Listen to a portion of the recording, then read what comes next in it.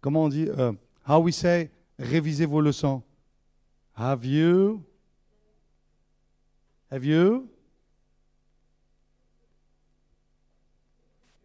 Avez-vous bien révisé vos leçons? Have you? Yeah. I want to test you. Just my English is perfect, but I want just to test your knowledge.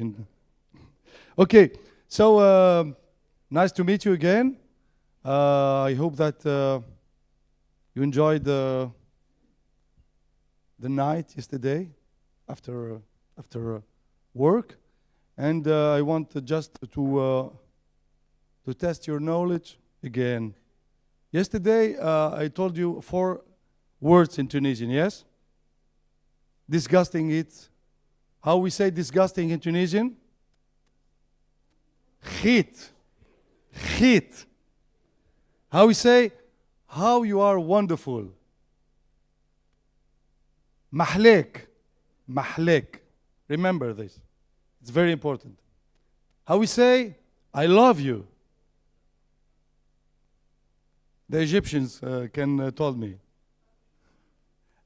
They say it بحبك, but we say نحبك.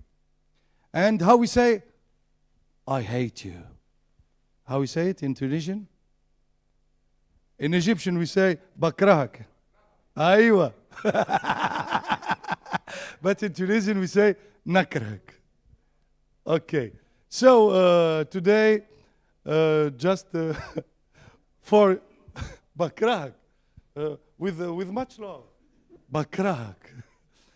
So today I want just to teach you 4 new words in Tunisian, and you tell me if it is good or bad. Okay? حريقة. حريقة. Is it bad or good? Bad, yes. It means medusa. Medusa. Because we are here, maybe you can find the medusa. حريقة. And حوت. Arab, yeah, you are a Moroccan. حوت is a good word. It means fish. So, okay. What else? تعب. تعب. It means tired. And في فورمة, in Tunisian we say في فورمة. It means in shape. I'm ready. Je suis en forme. Voilà. So we can start now with our first speaker, our first moderator, who is just there. He's ready. He's preparing his speech with his laptop. He's programs manager at the African Academy of Sciences, and his name is Obed Ogega. Dr. Obed Ogega, please welcome.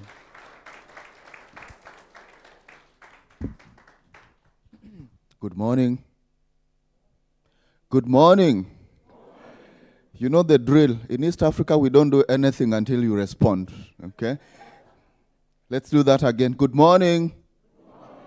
That's better. Thank you very much for finding time again to be with us here this morning. I hope you had a restful night. I know we had a bit of an extended dinner yesterday, but I'm hoping that did not take a toll on you. It's very good to see you again. A warm welcome to today's session. We will try to begin to scale down or downscale some of the discussions from the high-level panels that we had yesterday in a way that makes sense in our context, but also begin to shape the research that we do so that this work begins to respond to some of the priorities, some of the issues that have been identified at that high level. So I'm honored to be moderating the first session this morning, and I'll just give a small introduction so that we are all aligned as we wait to hear from our keynote speaker this morning. And Nicholas and colleagues, please just let me know if Professor Kulidiati is available online. So as indicated, and you may have seen this from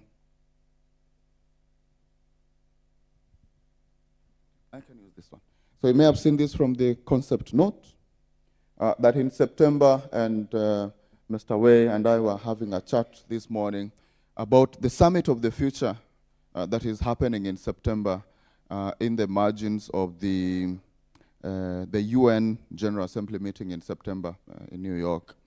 And what I find to be interesting about the Summit of the Future is that this year the world is, stopping to look at how the collaboration or cooperation has been over the years, looking at the frameworks that exist, looking at the policies and commitments that already exist, make amends, because I think there's a realization that that relationship has not been great.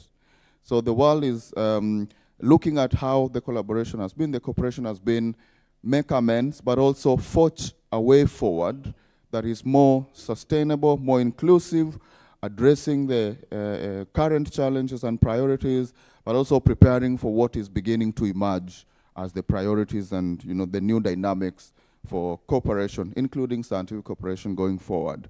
And so this, and I should mention that the African Academy of Sciences is also participating in the Science Summit that has been organized, and we'll be taking the key messages from this meeting this week in Tunisia to that event in New York, so that we begin to inform the world leaders in terms of what the discussions around Africa's research and innovation agenda are turning out to be. So the deliberations from this session, or the sessions that we have in this meeting here, will go straight to New York in September, and this is me asking you to give us your punchlines, the key messages, and ensure that we are well equipped to represent the voice of Africa in that meeting.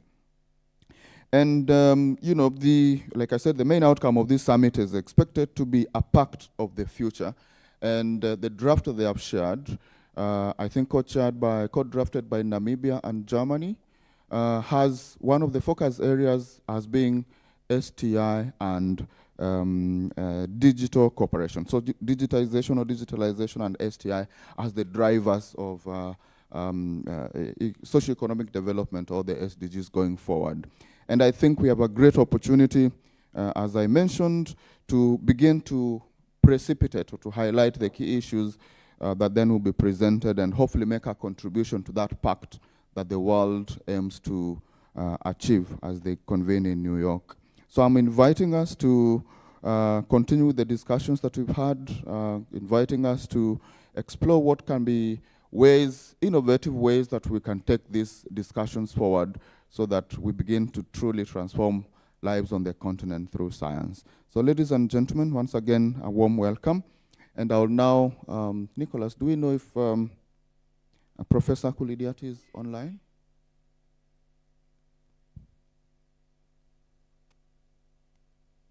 So he's not joined us yet, and I hope he can join at some point, and please alert me when he's online so that we bring him in. So at this point, I hand back to our MC to invite the next panelists. Thank you very much. So I invite on the floor 1, 2, 3, 4, 5, 6, 7, 8 presenters. So it will be crowded a little bit. Maybe we must prepare more chairs. So the first presenter is Mr. Xiaofeng Hu, Director of the Division of Science Policy and Basic Sciences at UNESCO France. Welcome, Mr. Xiaofeng Hu. Welcome. And please prepare other chairs in the same time. The second presenter is Miss Brigitte Decade, Senior Advisor for International Science and Technology Cooperation at Belgian Federal Science Policy Office, Belgium. Welcome. Bienvenue. The third presenter is Dr. Mohamed Ali Marouani, Institut de Recherche pour le Développement, IRD, representative in Tunisia.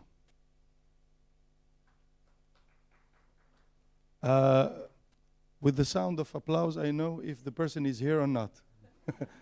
Because there is a hesitation, Is it here? So I suppose that he is not here. Okay. Okay, so we have 7 persons theoretically. Mr. Fabrice Rousseau, Counselor for Cultural Affairs and Cooperation at the French Embassy in Tunis.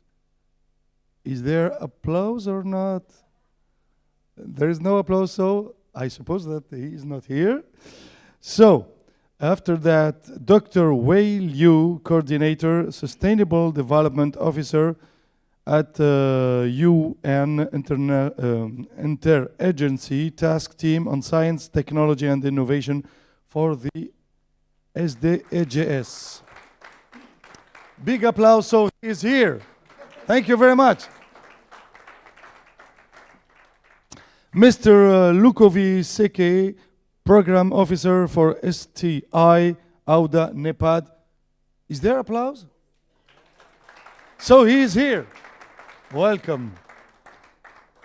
Dr. Victor Conde, Scientific Affairs Officer, TCCNRMD, Green Economy, Innovations and Technology Section, UNICA. Is there applause? Is there applause?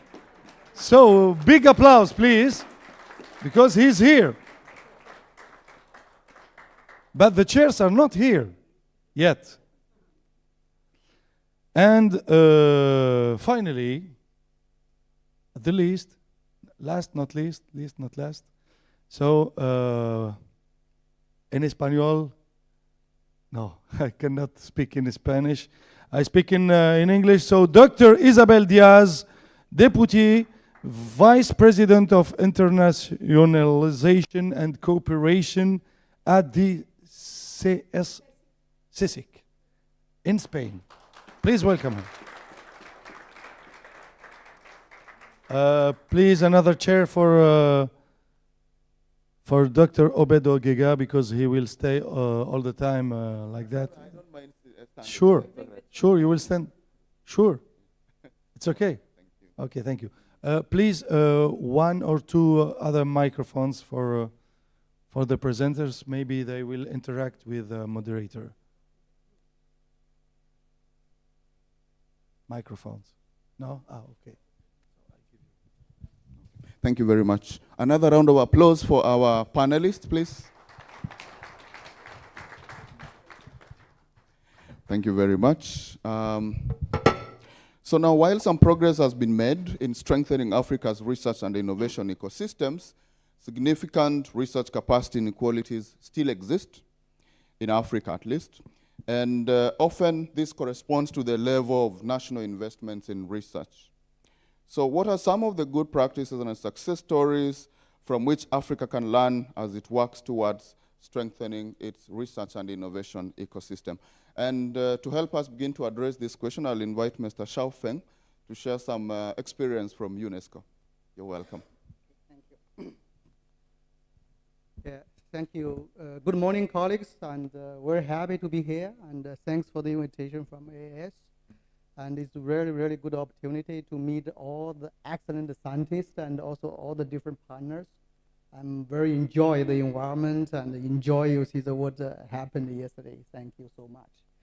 And talking about how to enhance the STI ecosystem, and really you see in the past many, many years, and UNESCO has been working with all the different countries. We did gathered all the different experience and the good practice, how we can, strengthening the ecosystem for the science, technology, and innovation at the country level.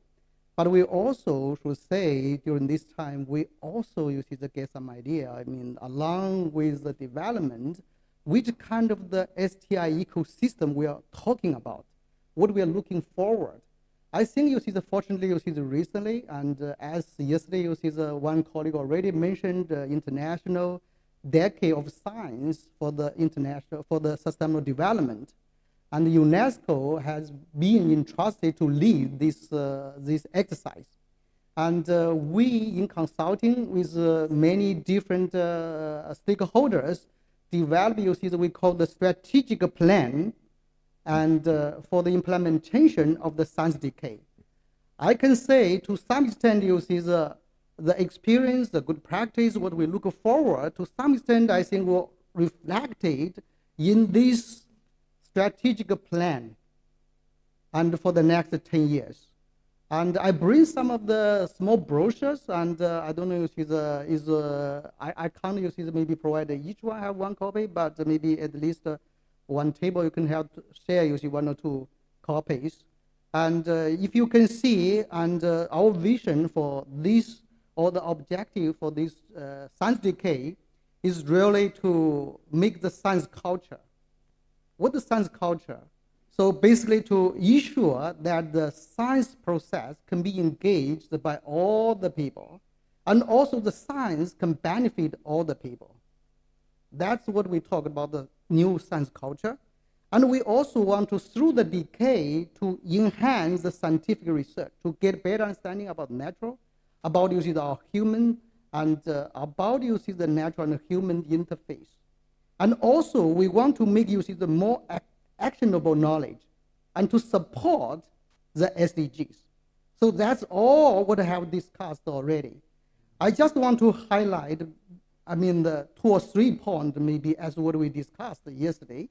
And one, you see, the priority or the outcome we expected is really the global community empowered through the science literacy.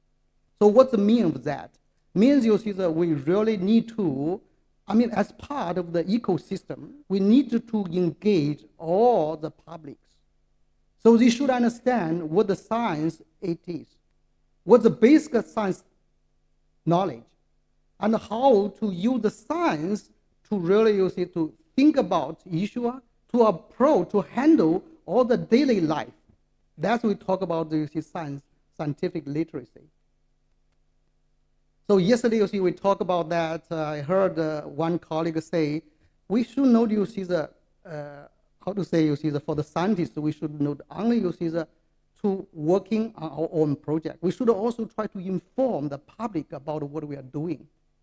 So we should showcase our output, our actionable knowledge really can make difference for their life.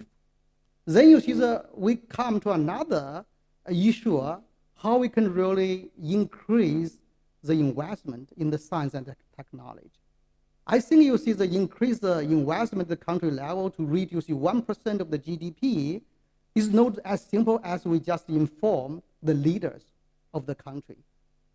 It should be, you see, all the public understanding about the science is very critical, is the cornerstone for the SDG development. If we don't, you see, get the support from the public, from the different level of the decision makers, if we only talk to the president, maybe it's still difficult to reach that. So that's, we are trying to do is that, you see, we really need to promote the enhancing of the scientific literacy by strengthening our science popularization, by strengthening the STEM education at the country level, which I think to some extent, you see, we really overlooked in many parts of the world. So in this regard, all the scientists, you also have the, big responsibilities. So that's one of the areas that we want to do in the next few years. We also look forward, and we can get your support, to promote this agenda as a scientific agenda in the next few years at the different levels. I heard about, you see, talk about, you see, this discussion will be give input to the summit of the future in September. So if we can reach some understanding about the science literacy and the science popularization is part of the agenda, then I think that will be useful for all of us, for the world. And the second, you see, I want to highlight, you see, open science. As you can see, you see, as part of the outcome, the open science we expected will be more widely used. And the open science is really, you see, something like a STI system that we look forward, how the science will be conducted, how the science, modern science, and how the science with the indigenous knowledge with the local knowledge. And also you see how the science, software, hardware can be shared among all the different group of the scientists. So in this respect, I also want to highlight UNESCO. Right now we initiated the program to really try to, we call the remote access of the lab equipment for African scientists. So basically, as what we heard yesterday, and in Africa we still lack of the equipment, large lab equipment, because of investment, because of maintenance cost also. So really but at the same time you see the different continent, and we have is that kind of the facilities available, and they are ready can be offered to be shared, even remotely. But right now the problem is that we don't know where they are, and they don't know where the need is from. So if we, in fact, UNESCO just want to provide the platform to put the needs and the supply, and they know each other, so they can match each other. That's our role. So we hope that if you have any kind of the requirement, any needs for any different equipment, please feel free to contact with us or through our IAS. And we're developing one website about this one also. And we hope we can really make some difference, because the investment in the large facility is still not feasible, I think, in the short term. Because even you have the investment, the maintenance is very, very high. So through this kind of the approach, we hope we can really to build some kind of institutional capacity. We talk about the capacity building, but in most of the case we talk about the personal level capacity building. But we need to think about what is the means of the institutional capacity building. Of course, we also talk about the actionable knowledge. And I heard one colleague also talk about I already mentioned how we can demonstrate that our research is really relevant with the daily life of the people, relevant with the health, with agriculture, and with the climate change, with SDG. So this is what we call the actionable scientific knowledge. We need to work on this one. We need to try to convert our scientific understanding to the actionable knowledge and to promote. So this is also part of what we expected through the science decade. And I think I just stop here. And thank you for your attention. I hope you have the chance to take a look at this one. If you have any question, I'm here for the next 2 days. Thank you. Thank you very much. A round of applause for Mr. Xiaofeng. Thank you for sharing the perspectives, also highlighting the need for us to provide the visibility of the work that we do, so that our communities and people get to know what we're doing, even as we try to make sure that we produce science that is relevant to the policies and development agendas of our countries and regions as well. Thank you very much, Mr. Xiaofeng.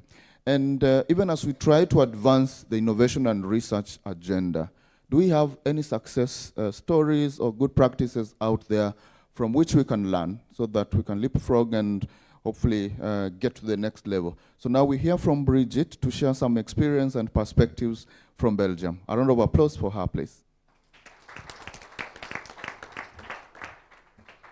Salam, bonjour à toutes et tous.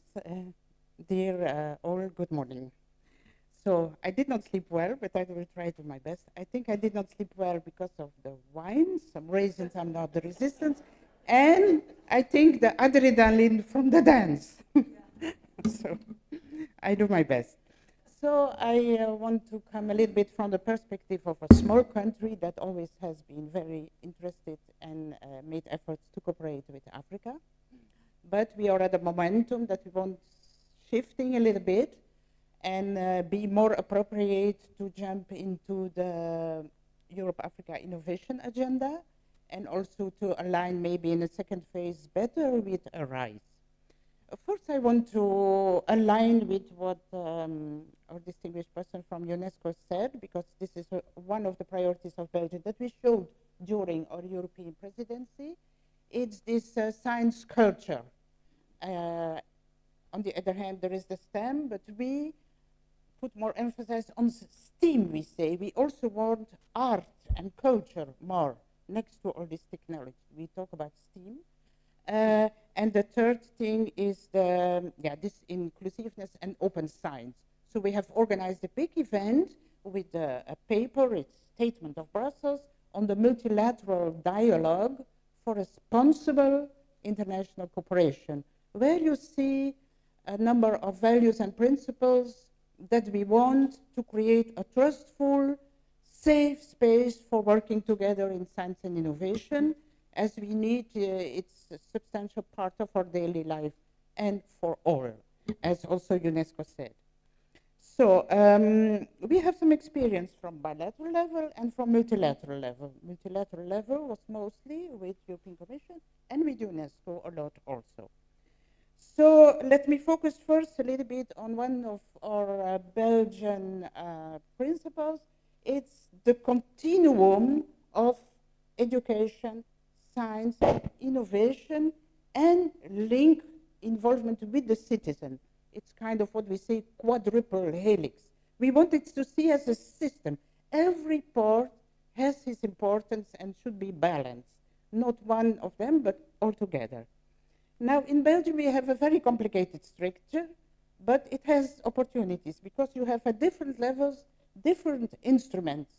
The only thing what we realize now with some introspection is that they not always fit well one in another. So there are some gaps. Or we also observe that the impact is not really what we would like to have. So we want a more significant impact and a more smooth liaison with flexibility in all these different pillars of this house of empowerment through science and innovation. So this continuum is very important, and we realize that there is a much higher investment needed to reach in a balanced way the whole continuum of all the pillars. And so we are now looking to have a dialogue to better match all what is doing from the science and innovation cooperation part and from the development cooperation part. Because it's two communities with a bit different rules and actors, but putting them better together, synergizing, we believe that we can do better. And we can better align with the science and innovation agenda or with the RISE or with other building stones from this house of cooperation.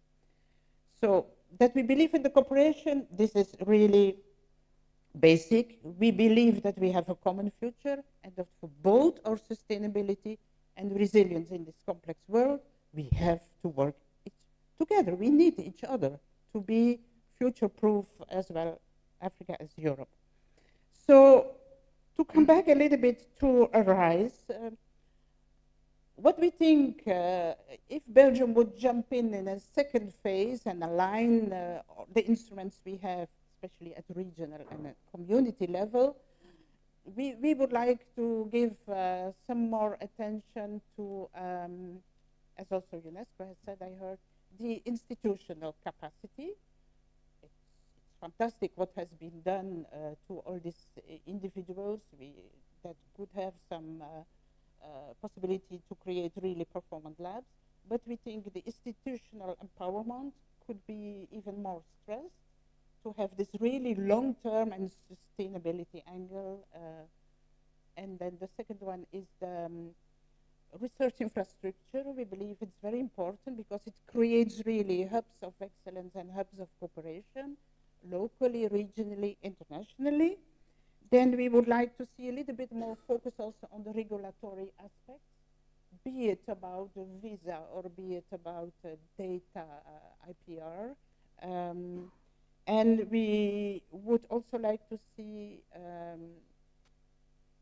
not only focus on the ones who are doing already very good, but for example, we observe that Central Africa is a little bit underrepresented.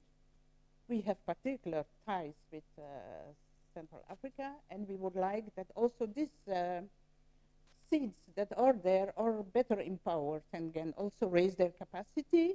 Maybe next RISE could have some different groups of countries with different needs that could be addressed in the most appropriate way.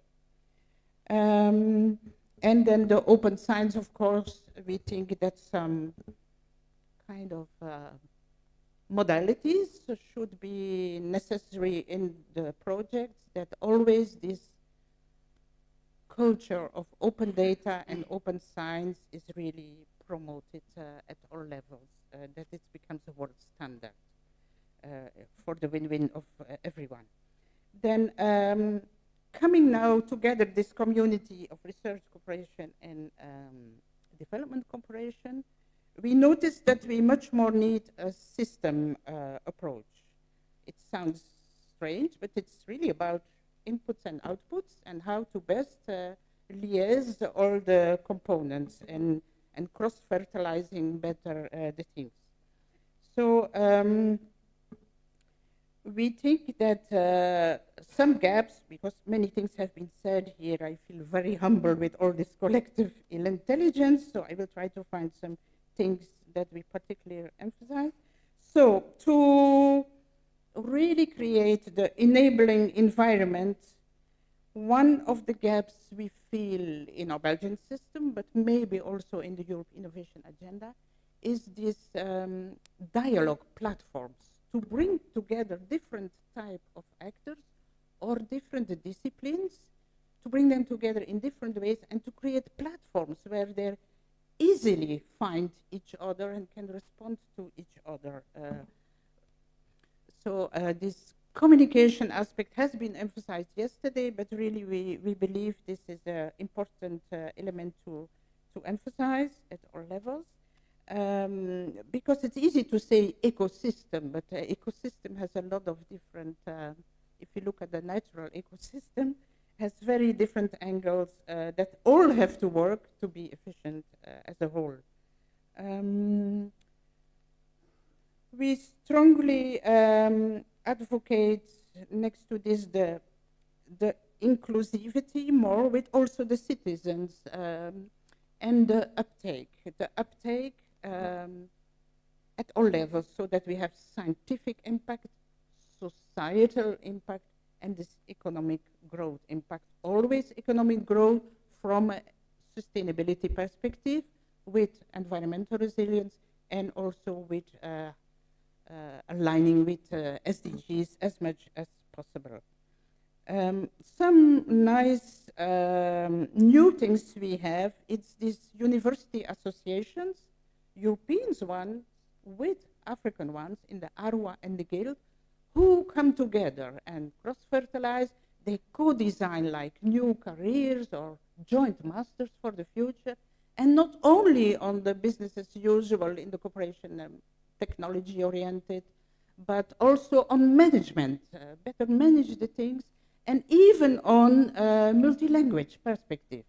There is one project called Utopia, also the name is giving hope and creative, and yeah, these are new angles that are pushed in these joint masters with Europe and Africa.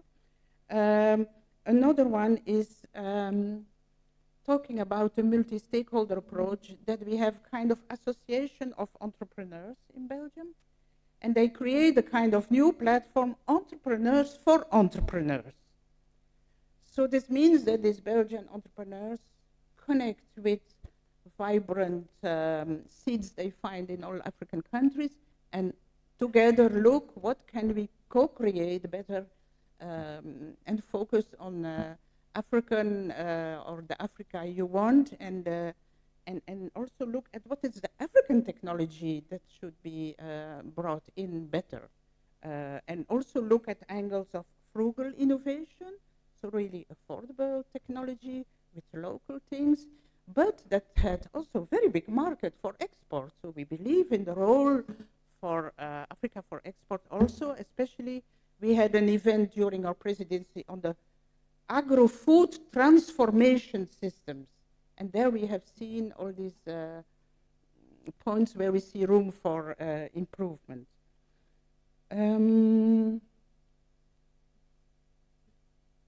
Yeah, so the green and the digital transition, these are key drivers and focus. And we want, we like the agenda, we welcome very much, it's a package. but it's a very comprehensive package with short-term, mid-term, and in particular long-term things. It has transversal elements, thematic, agro-food, energy for all, etc. But this transversal pillar is very, very, very important.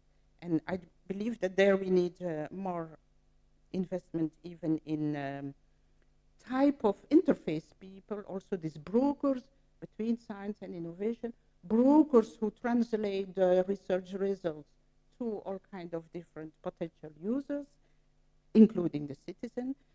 BERSPO is doing a lot of effort to include in all the research cooperation citizen science. That means that the citizens, they are part of the science. So they get, for example, cameras to spot the special biodiversity and to be part of the scientific game. And then they feel, they understand why it's important, and it brings a shift in the whole game of cooperation and ecosystem building. Yeah, so given the complex world where we are in, with fast evolving relations that are different among countries or regions, with technologies that are fast evolving, like the AI, where we stress a lot also the ethical component of well-using of the AI. We pay a lot of attention to science diplomacy also. I was saying impact scientific, societal, economic, but also on stability and peace. We are working hard to be part of the European agenda for science diplomacy. So I believe two keywords more I want to say is this co-design. That's what also we learned for Belgium now, bringing together the development cooperation and the science, that we should do more co-design than before of the program, so with Africa and bottom-up, leave enough flexibility, not prescribe all from the beginning, but things are evolving, other partners should be able to come in, to cross-fertilize, so a little bit more open approach, but still having our big joint prioritization in content. Another thing we realized that we have to fight against the fake news. For example, we are investing together with UNESCO in research infrastructure in the middle of the forest of Congo, a carbon flux tower to measure the interaction about.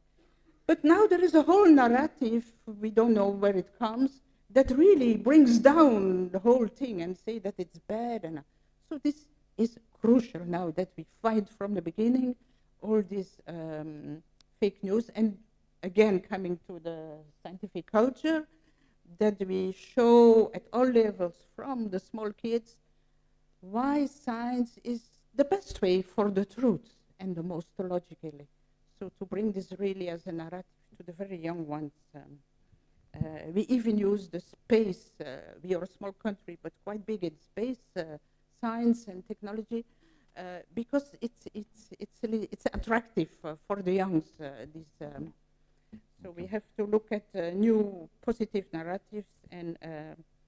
Brigitte, in 30 seconds, yeah, I'll give you another chance to wind. To conclude, so we have to be strong together. That's my conclusion. To be both future-proof. So this forward-looking perspective, and we believe there is a momentum. We have the Science Summit. We have the SISTA 24 new phase.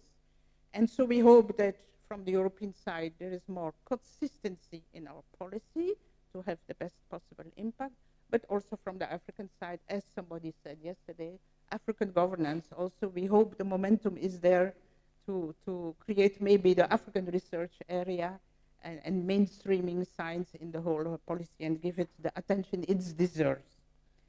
Okay. I want to stop here. Thank you. Thank so you, much. thank you, Brigitte. A round of applause for Brigitte.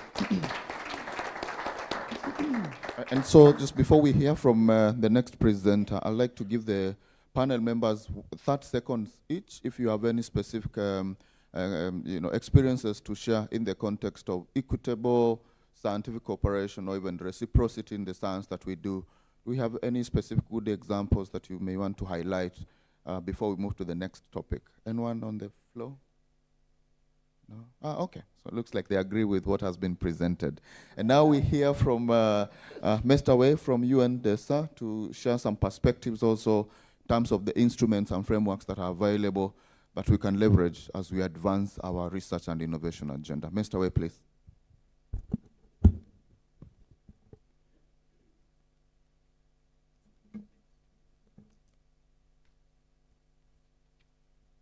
I have prepared some slides while it's coming up. Thank you so much. Thank you, AAS, for the invitation. I'm so glad to be here. It's a such vibrant and energetic community. Before I came here, I didn't know that. Really appreciate going through the presentation yesterday and also today's presentation. I really, really appreciate this opportunity to have some exchange with you. In the concept notes, Dr. Obes posed a very challenging question to me, and I don't feel like I'm in the position to address those. The question was the Africans' priorities in scientific cooperation. I think I should be more in the listening mode to hear what you think the priorities are. But what I want to do today is using a few minutes to walk you through what are the key UN contributions. My colleague, Mr. Shaofeng, already mentioned quite a few, but from the my department perspective, I want to brief you about a few key contributions, not listing each of them, but just giving a few highlights. What do we do here in UNDESA, Department of Economic and Social Affairs? So this is a department based in New York, UN headquarters. It's a UN Secretary General's department taking care of economic and social affairs related issues. Essentially, if I want to summarize three things we do intergovernmental support, we do analysis, and we do capacity development, capacity building. On the intergovernmental support, our department is supporting the key global conferences, processes, and summits. Dr. Obe mentioned about the one coming up in September. We also support a few others, key global conferences and processes, and to help member states to reach to a global consensus, reach to the common ground, and also agreed on some norms and standards. Yesterday I talked with Dr. Peggy about the guidelines on the data governance, so this potentially an area we can work together. So this is one. Analysis, the UNDESA is the UN think tank, and we do reports, analytical report publications based on data, and this report is on the economic and social, environmental key global issues.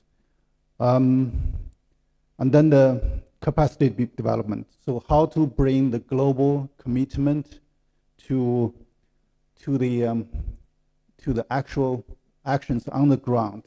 So this is where the UNDESA coming in to help develop the government capacities.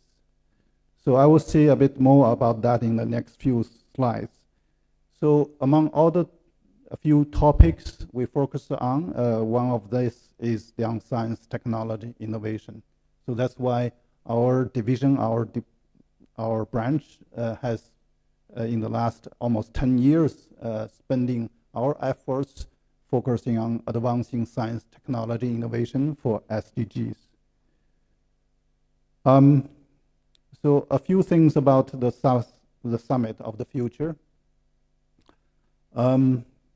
OCA stands for Our Common Agenda. This is the UN Secretary General's report. They called for this summit, basically a sister summit of the last one, which is the SDG summit in the September last year. The summit will be taking place in 22nd to 23rd September this year. I want to see that there is actually one event we are also organizing is right before the SDGs, right before the Summit of the Future is the Future Action Days, the Summit of the Future Action Days, which is taking place on 20 to 21st September, also in the UN headquarters. And this one we really hope to work with African Academy of Science and work together on the events you are just mentioning to bring the outcome of this vibrant discussions into the global stage. I was so amazed. I texted to my colleagues yesterday about what I heard yesterday. I missed the morning, but I hope I can get some chance to watch the video record. But in the afternoon, also the poster exhibition, it's really like a mind-blowing. Some of the innovation you're talking about, I never really heard, and it's so courageous. And I talked with a young innovator who innovate a medical approach to use the breast to detect the lung cancer, which is amazing. And they basically built from scratch, including the hardware and also software. I really appreciate this opportunity to learn, and this should be I feel the energy, really like a unstoppable energy from Africa, and this should be driven the STI agenda at a global level. So thank you so much to formulate this community, and we need to work more on that. I don't know if I have more time, but 1 minute, right? So actually I cut my slides already half. Okay, so I'd like to say a few words about the current projects we have, and also the immediate future, some projects we will be having.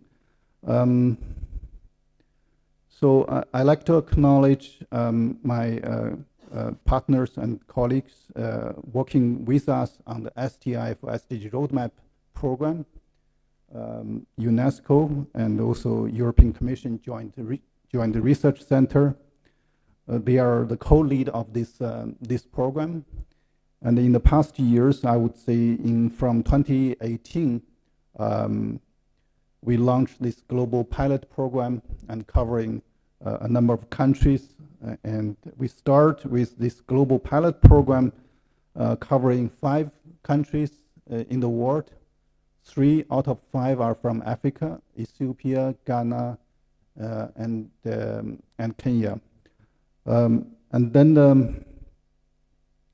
the European Commission joined the research center actually in 2022, launched a SDI roadmap project with support from the UN as well, and covering 6 additional new countries. They are Gambia, Namibia, Malawi, Mauritius, Rwanda, and Seychelles. And then last year, 2023, during the Science Technology Innovation Forum in New York, it's multi-stakeholder forum. During the forum, we have a Africa Day, and one of the outcome of the Africa Day is the STI for Africa Coalition. And that coalition actually co-funded by South Africa, Morocco, Ghana, Ethiopia, and Cameroon. And I understand my colleague, my brother, Dr. Victor Conde, will say a bit more about this coalition. This coalition is co-supported by UN DESA, my department, as well as the UN ECA. Okay, so one more thing I want to say is there's a workshop where organizing this year on scaling up the capacity building and the STI roadmap. And the workshop is currently planned in South Africa in October this year. and then the UN finally recognized this great work we have been built over the last few years. And they allocate the regular budget very rarely, because everyone knows the UN short of money, it's a liquidity crisis, but given that situation, they still allocate a significant amount of resources. We call the UN Development Account Project, 17 tranche. And the project will start from Q1 next year, and will cover mostly the African states, Cape Verde, Guinea-Bissau, and Sao Tome. And this project is also another element on focusing SDI for SDG roadmaps. So I'm also will be here in the next two days. I'm happy to brief you more about these projects, especially the systematic approach to engage multi-stakeholders, not only in the member states, but also the private sector, academia, and the civil societies. And using this SDI roadmap, we want to bring more colleagues together and bring new energies and partnerships into this, and perhaps support the ones mentioned by my colleague from UNESCO, this science decades and the science culture, as well as the colleague from Belgium talk about the ecosystem. Thank you so much. Thank you very much, Mr. Wei, for that presentation. And now, Mr. Lukovi, even as we try to mobilize support and partnerships to enable us implement our research and innovation agenda, agenda setting and priority setting remain quite dicey in this arrangement. How do we ensure that our interests are protected? Please, ladies and gentlemen, we hear from Mr. Lukovi in terms of perspectives from AUD and EPAD. You're welcome. Thank you very much, moderator. Greeting to the distinguished participant. We are the African Union, and we are represented by our head of state and government, who meet at least twice a year to give direction to what we are planning to do. We also have a vision on the continent that we know as Agenda 2063, the Africa we want. And we believe for us to implement that vision, we need to fragment it in a sectoral framework that we call strategy or policy.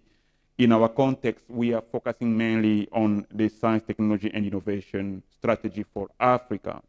I'm coming from the Office of Science, Technology, and Innovation in the Chief Executive Officer of AUD and EPAD. We understand that science, technology, and innovation cannot be a standalone business. We should be enabler for inclusive growth and sustainable development. And we believe that's the role we have to play. For us to be in this venue, we need to be healthy. We need to have a good education to understand the jargon and the concept and the way we speak, as well as we need to have an income. So that's also part of what we know as the UNDP Human Development Index. So I'm going to take you through the slides. The outline here, we first need to understand the continental vision we have. We are the African Union indeed, but we are also the United Nations, as some of our head of state and government always meet in New York during the United Nations Assembly, UNGA. And we also have our own assembly when we have summits that we call the African Union Assembly, General Assembly. So we have our framework, as we said, on the continent, focusing on science, technology, and innovation. But as I said yesterday, education is the basis for STI. So if we don't prepare a good background in terms of education, we can never expect much in terms of science, technology, and innovation. And also, we have the issue of trying to have a conducive environment for STI. And also, we are handling also the African innovation outlook on the continent to understand how far we did perform when it comes to research and innovation, for competitiveness also, as we are partner of we are implementing the African Free Trade Continental Area. So we are also partnering with our fellow continent nearby, the European Union, and we have the agenda for the next 10 years. So, and we believe that STI is indeed enabler, as I said before. As a continent, we have our own aspiration. And if we can simplify this issue of Agenda 2063 is what we have in our respective countries as a national development plan or vision. And we have our priority indeed. For us, Africa to be integrated, we need to pilot that integration at the level of regional economic communities.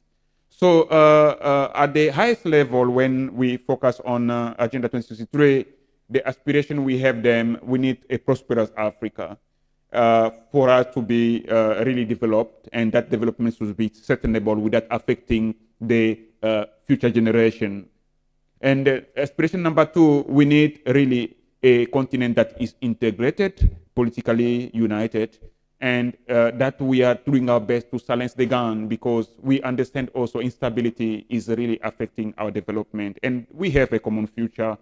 Aspiration number 3, we need the issue of good governance on the continent. We have what we call the NEPAD African peer review mechanism, where you need to be assessed by your peer member countries if the rule of law and other aspects are moving forward accordingly. We need a peaceful continent, because we cannot do science, technology, innovation or implement it without peace and security. And we need our development to be driven by people. Last week when we were in Addis Ababa drafting the next iteration of science, technology, innovation strategy for Africa, the commissioner, His Excellency Prof. Belosine, was saying that we as Africa, we need to be really serious with our education system, because we should never be shy anymore. We have the huge young population, and we have to feed the world. So we have to be prepared to support other continents. Otherwise, we'll be very, very, it will be bad on us not to support other continents when it comes to this issue of the population going down. And also, we believe also on the issue of having a very strong united Africa. And when it comes now to the 2030 agenda, we believe on issue of making sure that we have good quality education, and also under target sustainable goal number 8 and target 8.6, we need to promote our youth. And we understand in some countries, the population below 24 years old is around 65%. I think we are going to get the statistics soon in our next African Innovation Outlook. And also we believe, because research is an innovation activity, because you cannot have sustainable innovation without research, even though you can have innovation without research. But we believe in this knowledge-based, innovation-led economy, very aggressive one. Let us make sure that our innovation is embedded with a bit of research. And also we believe it's impossible for us to move ahead as the world without collaborating with others. So the necessity to partner when it comes to sustainable development goal. And I already emphasized the issue of making sure that we empower our women. In some countries, we have this religious belief that women should be put aside. But we need to be very careful, because we cannot consider religion when it comes to development. We need to empower our women and female, because they are very good actors when it comes to development. A lady could be a good vice chancellor, better than men. So that one is not part of religion. At home, we can understand based on the belief. So even some of them, they don't dispute with men on that. So, but what we have been doing so far for the last 17 years with member countries, and you are the representative and our bosses, our intention was just to track the performance of research. How much did you invest in terms of R&D, research and experiment development? The reason why you as member countries came up with that initiative, it was the way for us to make sure that we use research and innovation as enabler for transformation. And it's a bit pity that we observe out of the 45 countries considered as the least developed countries, we have 73% in Africa. So we are not happy about it, and we need to use excellence in science to change the path and the trend.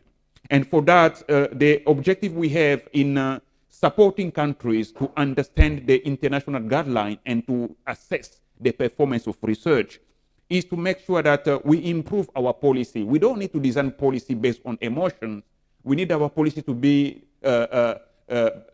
inspired by statistics or indicators, as we call them. And for that, we make sure that we adopt the international guideline. We have the Oslo Manual on Innovation and the Frascati Manual on Research and Development. Those are not really the absolute, but we can also consider our own reality. The reason why we are considering those framework, because they have been there for 50 years, and we don't need to, we cannot afford to reinvent the wheel while time is really on our side. I was talking in terms of Agenda 2063 for us to see what we can do as Africa, but when it comes to fragment that agenda and our contribution as the Science, Technology, and Innovation constituency, we believe that we need to really to focus on some of the priority we have there. We need to eradicate hunger. I was saying that if someone cannot eat for a week, we cannot be so fit. So that's one of the priority to consider. And also we need to prevent and control diseases. And communication is important, protect our space. We need to live together and create wealth. So those are our priority. But in terms of research and innovation, we have some of the entry point for us to consider, especially Africa need agricultural revolution for us to really be autonomous and independent. Even though we cannot live in autarky, we need to collaborate with other continents to work together. And from what was happening so far for the last 17 years, while trying to track what countries are spending in terms of research, for us, we are happy that institutions at the country level, working in collaboration with National Statistics Office, they are just the watchdog. They are not accountable on the bad performance of our research investment. But at least we can track that we are not doing very well.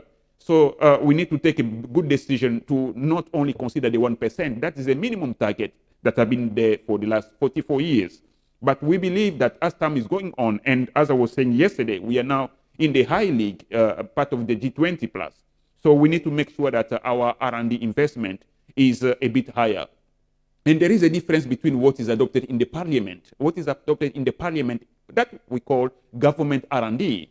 But we also need to control other players, because we need to make sure that in our countries, our national system of innovation is well synchronized and integrated. We need the civil society, even though they can make some noise, but we need to allow them that space. But also they have to understand they should contribute to development. And we need our university to play a good role in a way that they bring solution to our societal problem. I always say, if you observe most of the university in the US, you observe that their budget is higher than some of our government budget in the parliament, because those countries are well synchronized. When a firm can have a problem and give money to a dean, and the dean can give scholarship to students who can come up with a solution for that firm, when a firm cannot recruit engineer because it's expensive.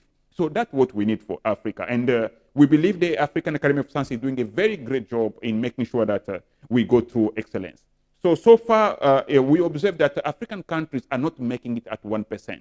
So we need to improve our way of collecting data. We need to digitalize our survey processes, because at the end of the day, those evidence will help us to at least change the path, and also to monitor and evaluate our own target in some of the policy. I was saying yesterday that the implementation of science, technology, and innovation on the continent, we also need to consider the basis in terms of the continental strategy we have on education that we call CESA. So most of the strategy are already ending, but we believe that as we are now working with our European counterpart, we need to be really serious, more serious than never before. The reason why, because Europe, as one of our fellow scholars said yesterday, the civilization, the way they have been tracking everything, it has been consistent, even industrialization. So on our side, we have been a bit slow, and we need to catch up. It's like waking up at 3 p.m. while others did wake up at 6. But it's possible with our young people and the scientists we have here for us to change the dynamic. So we are proud of you for really being involved in this process, to partner with European stakeholders, and some of them they're in the venue, others online, having some discussion on the working group on monitoring the EU innovation agenda.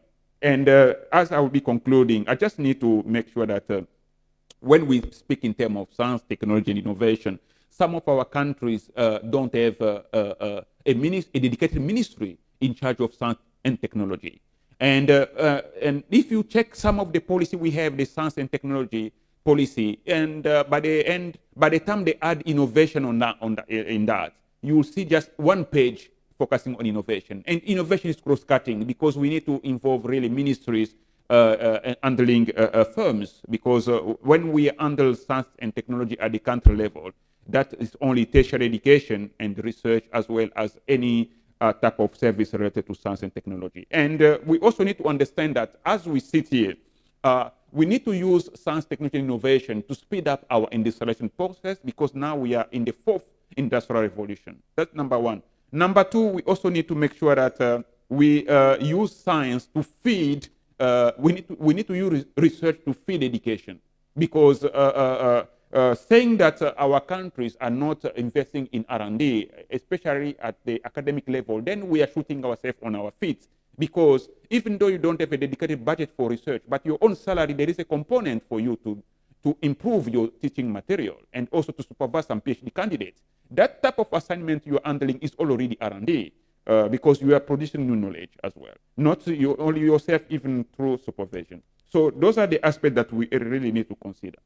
As I'm concluding, I was saying that being part of the G20 plus, we have that opportunity to represent you in the research and innovation working group of the G20.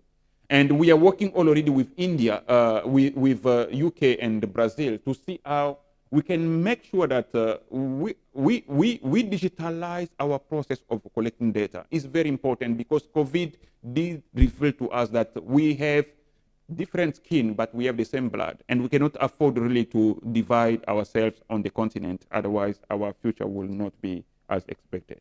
And as I conclude, I just need to say that let us feed our cow to get good cheese and milk and good yield. Because if we cannot feed our own national innovation system, then we cannot expect much from that.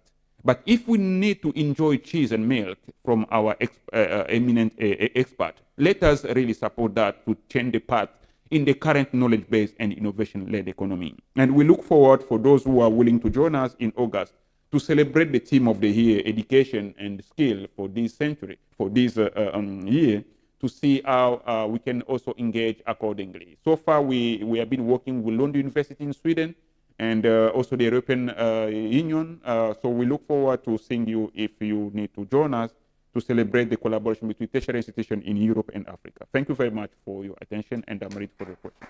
Thank you very much, Lukovi. A round of applause for him. And as we begin to conclude this part of the session, CSIC has been implementing scientific collaboration programs between, not just in Spain, but also in collaboration with Africa. So yes, if you can also share with us some of the perspectives and things that we can learn from you as we get into the next phase of our research and innovation for development. So we get to hear from Isabel Diaz from CSIC, Spain. The floor is yours. Is it working now? Hello, thank you very much. And I'm sorry I'm jumping some of the speakers. And first of all, thank you so much, Obed, Peggy, for inviting us to this meeting.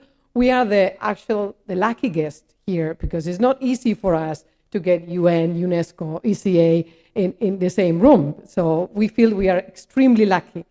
Not because we got an Rice Fellowship, but because we got invited.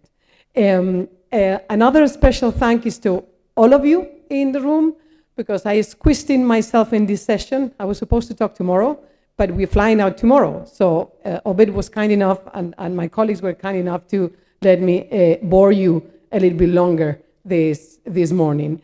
Well, I don't know if the slides are up. Yeah? Let me first tell you who we are and why are we here. My name is Isabel Diaz. I am the Deputy Vice President for International Cooperation of the Spanish Research Council, CSIC, CSIC, we say. With me, Mónica Martín Lanuza in the table. She is the head of international partnership at CSIC. For those of you who never heard about CSIC before, we are like CNRS. You know the CNRS in France, right? So we are the CNRS for Spain. And we're not a state member because we're not a ministry. We are not a funding agency. We are not a university. We are a research performing organization, the largest research performing organization in Spain.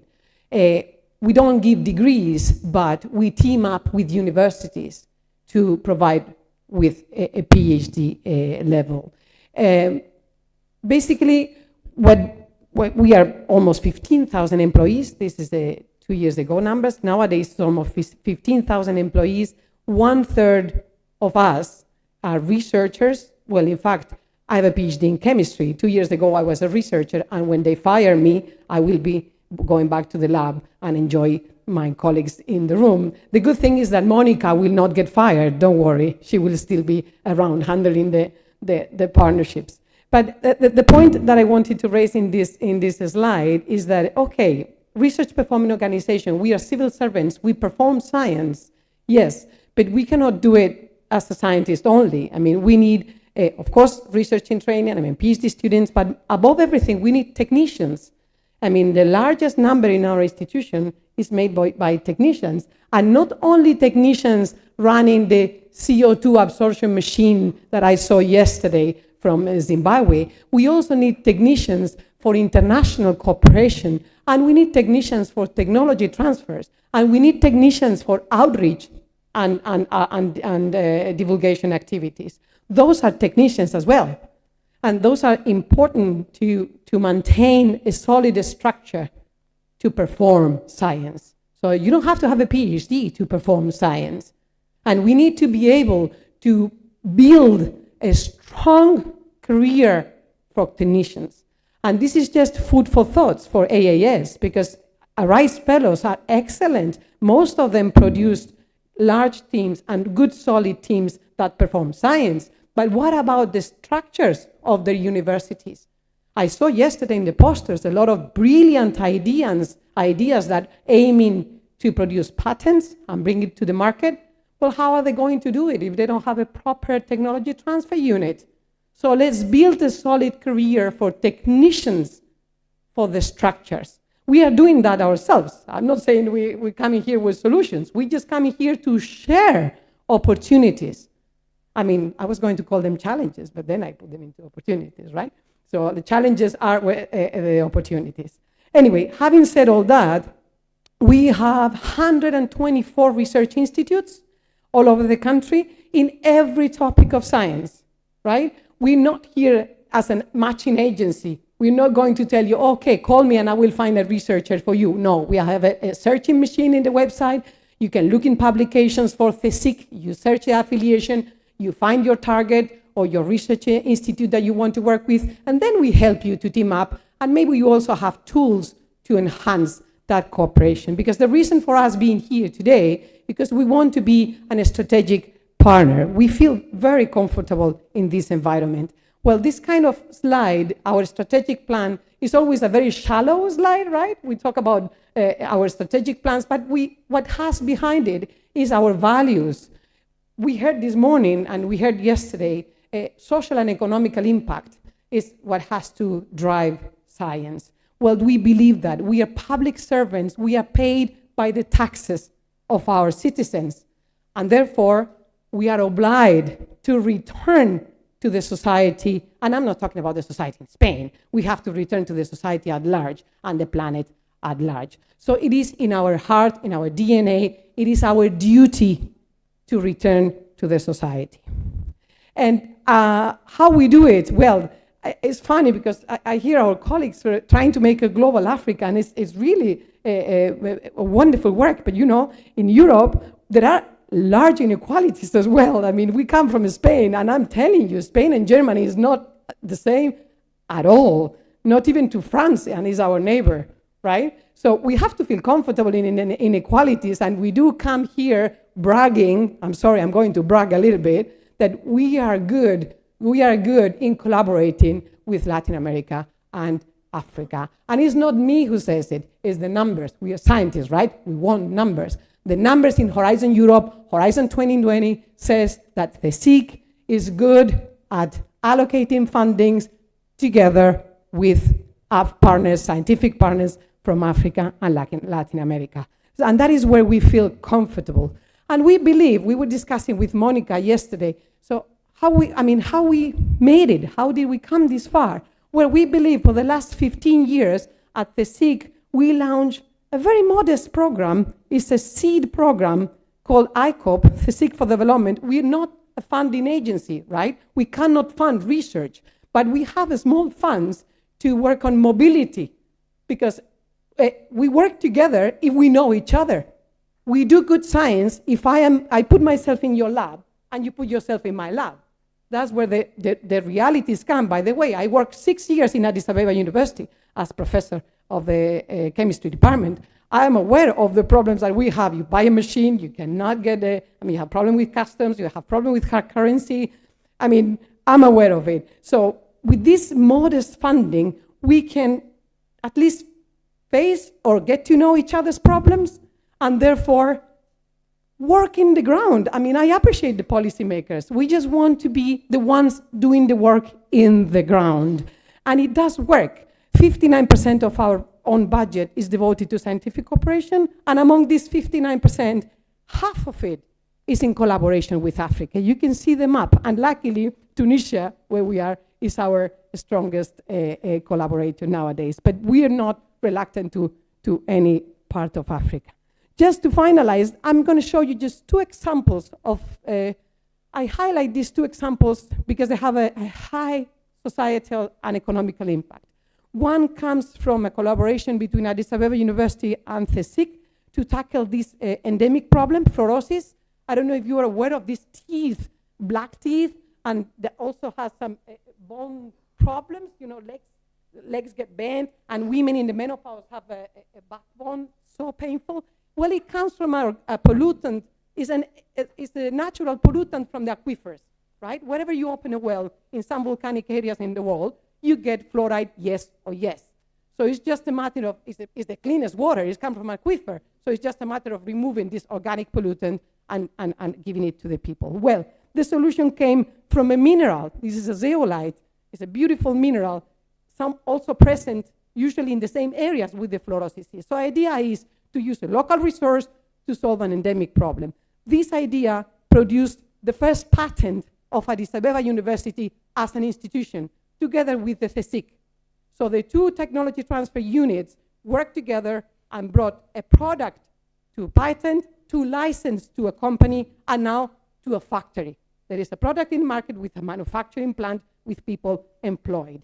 But the funny thing is being said here, this wouldn't have been possible without press, for instance. If we don't visualize our inventions, if we don't publish in newspapers, I'm not talking scientific papers, I'm saying that bring out what we do. That's why we need technicians on outreach, technicians, journalists working with science. So, and also science diplomacy. Our embassies, they take science as a label, and they advertise it around to make it work and to give the message to the companies. So this is now a success story. And the last one, and with this I am done, is another example with Tunisia, and it's a beautiful work in this is at institutional level. It is a gazelle, the Cuvier gazelle, that it was in the danger of extinction in many countries in the north of Africa, but it was Tunisia who had the energy and the perseverance to work with the Spanish Institute in the south of Spain. We are neighbors, we're just across the ocean. And we managed to, together, they managed to restore this gazelle and bring him back to Tunisia. And nowadays there are more than 2,000 individuals running around your country. We just simply, to conclude, we feel very comfortable working in a global arena, and we simply aim, like all of you, to make a better world. And with that, we are here until tomorrow if you want to discuss any further. Thank you so much. Thank you very much, Isabel. And sorry, time has not been on our side, but these are very interesting conversations. I hope we can continue even during the lunch or the breaks. And now we hear from Dr. Victor in terms of what we should look forward to as we strive towards building a more resilient continent and communities and systems going forward. So Victor, please, the floor is yours. Thank you very much. First of all, just to thank everybody and for the invitation. And for those of us, some of you don't know me, but I work for the United Nations Economic Commission for Africa. It's actually Africa, the UN's largest regional economic commission. It would be actually perhaps the third largest UN entity if it was an independent agency, partly because the continent is large. So you can understand that. But I met Peggy many years ago. Peggy Otibote was the executive director for AES. Actually, it was in 2011. They invited me as one of their keynote speakers at COVID stage. And I was showcasing a simple initiative on how to build biomedical engineering capacity in Africa. And that was basically a good privilege because we actually managed to get a few of the vice chancellors to sign up. So thank you very much for that. That initiative now produces approximately 3,000 biomedical engineers a year with their bachelor's, master's, and PhDs. And also, they also have won a number of global awards with their innovations and their products, and with some of them in the market. We have now evidence of some that left and actually operating their own businesses. And you are wondering why I'm saying all that. Well, partly because that's really what I'll be trying to focus on. They asked me to talk something about the green transition, which is what I'm going to do. But I'll talk about the emerging energy technologies, which I think some of you already touched on yesterday. And the question is, can Africa claim that? If we were in my country, I can guarantee you that we would have blackouts already maybe 3-4 times. Okay.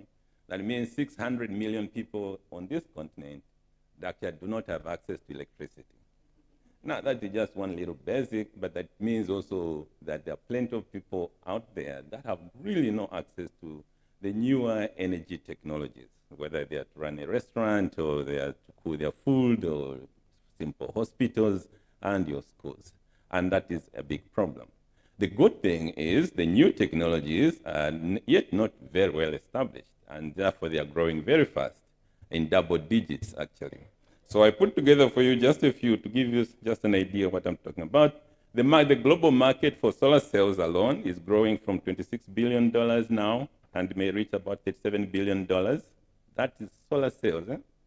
And solar panels will be 180 billion and will be at about 641 billion in by 2030. And your electric vehicles, the global market's at 132 billion now, and you'll get to about $500 billion by 2030. Hydrogen, which I think someone mentioned yesterday, the global market's going from 129 billion, and it will be at 255 billion by 2030. And even just the electrolyzers, someone mentioned them yesterday, so I thought maybe I highlight what you were talking about. The global market is moving from 6 billion now, and it will be at 69 billion, 10 times.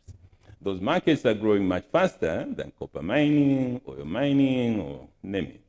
It means also that they're creating industries and they are creating jobs, which is what Africa absolutely needs.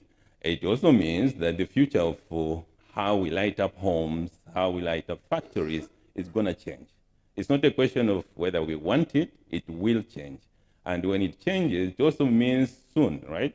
I mean, Europe already has a tax at its border soon, they want to implement, actually for goods. If you are exporting goods soon, and they will be determining how much carbon is in it when you produced it, and you may be taxed a lot more. So it is really a question of building up our competitiveness for the future. It depends on us. So the question is, what does Africa do well already today? Well, what we are doing well is what we all talked about. Producing a lot of highly educated people, very good. I think our universities are expanding in double digits in percentages per year, the number of students and everything else. That we are doing perfectly well. Our research is actually growing very fast too. I think our publication, my colleague from NEPAD and I work together on ASTI, collecting R&D data, and also looking at bibliometric data. Number of publications are up and are growing much faster than the world. So that is all fantastic. And of course, the initiatives by our governments are also expanding. I mean, Namibia already is building up, I think, a $10 billion hydrogen plant for producing hydrogen for exports. I think Morocco nearby here, they have another initiative on it. Look at solar, for example. Egypt already has a big plant for solar. And so in a way, those initiatives are taking place by our governments and everything else. And name a country in Africa, you have a lot of startups in the solar energy, solar on the go, you can pay for it like you do with talk time for your phone. Most of those models are developing, and all of it sounds interesting. But the question is, so why am I worried? What I'm worried about is what we've been doing here. The gap between what you are doing in research and what is happening in industry remains very wide. Very few of the people that made presentation here yesterday mentioned a private sector partner they are working with. And then I look to the government side. Yes, these governments are implementing $1 billion worth of projects, right? The question is, which of our institutions, our R&D institutions, actually are involved? If you are building up a huge solar plant, which of your institutions are actually involved in planning, not even just doing the environmental impact assessment, in the design of your, I don't know, solar cells or solar panels or batteries or whatever it is that you're, even just the electronics for controlling it, or the digital platforms for managing the plant. If they are not involved in it, it means there's a wide gap between what's happening in the lab, where we're saying, well, you know, I put my enzyme in this one and then it breaks the water, and the other guy on the other side who is actually planning to export hydrogen. And that gap is something that we need to bring together, both our universities, our research centers, and our governments, in order to create actually a decent innovation ecosystem. So you'll be asking, then what are you doing about it? Well, not much. But what we've done on our side is we put together a number of universities. So we launched, I think, about a year ago, what we are calling the Alliance of Entrepreneurial Universities. So if your university is not a member, feel free to reach out to me and we'll include you. There are now currently about 44 universities in the Alliance. We have over 1 million, that have over 1 million students. We have a simple target, actually, that in the next 10 years, we want to see at least 1 million startups. And those 1 million startups that survive should generate at least $200 billion in revenue. I really don't care whether it is on cassava chips or they are going to space. All I'm thinking about is, can they create enough jobs for our people? Can they actually improve the living standards of our people? Because I think that is what we are doing. If we came back here perhaps 10 years later, for many of you who are younger, it should be good if we no longer have to talk about blackouts, right? It would be good if the good example to give really is, look at what I think is happening to Vietnam. In the last 10 years, Vietnam has increased their solar energy component in their total electricity output at the national level to 11%. Basically, 11% of the electricity in the grid comes from solar. And this year, the hottest, I think, startup electric vehicle company is from Vietnam, VinFast. It's almost, it's now basically the second, I think it was the second most capitalized market cap, in terms of market capitalization, it was the second largest.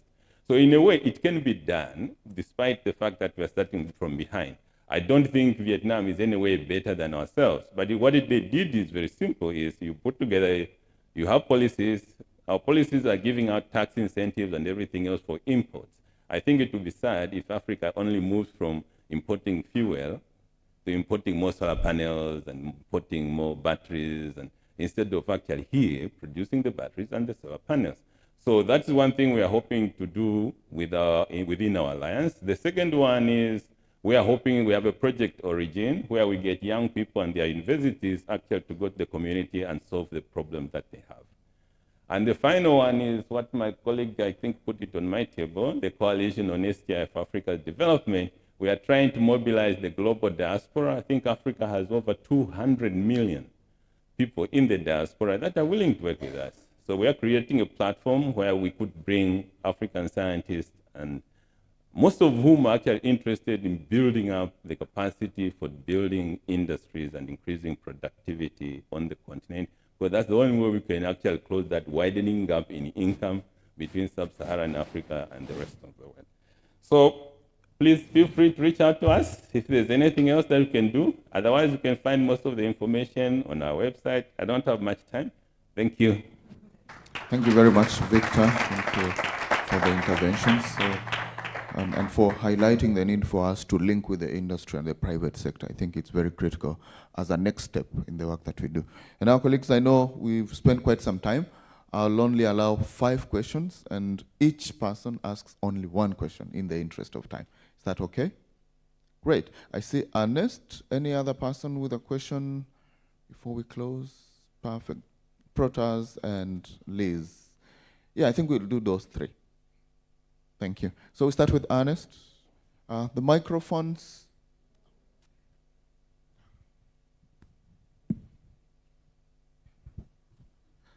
Thank you, moderator, and I sincerely appreciate the excellent speakers and presenters at this session.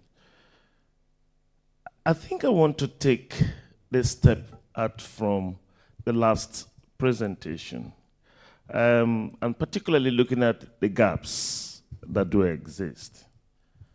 Things that are not really resonating in this meeting are issues relating to investing in education and training. I mean, this is an element we have mentioned, but how do we go from here? It seems to be lacking. And another element is creating a supportive policy that needed to be in place. And this is very important for the AU, particularly dealing with member states. And the last is, how do we encourage risk-taking? This is also lacking. Innovation is synonymous with risk-taking. So I want to see how my colleagues will be thinking, transforming strategies into action plans, so that specifically we will see in concrete terms moving forward. This is a key thing that I really want us to spend some time on, so that it gives us, or the younger generation, hope on where they are going. Thank you. Thank you. Ernest, Protas? Yeah, thank you. I'm Professor Takang from Cameroon. And taking the cue from the last speaker, I think the last 3 presentations were very impressive. I think we can be linked, but I'll start from the Nepal, Mr. Lukovic. I see a very ambitious agenda. And Dr. Isabel Diaz just mentioned something about inequalities in Europe. And when we come back to Africa, you'll see that in the implementation, taking out the Soviets, you'll see some inequalities. But most of the times we globalize Africa and make it seem as if we are all at the same level. So I think it inhibits already implementation of this ambitious agenda. Yesterday we were informed about the role of the researcher in the ecosystem in STI. And we realized that when we talk most of the time, the weight is so much on the researchers. And when we look at that implementation, now we look at the research scientists as just one stakeholder in this ecosystem.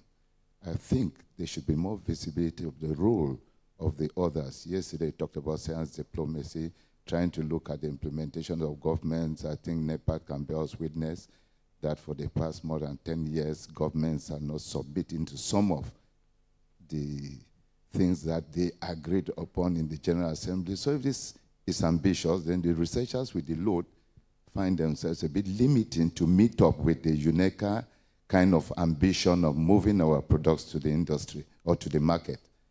So we think in this ecosystem, some of those points should be made clear, and it would make the researchers who have the technology to be more ambitious, to bring out the innovations and to understand the processes of taking it to the market. Thank you very much. Yep, thank you. And then Madam Liz. Thank you very much. This is really a very good session. And thank you very much for all the contributions. Monsieur, you mentioned public understanding is fragile, and I think it's very true. So how do we change it? How do we ensure uptake? And who's responsible, and how do we drive that? So I think the UNESCO initiative is, to me, very important. Bridget also spoke about the enabling environment, and I once again have that question: how do we link all these dots to enable this to happen? And we've heard over the last few sessions that the young scientists already have this frustration of not getting chemicals and not having visums. We've discussed this. So how do we fast track this to create a more conducive environment to grow?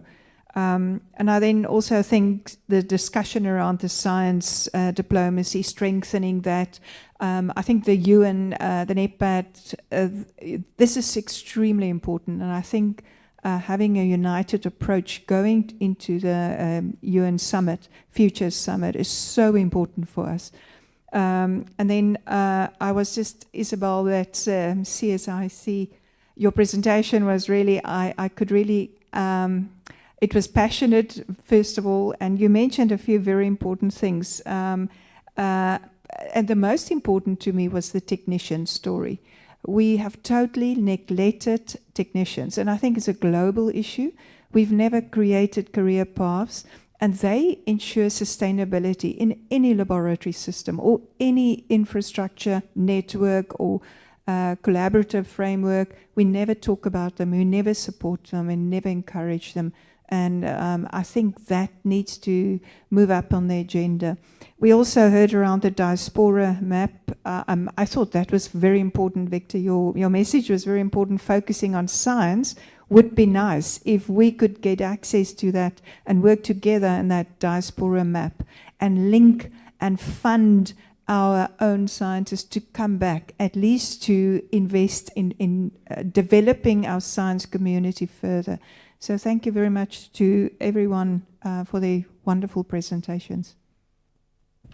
Thank you. So now I'm handing to the panel members 1 minute each. Anyone that wants to begin to respond?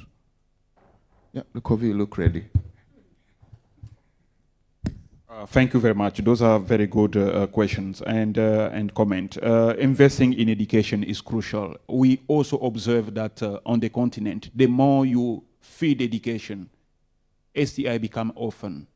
So if you observe most of the initiative we have on the continent, more money still go to education. But now we need to make sure that the education should be not the ordinary business. We need to link education to development, because someone can get trigonometry and then doesn't know how to put food on the table using trigonometry. And then when you go to the villager, you use a very difficult French or English, but the person just knows you are from the university. And that also creates arrogance. We need more humility from education to be translated to development. That is also another approach in terms of innovation, organizational innovation. And the issue of policy to be translated. So what is happening in some countries, we also have the issue of governance.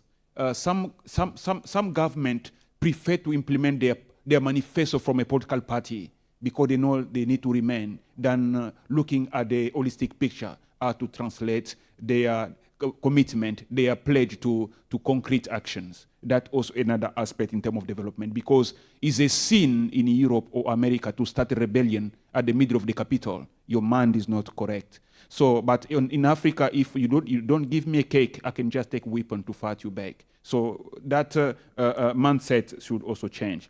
And the issue of very ambitious on the continent, we need to go through innovation to involve our young people. But we should never forget one thing, our culture. Do we have a culture of congratulating the neighbor? May we buy vehicles made in Ghana and Nigeria? We saw some vehicles. And while we be doing so, we should always be very careful not to violate World Trade Organization rules and provision, to not go through unfair competition. So that culture for us Africans to start consuming our own product, proudly South African, proudly African, is also important. And finally, the issue of the diaspora. We believe to the African descendant. But we need to see the discussion we had last week. I'm ending here. We need to see those fellow Africans in the US who have a project from 1 million upward in Africa. Otherwise, we just have tourists from the diaspora. We still need them indeed, but we need scientists to come and help us. So everything you raise indeed is important. And something very important I was about to forget.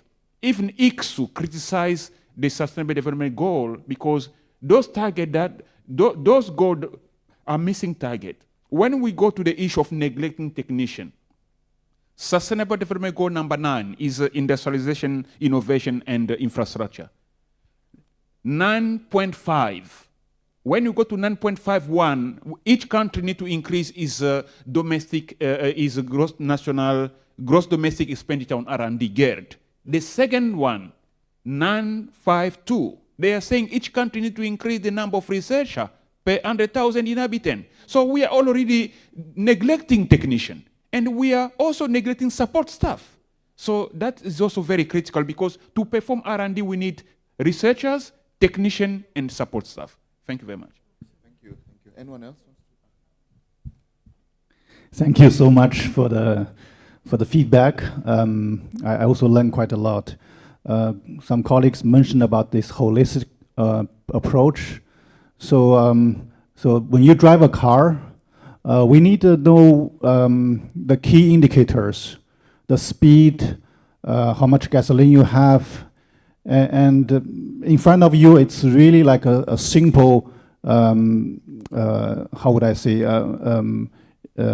set of measures so that you understand where you're going and how much you have and so on. The same understanding or logic, we are offering this tool on the STI roadmap, essentially to identify some key indicators and keep it simple. Often the case, the scientific community, they talk some language the policy people don't really understand. And you're thinking about the policy people, you need to give them the very simple messages and indicators to let them to buy your story. I really appreciate the presentation. I also learned quite a lot from this panel. This is really a powerful messages, and we need to really learn this and how to communicate with the policy people. Look at the example, the GDP. It's just one number. They talk about the economic activities. We need to come up with something for the science. Also STI, essentially. We don't have that. And then in order to transmit all these actions, we need to have a simple compass and simple indicators. Think about the policy people are drivers, and they need to know what are the key indicators are. Thanks. Okay, we'll follow the line then. So I want to respond a little bit to what Ms. Liz was asking about his uptake and education. So a good example we have for the moment, it's like in Congo together with the Man Biosphere program of UNESCO. We are building a high-tech carbon flux tower with sensors, but there is work on the ground. There are a lot of technicians involved who got kind of vocational training. And there are, especially from the beginning, schools are involved. we do it by like organizing, so this carbon flux tower, it's linking the climate change and the carbon flux and the RED Plus process, how Congo can have a return in money by conserving their forest, so the RED Plus, but it's education, so the kids, they learn about their own biodiversity to know it better and to see the link biodiversity, climate, health, how all this is interdependent and how they can contribute in their school, in their life, in their kitchen, and how they combine this technology of these sensors in the trees with their indigenous knowledge, the diversity they have of the coffee, and what will make them resilient to survive all climate change. And we do kind of competition. They design by the diversity and they make liaisons, but they appropriate, they understand why is this science. And so it's part of the program design, and that's the interesting thing of linking our science and innovation policy with our development cooperation policy. It's the strength of both communities we bring together. So this education component, it's one of the obligations. If they propose a project, one of the outreach things is also to education and the citizens. So it can work, it needs more money, but if you incorporate in the program design, it helps a lot. And the program design together with the African, of course.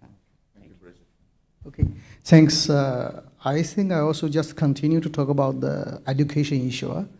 And nobody really deny the importance of the education.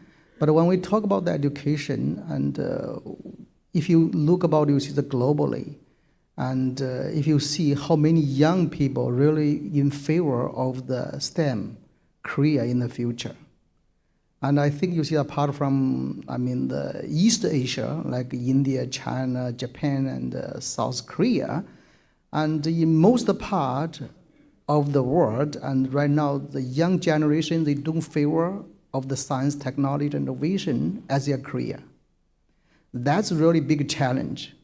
So when we talk about the education, we should also think about, we talk about the scientific education. We promote the STEM education with the art, like what you said. And if you talk about education, education is targeted the student only.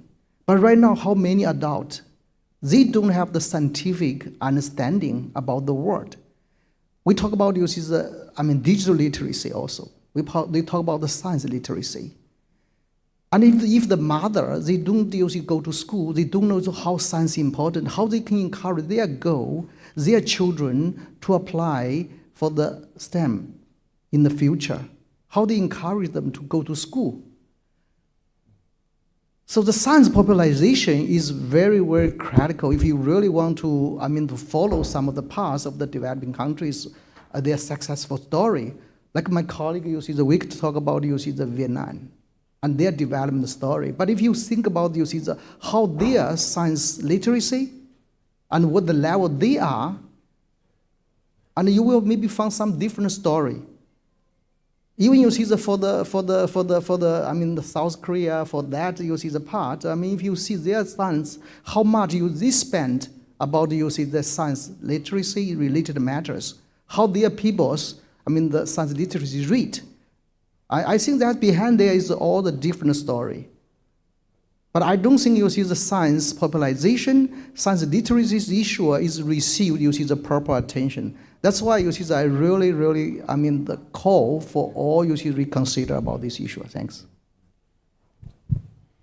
Well, thank you very much. So we are sitting here close to Morocco. And last year, Morocco became, I think, the largest exporter of automobiles on the continent. They surpassed South Africa, $24 billion worth of exports. So it can be done. They came, by 1990s, I think Morocco, those of you from Morocco, was not producing that many cars. They are already a hub, I think, for aeronautics. So it can be done. And I think African countries should not be worried. We just need to make sure that we adopt similar strategies like Morocco did. Almost every university in Morocco has an innovation hub. And that is basically funded by the government. So those are initiatives we should do. What we are talking about and the Alliance of Entrepreneurial Universities, how do we get our universities embedded in the communities they live in? If something is happening in the city, a major development, the university should be part of it. It should be not be a university in Zambia knows more what is happening in London or in Nairobi, but doesn't know what is happening literally next door. The construction services are taking place. Well, they should be in it. I think that is what we have not managed to do. And it's not just about industry, but also what is happening with the city councils. And in the project Origin we are doing in Kenya, we have 7 projects funded by the communities themselves. And I'm talking about farmers, farming communities in Nyeri, not in Nairobi.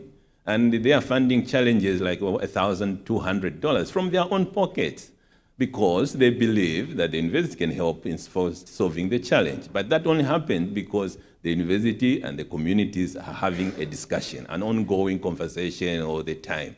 Basically, that's what Project Origin means, that the problems need to be solved at the origin. I think we shouldn't be scared. We are not saying scientists should be given more work. We are just saying we can actually make science fun. I just came from Zambia. In Zambia today, we now have what they call STEM secondary schools.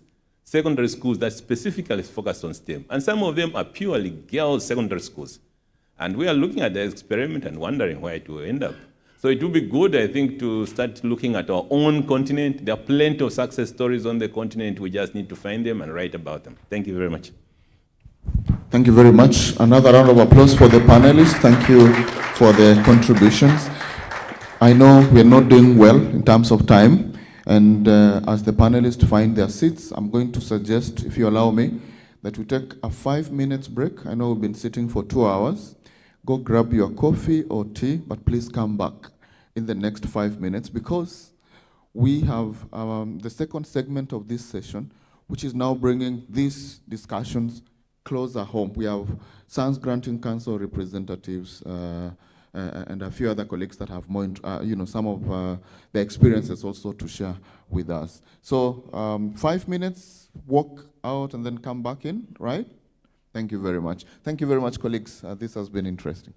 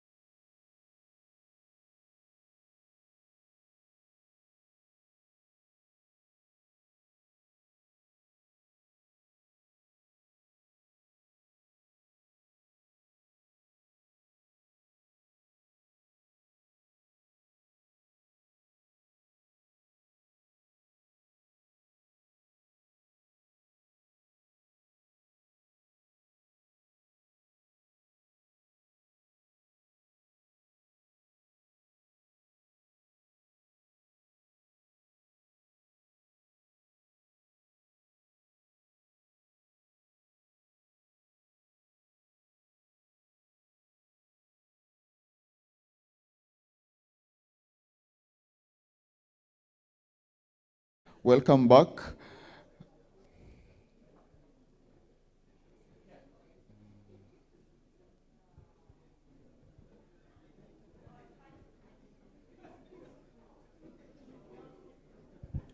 And now for the second part of the discussions. Hello, everyone. Hello. Hi, Isabel. Good morning once again. Sorry we had to rush your break, but we have the second segment of this very important conversation that we're having this morning. And we'll be joined by a few more colleagues at the podium. And I would like to invite Ms. Fadila Bunganemi from the European Commission. A round of applause for Fadila. She takes the podium. Thank you very much, Fadila, please. Next, we'll have Ms. Yudi Mabuza, who is South Africa's Science and Innovation Representative to the European Union. Yudi, please.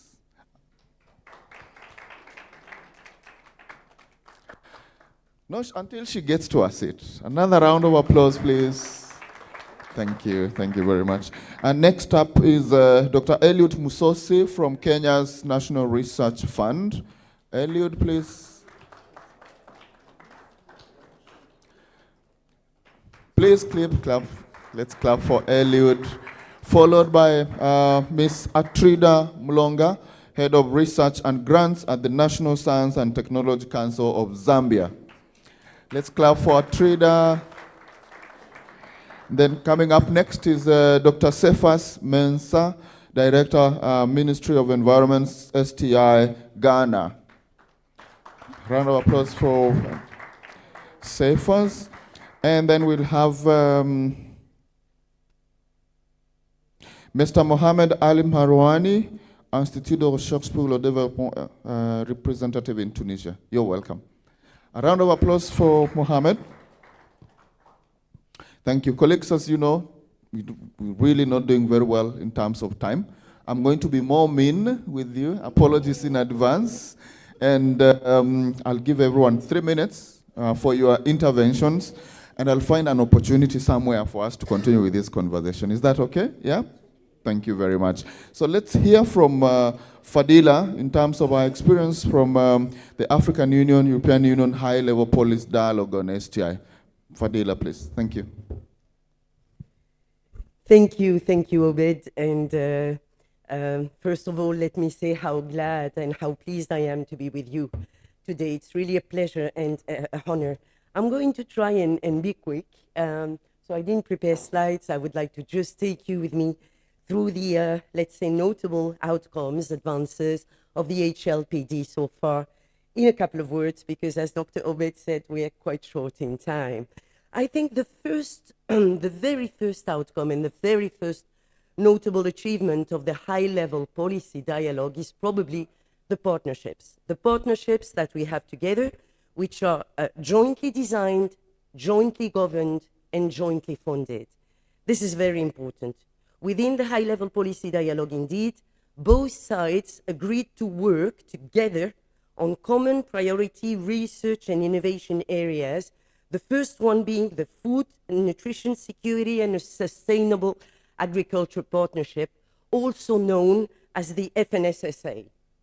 At the request of the EU-Africa Summit of 2014, we have had a group of experts, both from Africa and from Europe, who have actually been working together for them to establish a joint roadmap on this FNSSA, a joint roadmap which was adopted in 2016 by the SOM. We call it the SOM in our internal jargon. This is the governance of the high-level policy dialogue, and SOM stands for Senior Official Meetings. So we have technical meetings together, the African Union Commission, the European Commission together, and then these decisions made at technical level are then agreed upon by our hierarchy through the SOM and, of course, through the summit, which is the highest level of the hierarchy. So just to give you, some details about this first partnership, adopted in 2014 and then implemented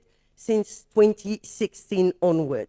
Since 2016 onward, we have an estimation that more than 300 million euros have actually been earmarked within our program to support this FNSSA partnership. So where was this money earmarked? Within the framework program for research and technological development. Horizon Europe, that you know very well, of course, by now, but also the predecessor, Horizon 2020, and the even, predecessor one, the FP7 program. When you look at what has been done, you will see that we have actually earmarked that budget to support this partnership, and we have had some projects that support the partnership. Amongst these projects, I would like to tell you about the ARANETs. One of them is Leap Agri, that has been mentioned. Another one is Leapfrog. These projects are co-funded, co-designed and co-funded, meaning that EU member states and African member states are putting money together to implement these partnerships. This is extremely important. And of course, the projects and the partnerships are, the FNSSA is also linked with other projects such as DESIRA, which is funded not by my department, Research and Innovation, but by the one of my colleague and friend sitting here, Jean-Michel Serres, which is funding DESIRA. So our aim is not only to support these partnerships, and of course the scholars within the partnership, but also to try and network them with other projects which are actually going on, supported by another instrument, which is not the framework program, but the Global Gateway. This notion of synergies between instruments of the European Commission in support of the African scholars is for us something very important. That was the first partnership adopted in 2014, implemented in 2016. Then we had another one, and I'll go a bit quicker, the CCSA. So this stands for Climate Change and Sustainable Energy Partnership. It was adopted a couple of years after, and there again, an estimation, we have done an estimation, and we know that more than 100 million euros have actually been earmarked in order to support the implementation of this second partnership. A couple of years after, we had a third one, the Innovation Partnership, which has been reinforced quite recently, actually last year, by the adoption of our EU-Africa Innovation Agenda. So these are, if you'd like, the partnerships, which are, again, decided jointly and governed jointly. It is very important for you to know that for each and every partnership that I mentioned today, FNSSA, CCSE, or Innovation Agenda, there is a bureau. And this bureau is actually composed of both commissions, our commission in Brussels and the commission in Addis Ababa, the African Union Commission, and member states on both sides. My colleague and friend, Edi Malbabuza, sitting here, will tell you more about that. And of course, South Africa is one of the countries that sits in the bureau of all these partnerships. This is very important. Second outcome, maybe, I go a bit quicker, is the decision made jointly, once again, African Union Commission, European Commission, to actually have some specific calls targeting Africa. We've done it already a long time ago in FP7. We had at that time, for the ones of you who are familiar with our framework program, at that time we already had a call called the Africa Call. We're not very innovative, huh? So we called it the Africa Call. It was a call of 72 million euros at that time that was gathering 3 topics: health research, of course, food security, and environment. We did better. With the current framework program, we actually had 2 additional calls that we call the Africa Initiatives. Again, not very innovative, but okay. It talks by itself. Africa Initiatives means a lot. So to cut a long story short, let me tell you in 2 sentences what these 2 Africa Initiatives are about. Together with our colleagues in Addis, we decided to really identify topics which are of interest to both the EU and the AU. That led us, in the first round of the framework program of Horizon Europe, to actually designate or identify 36 topics, 36 research topics, from astronomy to nanotechnologies, really. I mean, all of the areas of research are embedded within these 36 topics for an amount of 350 million euros. That was for the first Africa initiative. A couple of years after, we actually published the second Africa initiative for, a bit less number of topics, 30, and an amount which is a bit less, but still substantial, of 300 million euros. So, of course, the second Africa initiative is still ongoing. Some of the calls are actually still open right now as we are talking. And of course, I encourage all of you to have a look at our website. And, some of these calls are really bringing opportunity to cooperation between African and European scholars. And I really would like to encourage you to have a look at these calls. And I see Dr. Obed is standing, so I'll come to my third and final word to tell you that the one thing which I think is probably the most important achievement of this partnership, of this HLPD, of this high-level policy dialogue between Africa and the EU, is the notion of mutual trust and mutual respect. This is, I think, extremely important, to have the feeling that we are working on an equal partnership basis. This, my dear friends, demands some time. The HLPD was settled together in 2010. But before that, we actually had another platform, a partnership embedded within the joint Africa-EU strategy. Just all that to tell you that it costed some of us many trips between Addis Ababa and Brussels to actually agree on launching together this joint partnership. And this is normal. Trust is not something that you get like this. You need time, you need some go and forth in order to really succeed and reach a common understanding on the basis of this mutual interest, mutual partnership, and mutual trust. I'll stop here.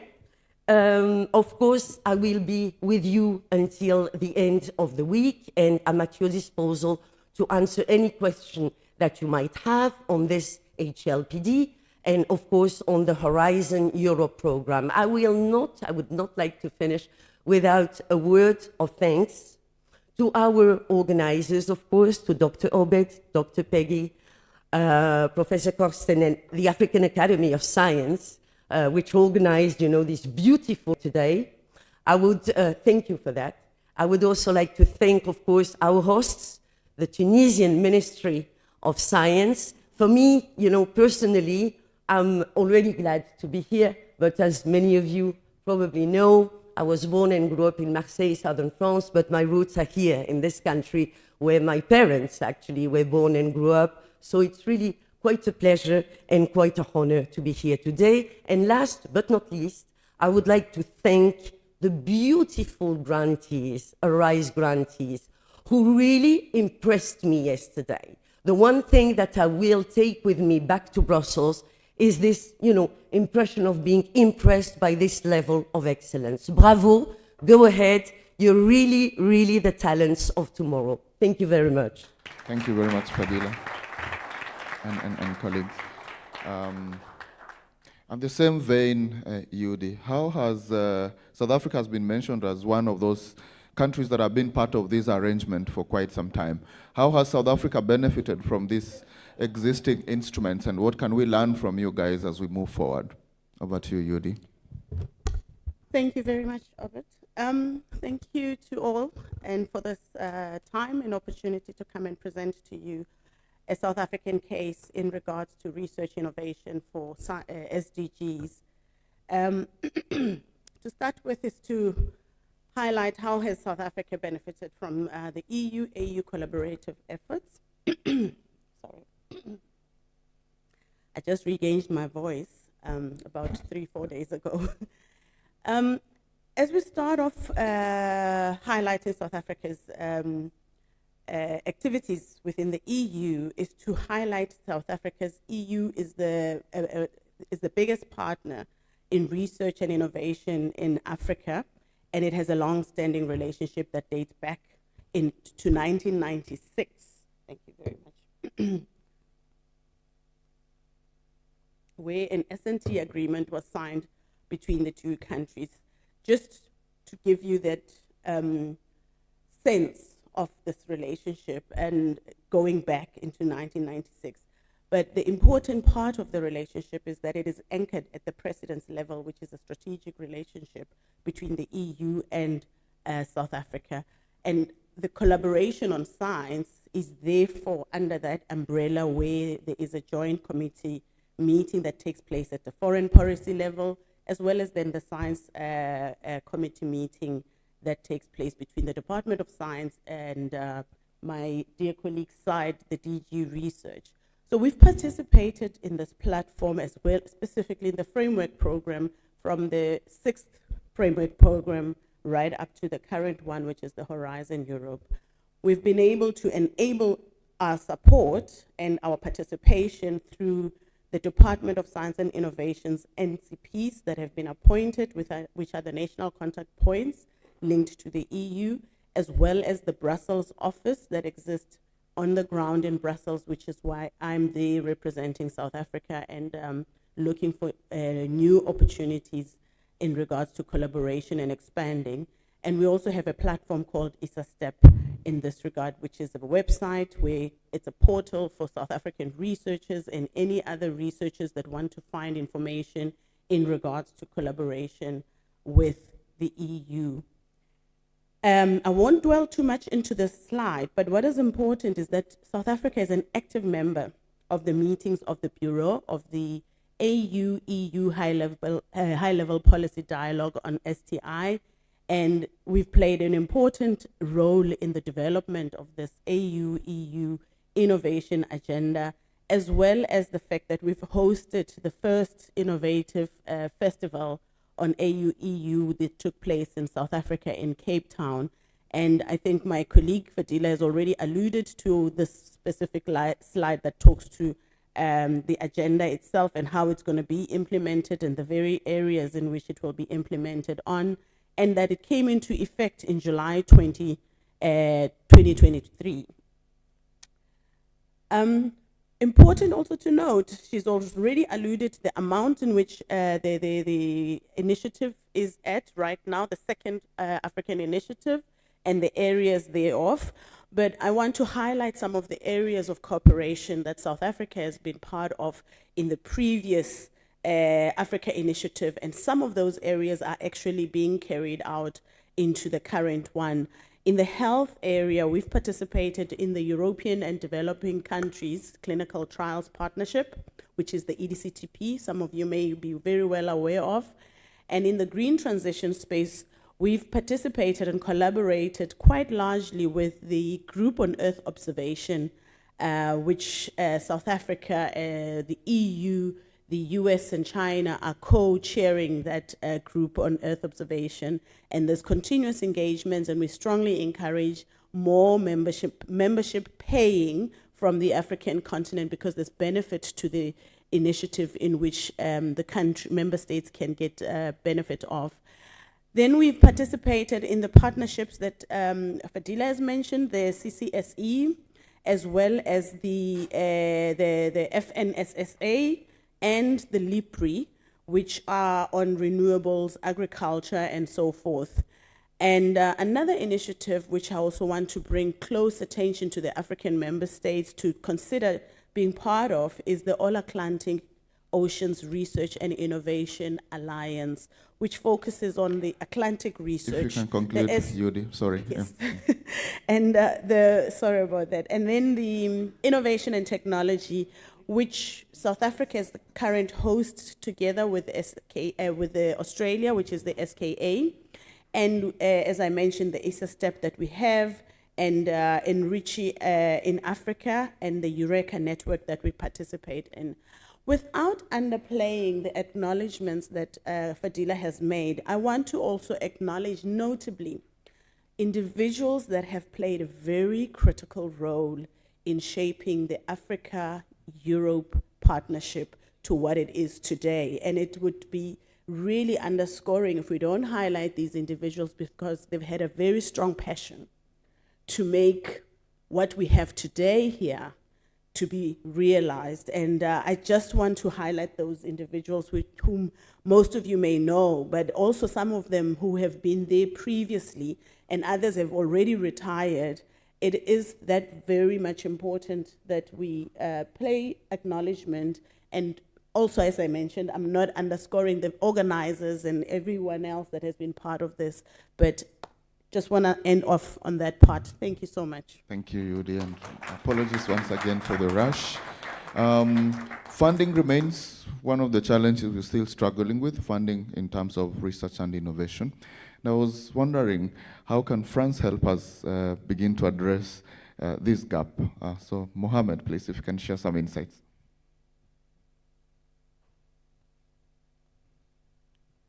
Thank you very much. I'm extremely honored to have the opportunity to speak in front of you. So I'm here representing the French Research Institute for Sustainable Development that has been working in Tunisia for more than 6 decades. I personally started my professional career in Dakar, in Senegal, 20 years ago. My job was I was with IDRC, the Canadian Research Institute, and my work was to bridge the gap between research and policy. And I think today I will talk about how an institution like mine can help innovation through the intermediation between research and society in general. It could be firms, it could be governments, it could be municipalities, civil society. There are many aspects to talk, but I really want to focus on this one because I think it's really the missing link. And this missing link, of course, started from the institution, but also from our partners. So when I arrived to Tunisia 5 years ago, the Ministry of Research and Higher Innovation asked me to do something on this, because they said, we do a lot of research, we publish a lot, we've been doing quite well, but we don't feel there is an impact on the economy, we don't feel there is an impact on society. And so we started a program financed by the French Ministry of Foreign Affairs, and we took 15 projects from consortia of Tunisian and French research centers. So these consortia have been working sometimes for 5, 10, 20 years on water issues, on recycling issues, on various aspects. And I will talk a little bit about this program very quickly, because I think this is what we really need, this kind of intermediation, because this intermediation between research and society is missing.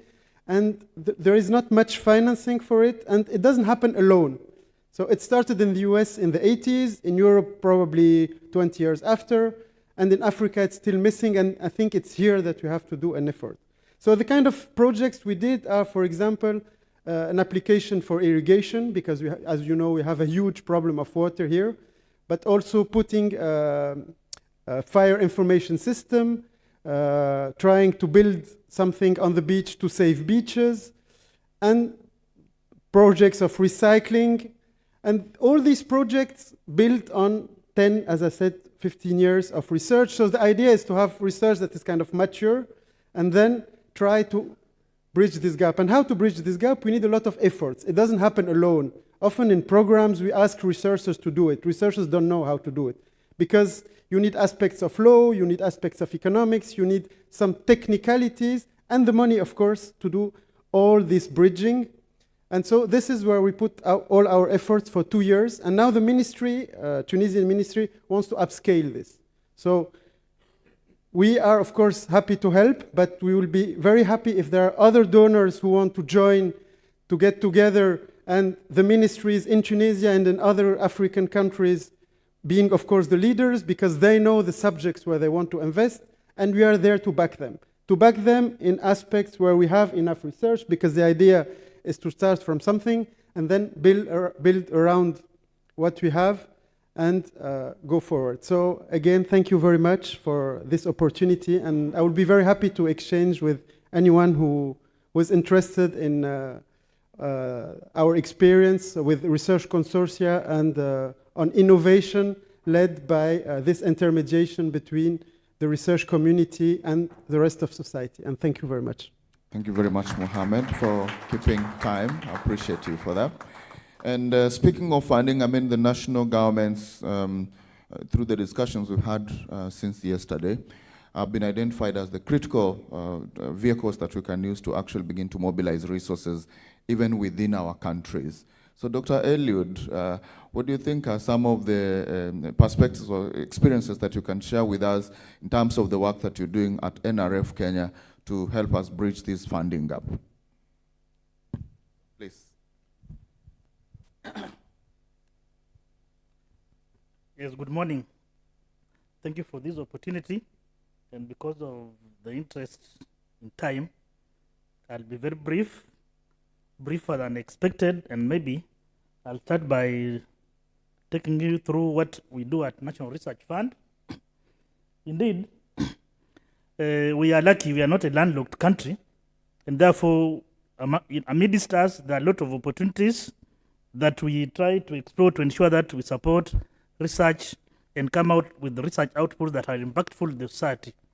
The truth of the matter is that there is a diminishing funding towards research, and that's why we need to engage to see how best we can be able to ameliorate the society by ensuring that we pursue research activities that are intended to support the society towards realizing the objectives. So in a nutshell, please allow me to share some of the slides about the National Research Fund.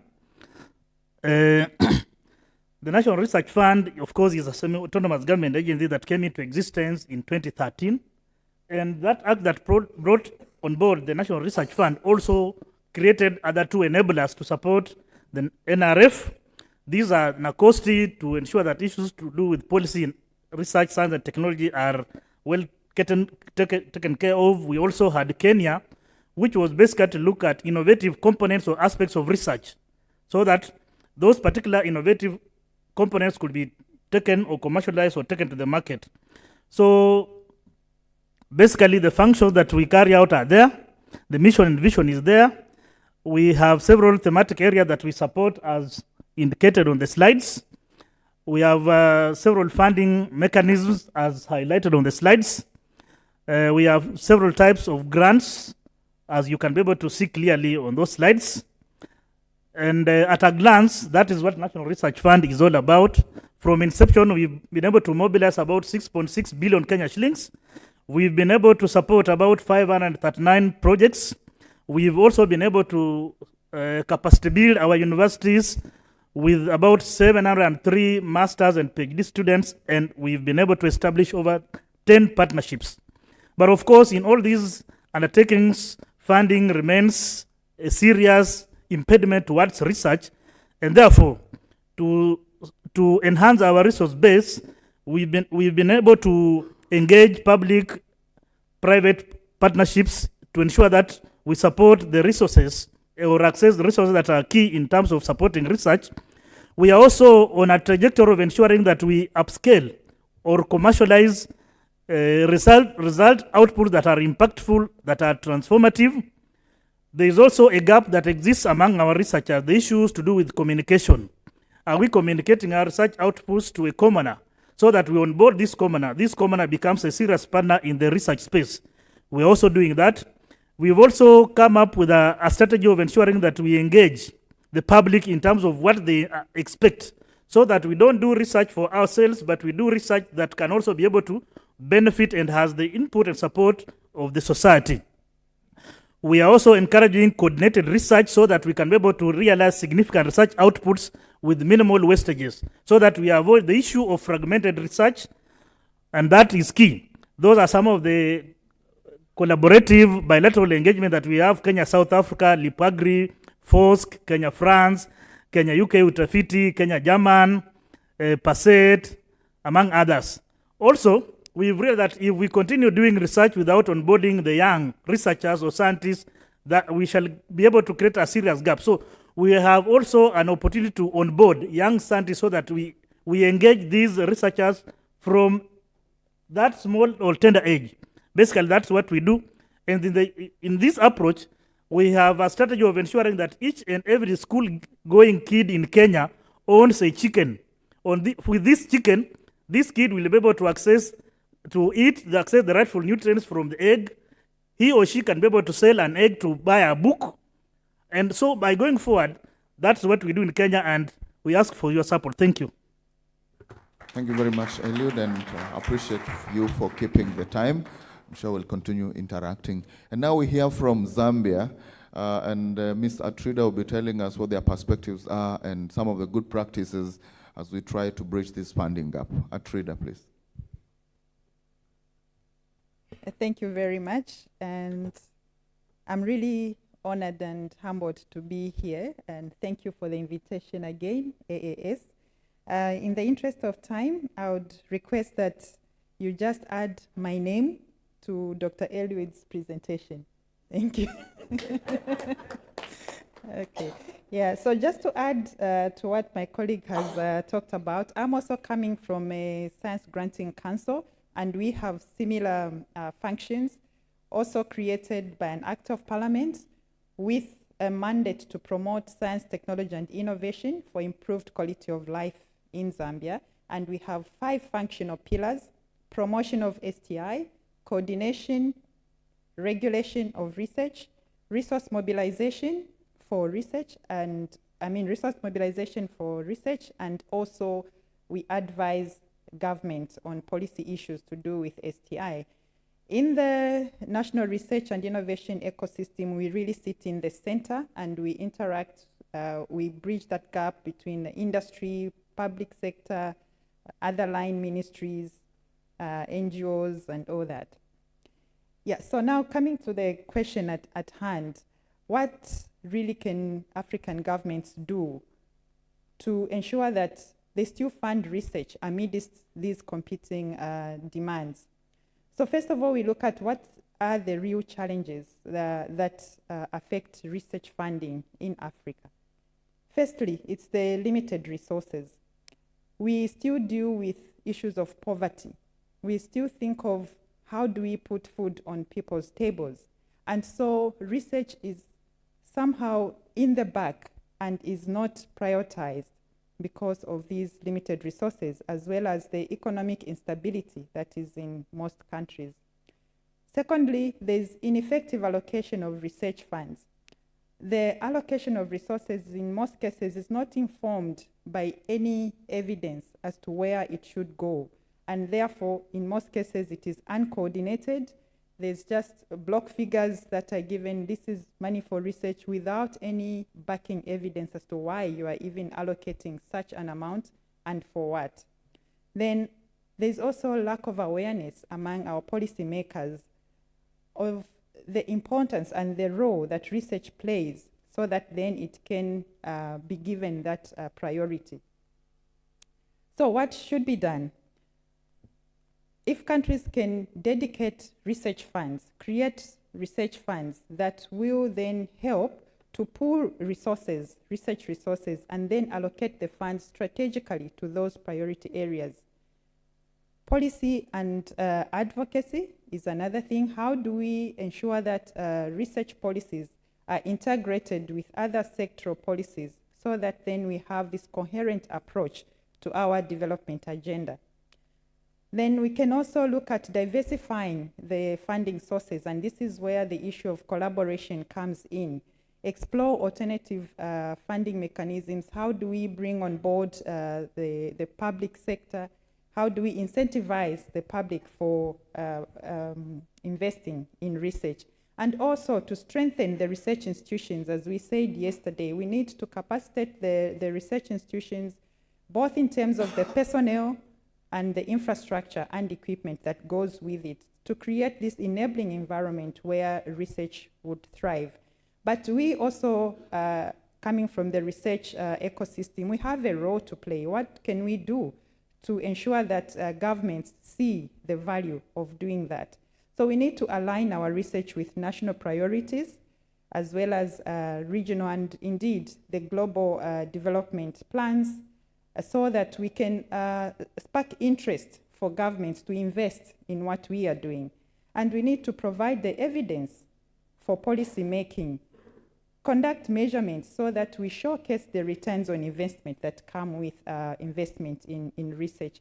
And we have been talking about advocacy from yesterday, awareness. We engage the policymakers, tell the stories, the success stories that show and that they can relate to, so that when they go to their constituencies, they are able to, because their interest really mainly is to win votes. So give them something that they are going to use to win those votes, and therefore they will then also invest back. Lastly, I think we also have a role to be accountable and be transparent, even as we use these investments. My colleague talked about trust. I think that trust also comes with accountability and transparency in the way we use the research funds. So last thoughts, there's need for collaborative and multi-pronged approach to address the research funding gap in Africa, and we also need to continue dialogue and action to make a compelling case for our sustained research investment. Thank you. Thank you very much. A round of applause for Trida. Very interesting insights there.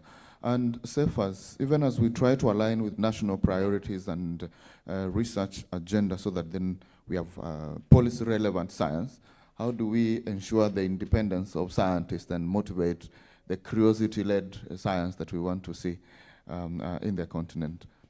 Cephas will be giving us perspectives from Ghana. Thank you. Thank you very much, Dr. Giga, for this particular platform, and also the EAS for inviting us, building on what colleagues have said, especially, and also for the discussion that has ensued the previous day in terms of some of the things that we've talked about. Now, from the perspective of policy to research independence and how we continue to make national bodies work so that we're able to serve it better. I'm just coming from the back of a meeting. I flew from Interlaken on Saturday in the evening, went to Accra on Sunday, then was here where we're looking at the meeting of the Global Research Council, and we are discussing issues about sustainable research. And it's about three principles. How do we make research for sustainable development? How does the research itself become sustainable? And how does sustainable science matters? And so if you look at the landscape, especially from the perspective of government, how are our national priorities aligned to research that will be able to promote science, technology, and innovation? And yes, it is there. And so we have the ecosystem mapping that looks at how the research and ecosystem has been developed. We've developed the STI for SDG roadmap that was assisted. We talk about it here, the UN Interagency Task Force. We've also been able to develop the STI capacity needs assessment that tells us what capacity is required within the science, technology, and innovation space in order for us to be able to promote the research and innovation. And again, through the Granting Council and within the umbrella of the Science Granting Council's initiative, we made the case that the Science Granting Council's initiative has become a regional multilateral that is enhancing national bodies to be able to further look at investment in research that will be able to make impact. And so we have a research and innovation framework. The research and innovation framework tells what kind of research is government going to fund in line with what? Priority areas. And so one of the things that we realize are the interface between researchers and government policies and how it is driving issues. So the research and innovation framework does three things. How does research translate into social and economic use? How does research be able to look at issues of gender equality and inclusivity? How does research and the research and innovation framework create issues of partnership between researchers, policy, and even industry? We are making the point that for Ghana, we have gone beyond talking about how does researchers, academia, and even industry work together. Right from the policy environment and how the system has been created, strong public universities, from strong research institutions, and also strong private sector with laws to be able to drive them. Just yesterday, when one of the colleagues from the University of Ghana raised the issue about what is it that government is doing to encourage the researchers, especially was on the research in the marine science, about some equipment they wanted to transport to the country. So after you have spoken, I engaged him and said, there is an exemption law which has been reviewed, what you call the Exemption Act 2022 at 1083. So researchers, academic, has always been at the forefront of what? Of government. But they are an integral part of government. Back there in Ghana, anytime the researcher or the academic talks, it holds that quite strong or is very influential. But what is needed is that research which you do, how does it hit government in a way that enable them to put in money to be able to transform research? And so practically, I say all the time, because I'm also a biochemist, I've been teaching biochemistry at Katenka University for quite some time, between the research and the policy landscape. I've been with the politicians for about 20 years. The way we think is not the same way the politicians think. The way we think is not the way the politicians think. It's very, very important. How am I saying that? The question is, where did the politicians get money to be able to solve COVID problems when it hit the country? They were able quickly to mobilize resources to be able to fund them. In the same way, when they sit in meetings and somebody comes that, oh, I need about, let's say, 50 billion to tackle some research agenda and all those things. The question that comes is that, 50 billion. People are dying in the hospital. I need money to go and buy equipment and to give them money to be able to solve that problem. You say you need 50 billion for what? For research. But then the issue becomes that when that 50 billion is put into research, it will be able to unravel why the people are dying, so that the money that you put into what? Solving that intervention will not even arise at all.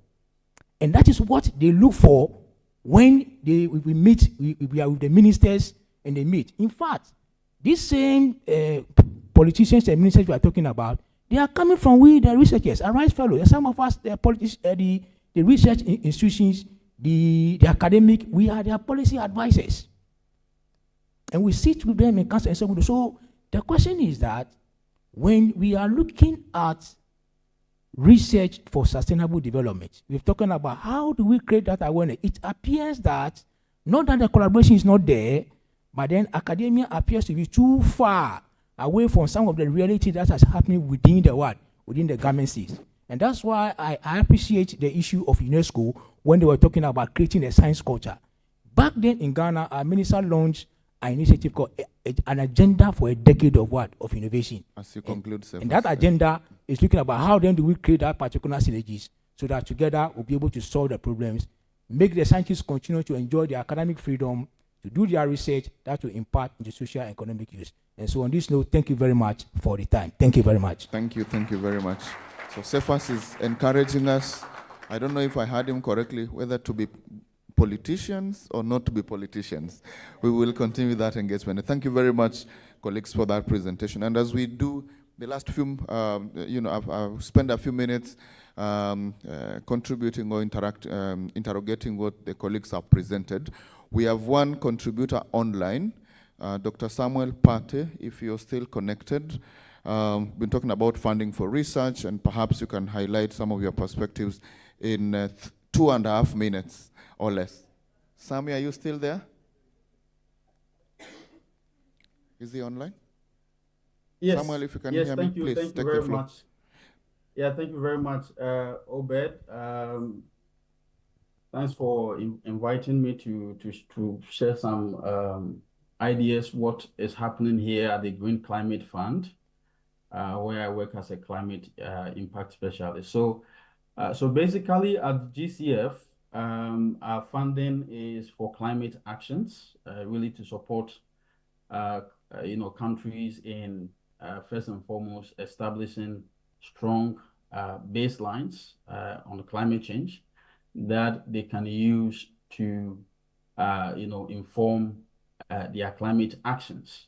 And so I think for the researchers who are gathered here in your meeting, this is really very fantastic opportunities to see how you can use science, technology, and innovation to inform climate actions.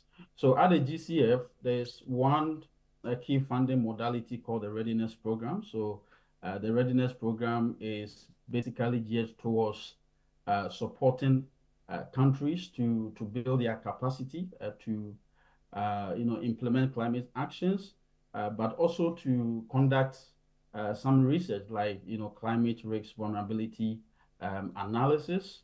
And I'm sure that there are a couple of experts in this meeting who can support this kind of actions in their countries, because at the moment the GCF is bent on improving the funding envelope for this readiness program, because the member states have expressed that they need a lot of funds to be able to build the necessary baselines on climate change, and use that baseline to inform adaptation and mitigation actions. So between now and 2027, every country is going to have about $4 million.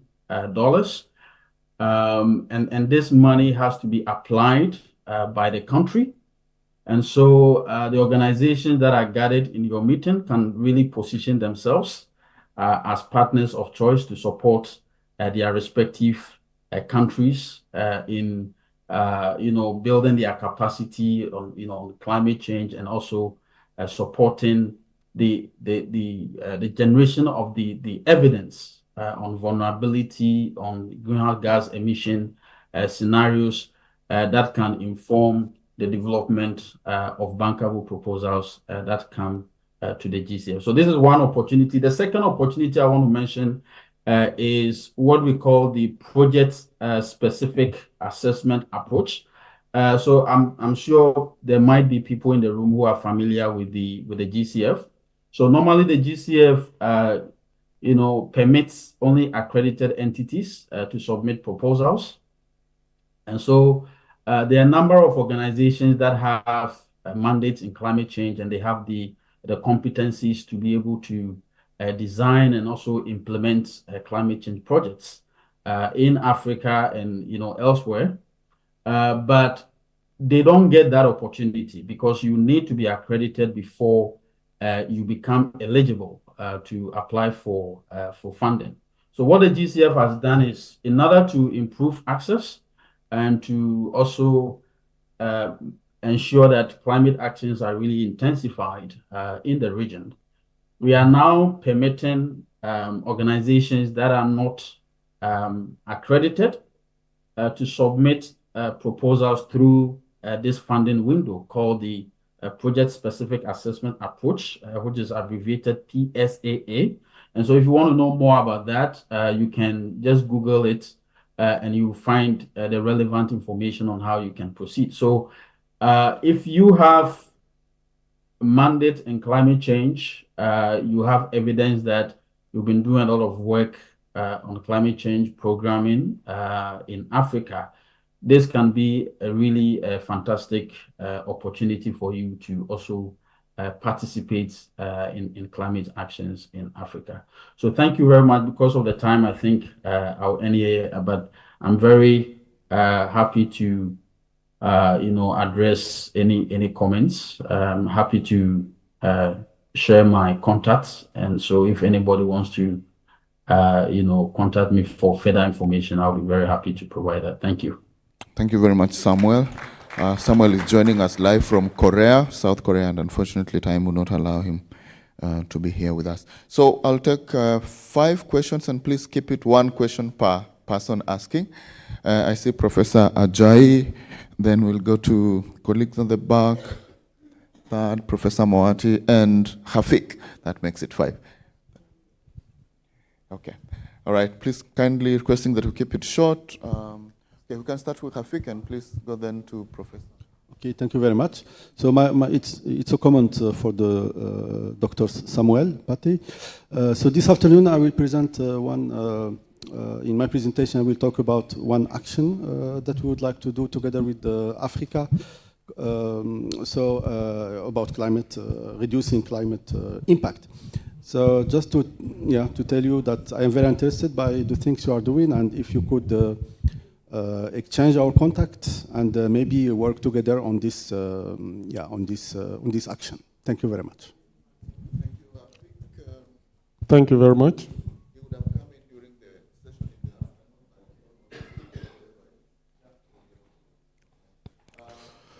Mine is also a comment that combines one of the sessions that Professor Okenu chaired yesterday, and forced to suggest to AAS that there is the need for more handshake between AAS and AAU. Most of the capacity that we have for research, for innovation in Africa is domiciled in either the academic institutions or the public research institutes. And there's the need for intervention so that those who are leading the universities will also have opportunity here. Secondly, there's also the need for exchange between the funding organizations. I listened to about 3, and as some of us may know, in Nigeria we also have NRF under the TED Fund, but the funding mechanism is different. It is a product of the academic staff union struggle in Nigeria. They reached an agreement with government, and the government said, where do you want us to get money?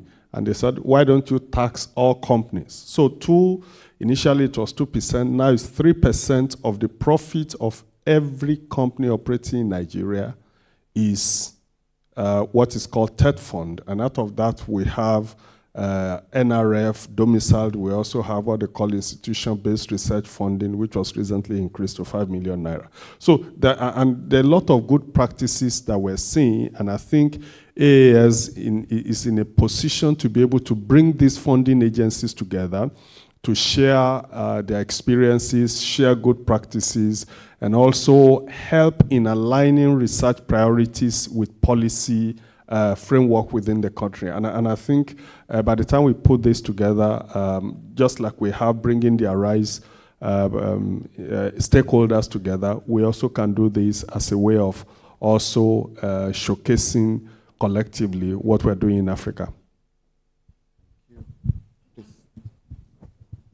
Okay, so I'm Dr. Beltaku Kataura. So I want to come back on the idea of Dr. Cephas Mensah, who mentioned that the way politicians think is different from the way we scientists think, and I agree, I fully agree on that, because this is what we used to hear as scientists when you talk to politicians about research funding. But then my question is, wouldn't it be a good idea, for instance, that the money you have as a politician to fight malaria, for instance, in the hospital, that you think in a way that I will split it and then say I will give like 20% for research, and then the other part I will give for healing people in the hospital? Because once you pay the medicine and the equipment in the hospital now with all the money, then next year you have to pay again. And every year you will be paying the same amount.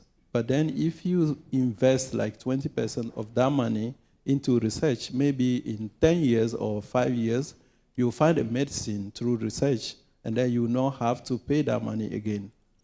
This was my idea. Thank you, Beltanko. Professor Moati? Yes, Fadila, thank you very much for what you're doing for science collaboration between Africa and Europe. That's great.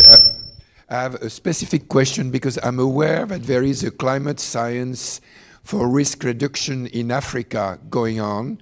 Do you think there's going to be next year a call for proposal with the GPI climate? Because I guess a number of Arise and other colleagues could be very much interested. And I have a more general question for you and for the other panelists. Let's be honest.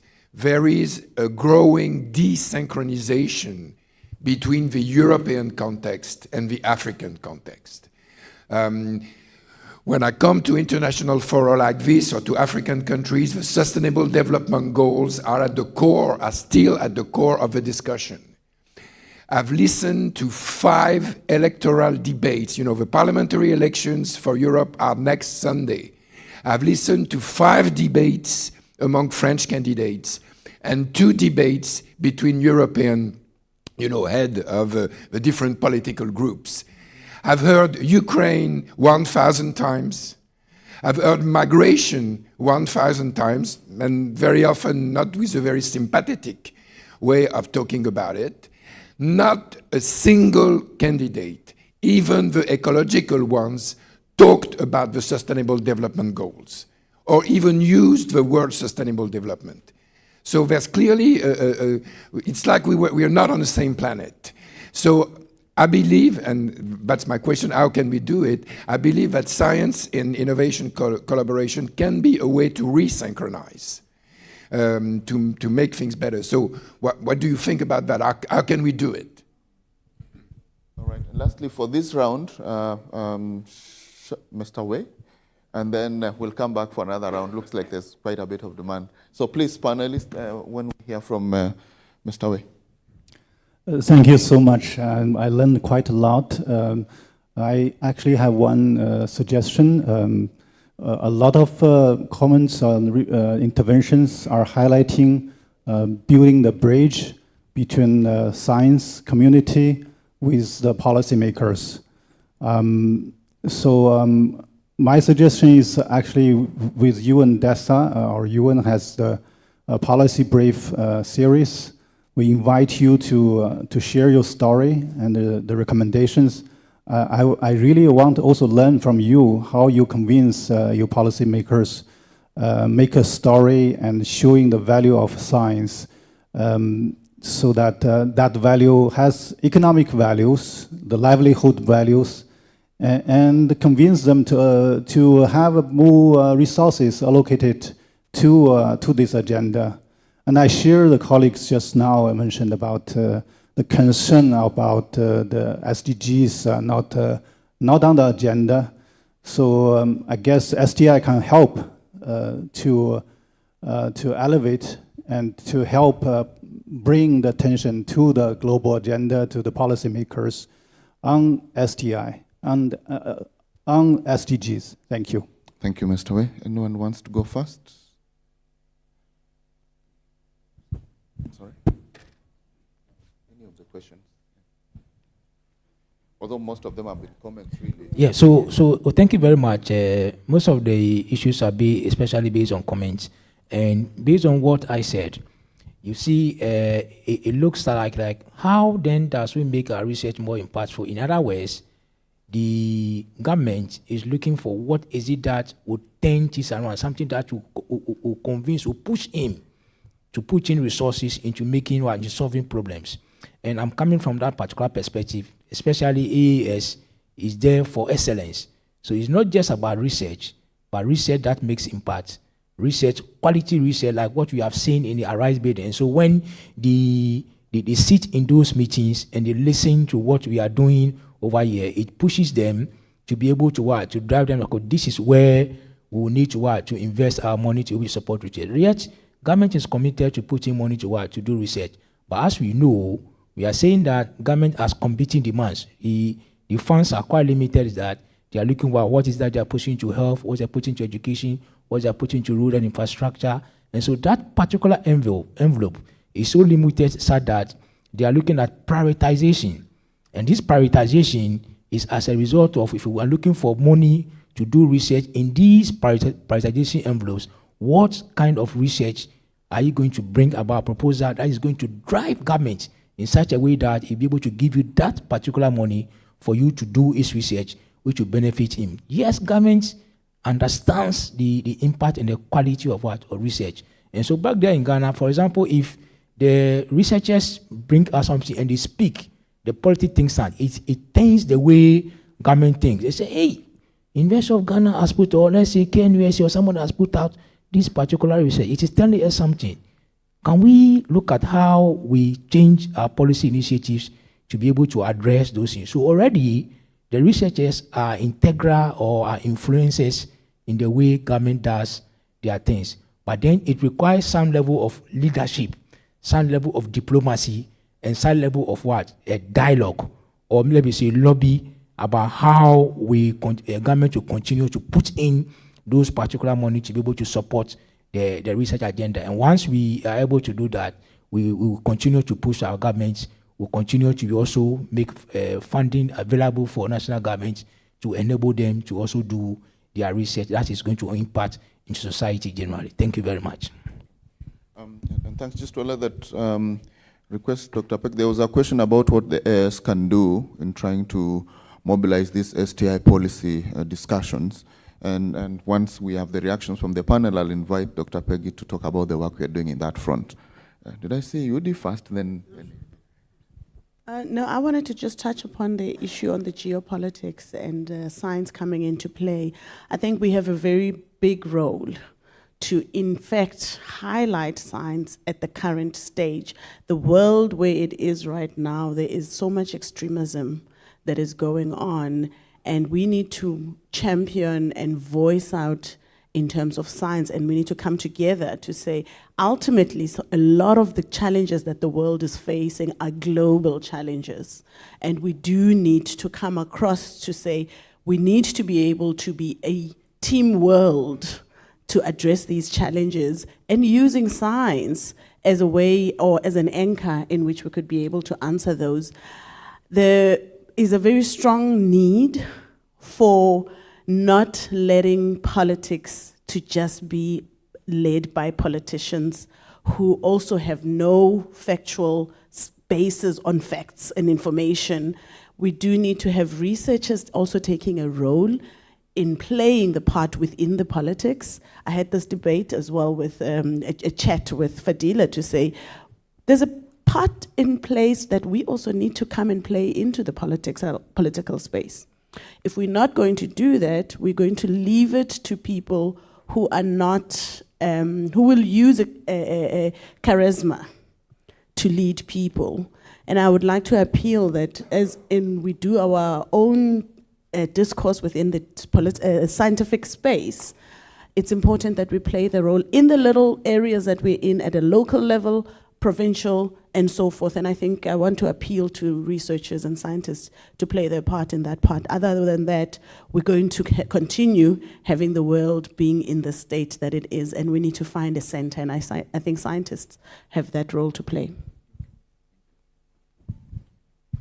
Thank you. Yeah, you raised really an important point. I think today, probably due to social media, but also to other aspects, emotions are much more driving the world than rationality. And when you say no rationality, you mean no science. So our community is kind of threatened because there is science and there are other sciences that start to exist, which of course are very weird sometimes. So I think our colleague from Zambia probably gave most important points. We need to be very efficient. We really, much more than before, we need to show that we have impacts, that we are accountable, really like the everyday's problem of the people. We need to show, for example, there are floods. Today, here's what we're doing on the flood. In the summer when there are fires, we need to show how our fire information system worked. This is what we're trying to do in Tunisia. And of course, we need much more means because we do pilot projects. But frankly, what you said is like, it resumes almost everything and what the other colleagues. So we need to do much more together, I think. But every researcher has to think about this. We cannot work like before, just do our research, publish, and wait, like someone takes the idea. We have to do it differently. And as you said, probably we need to go to the media much more. We need to talk to advisors, do kind of political, even if it's not in political parties, but in society. We need to be much more efficient players if we want to exist in the next decades. Thank you very much, Mohammed. Thank you very much, Obed. Thank you, Professor Moati, for your kind words. And maybe just to answer your point on the GPI, to start with this one, on climate scientific risks in Africa. Of course, this is a very important project. And as you know, the Commission is trying to maintain sustainability and ensure that, once a project is functioning well, there is, some sustainability and that we keep on supporting it. So on that basis, let me just say that I hope, there will be, of course, a follow-up of this GPI. But to date, of course, I cannot give a firm and definitive answer when it comes to this possibility. When it comes to your second comment, of course, I share your concerns. I am myself listening to our candidates for the European elections. I will actually go straight from Tunis to Marseille on Sunday to vote to the European elections, and I do share your concerns. There is clearly, you know, this is something that we know. I'm a political scientist by training, and we all know that there is a big difference between the way the politicians function and think and the way the scientists function and think, as you said, sir. Indeed, the scientists think and act in the long run. I mean, science is a long way through, whereas the politicians, you know, very, very much act in the short-term pressure. And not very always very well, I have to say. I got these when I started at the European Commission. Just to share with you some personal thoughts, I joined because I'm political scientist by training, as I was saying, and I joined the socio program of DG Research and Innovation, where I've been working for like nearly 10 years.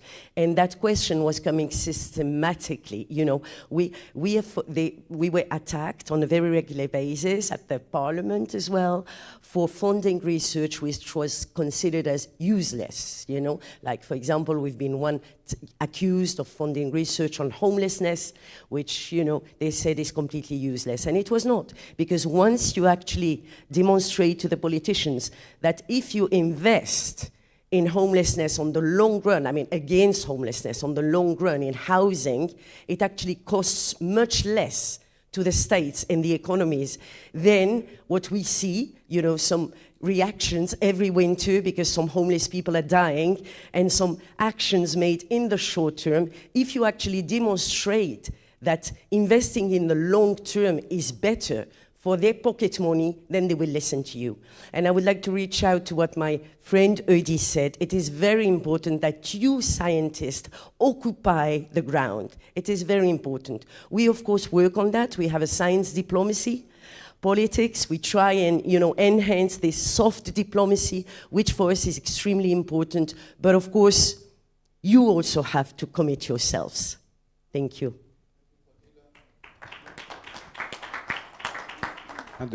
Ça marche? Yes.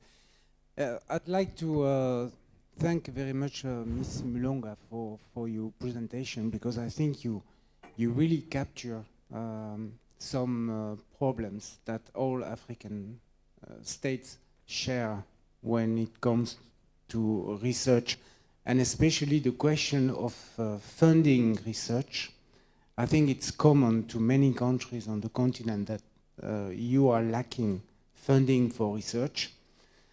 We have launched a series of dialogues between the EU and Africa on thematic issues. We finance collaborative projects, but I think it's time maybe also to launch a sort of dialogue on the way we could fund the research and how we could also diversify the modalities of funding research on both sides of the sea, by the way, because also in Europe we are pushed to move from the grand traditional way of funding research to go for alternative funding mechanism. And I'm sure we could start a sort of dialogue on how you do fund research in new countries, how the national research councils or do that. Is there any example of joint collaboration between neighboring countries in funding transnational research? So I think it's really time to think about the issue of funding research. It's something that I will take back to Brussels together perhaps with Fadila, because I think it's really an issue. It's also an issue for ARISE, if we want ARISE to get bigger and more long-term. Thank you very much.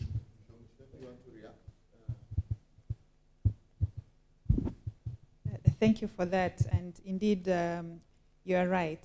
We need to look at alternative funding models. I mean, even as we talk about collaboration and looking for funding opportunities, ourselves, we should have, as you go with a begging bowl, have a little bit of soup at the bottom for people to say, okay, I have this, but I need a little bit more. So I think we need to be more innovative in doing that.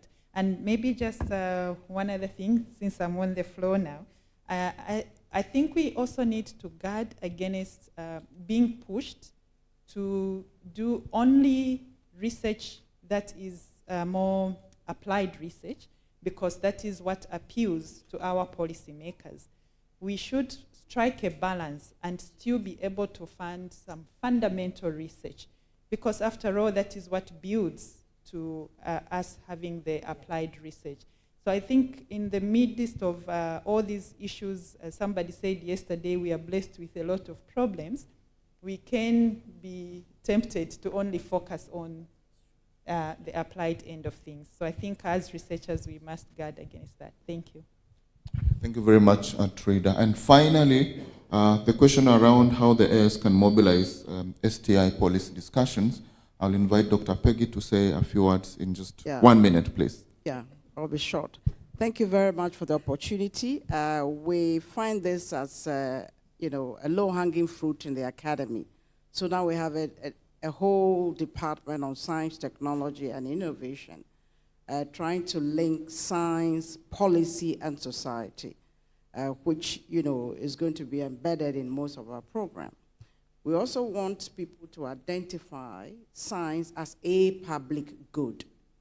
Science as a public good, because not until we do that, then we won't be in the good books of the politicians. So we also want to, us as scientists, so also sing that song or tell, that story. The last one that I also want to say is that we also need to create or enhance or strengthen community of practice for science, technology, and innovation policy. So this whole, session was carefully put together, crafted, so that we will raise some of these issues. And we can say that the Academy is taking on this, in collaboration with those who know how to do it best, the UN, UNESCO, and all the other NRFs, so that we would accelerate science, technology, innovation on the continent, because it's a decade of acceleration, for the African Union. And science, technology, innovation has to be anchored in what we do. Thank you very much. Thank you very much, Dr. Peggy. Another round of applause for the panelists. Thank you very much, ladies and gentlemen, even for your indulgence. I know I've eaten into your break time and everything else. I've been the worst moderator today, but I thank you. This has been super interesting for us. I'll now hand over to the moderator for the next sessions. For the moderator of the next session, I'm happy to buy you lunch to make peace. But thank you very much, ladies and gentlemen. Please. Thank you very much. Big applause, very big applause to Dr. Obed Ogega and to all the presenters. Thank you very much. So now we go to the session number 4, technology and innovation. And the moderator will be Professor Ahmed Zaba, Chair Arise SAC. Welcome to Mr. Professor Ahmed Zaba. And in the same time, I invite to the floor Dr. Bessie Malila from University of Cape Town, South Africa. You applause until she arrives. You applause until she arrives, please. And she's walking slowly, no problem, no problem. They will applause until you arrive, no problem.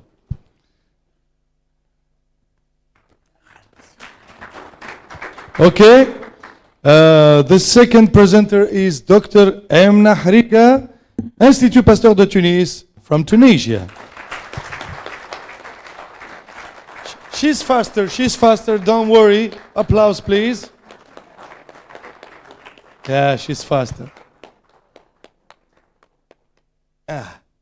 Okay. Welcome. The third presenter is Dr. Alassane Assani Seydou from the University of Parakou, Benin. He's a big guy, so he's fast. Please applaud him. From Morocco, Dr. Hajer Al Hamouti, Université Mohammed VI, Polytechnique, Morocco.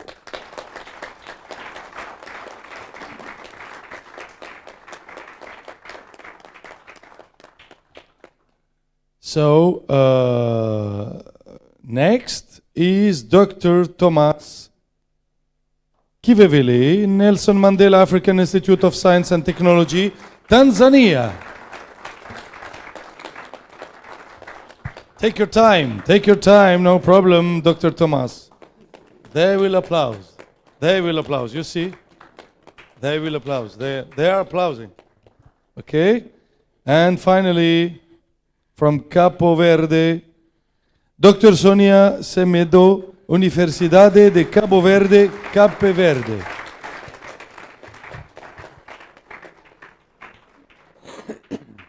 Don't worry, Dr. Sonia. They will applaud.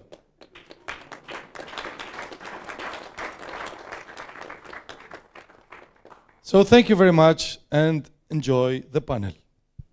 Okay, thank you. I'll let you.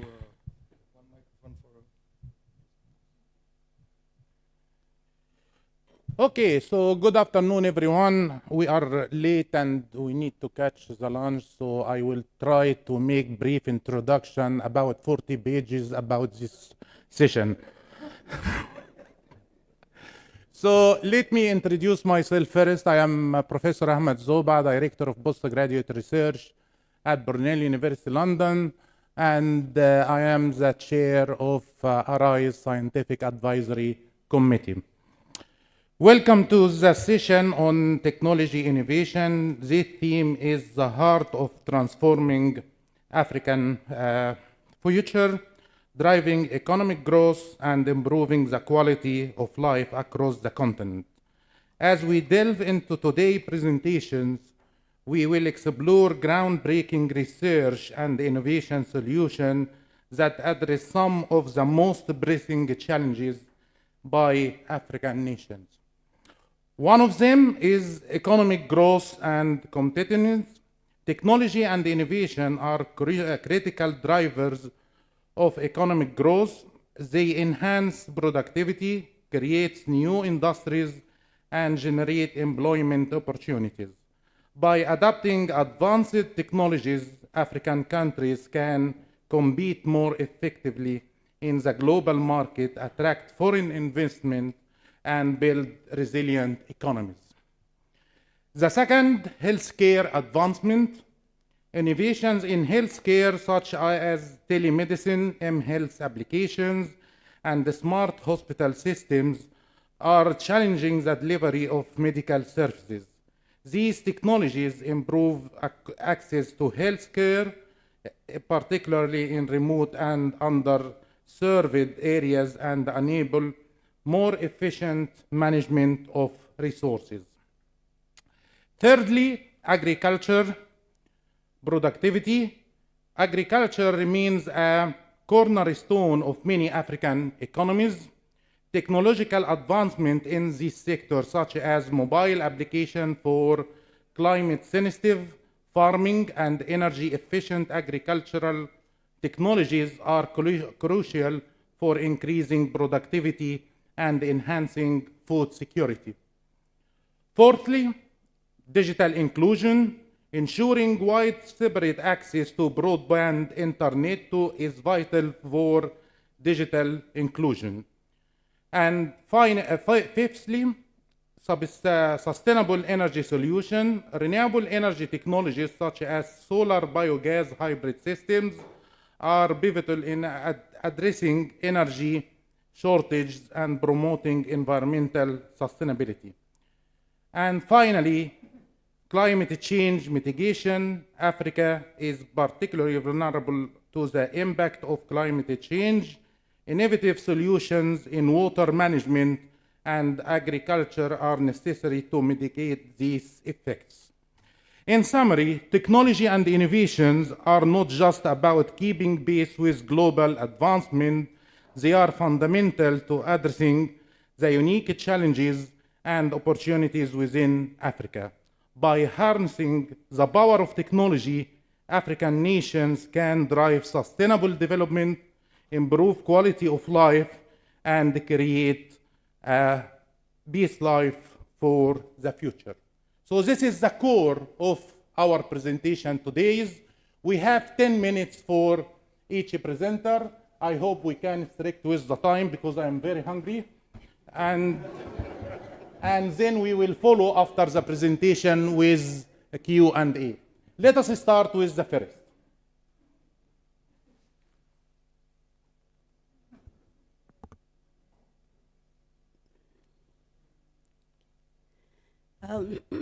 Good afternoon, everyone. Good afternoon, everyone. Thank you. Firstly, I would like to thank the African Academy of Sciences for giving me this opportunity to present our work that we've been doing for nearly the past 2 years. So my name is Besmalila, and my presentation will cover the work that we are doing on implementing a research infrastructure for evaluating digital health interventions. And we're also developing some telemedicine, mHealth applications, and some other smart things in medicine. My background is telecommunications and biomedical engineering. So about myself, I worked quite a bit of time in the telecommunication industry before I decided to do postdoctoral studies in telecommunications engineering, and then I later moved on to do some biomedical engineering as a postdoctoral studies. My research focus is in 5G and beyond technologies, digital health, some AI, blockchain, machine learning, and medical imaging. I've done quite a bit of research, and those are the statistics for my Google Scholar profile. So digital, also the healthcare delivery in Africa is constrained by a number of challenges, which include a high burden of disease, rising cases of cardiovascular disease, diabetes and cancer, poor health infrastructure. As a result, Africa is contributing 50% of global deaths, but the population is just 50% of the global population. So there is potential for leveraging digital health interventions to address some of these challenges. However, there's been slow adoption because of the lack of evidence of their efficacy, effectiveness, cost efficiency, and evidence of improved health outcomes. So currently, there are no proper tools or guidelines for creating evidence for digital health interventions in the health sector. And traditional methods that have been used are not suitable for digital health interventions. So we're proposing the use of digital health test beds to address this gap in the lack of evidence. So what are digital health test beds? These are real-world test environments or living labs or just test beds that are usually created as platforms for creating evidence. Test beds have been used in various disciplines, and the health sector has been shy of test beds because of ethical issues involved when you're dealing with patients.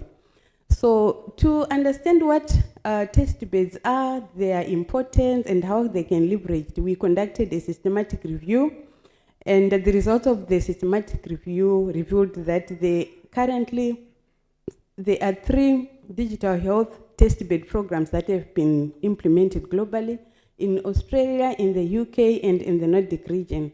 So after studying these test bed programs, we identified some lessons that were learned. And these are quite recent programs.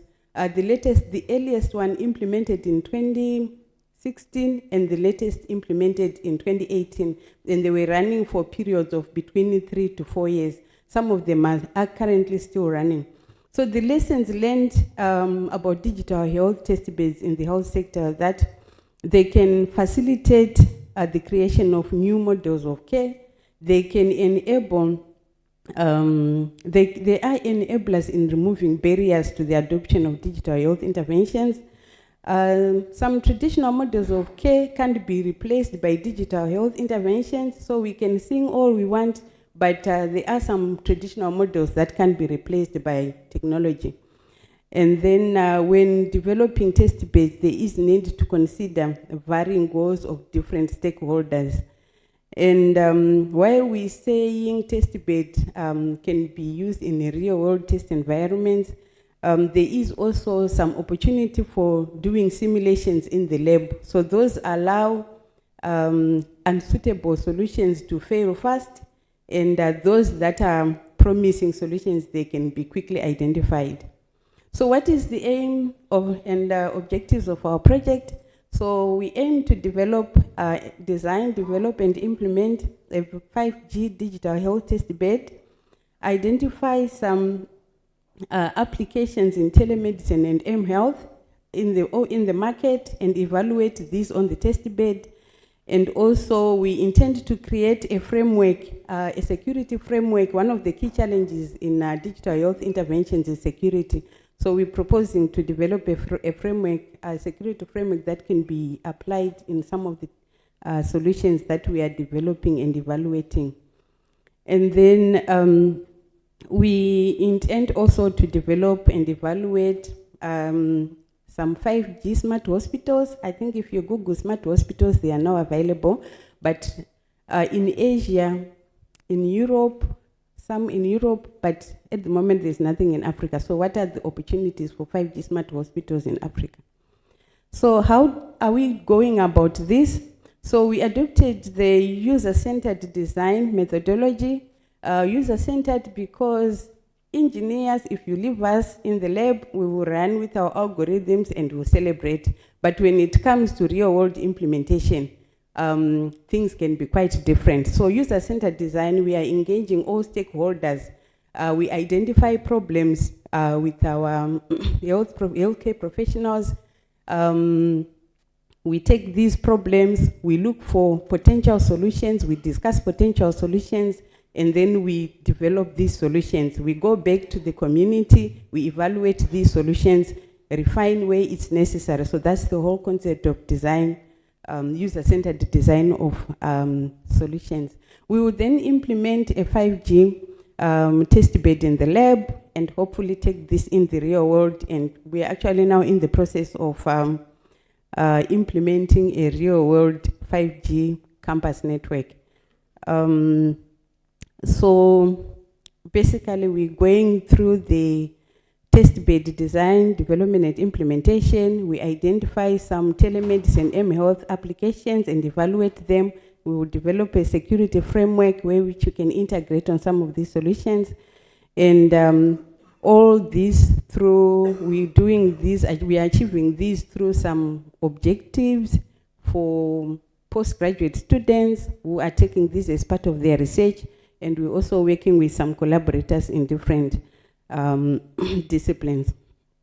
So, thanks to the ARISE, to the African Academy of Sciences, when I got this grant, I got the opportunity to create my own research lab. My mentor, some of you might be familiar with the late Professor Tanya Douglas, she said you need to be an independent researcher.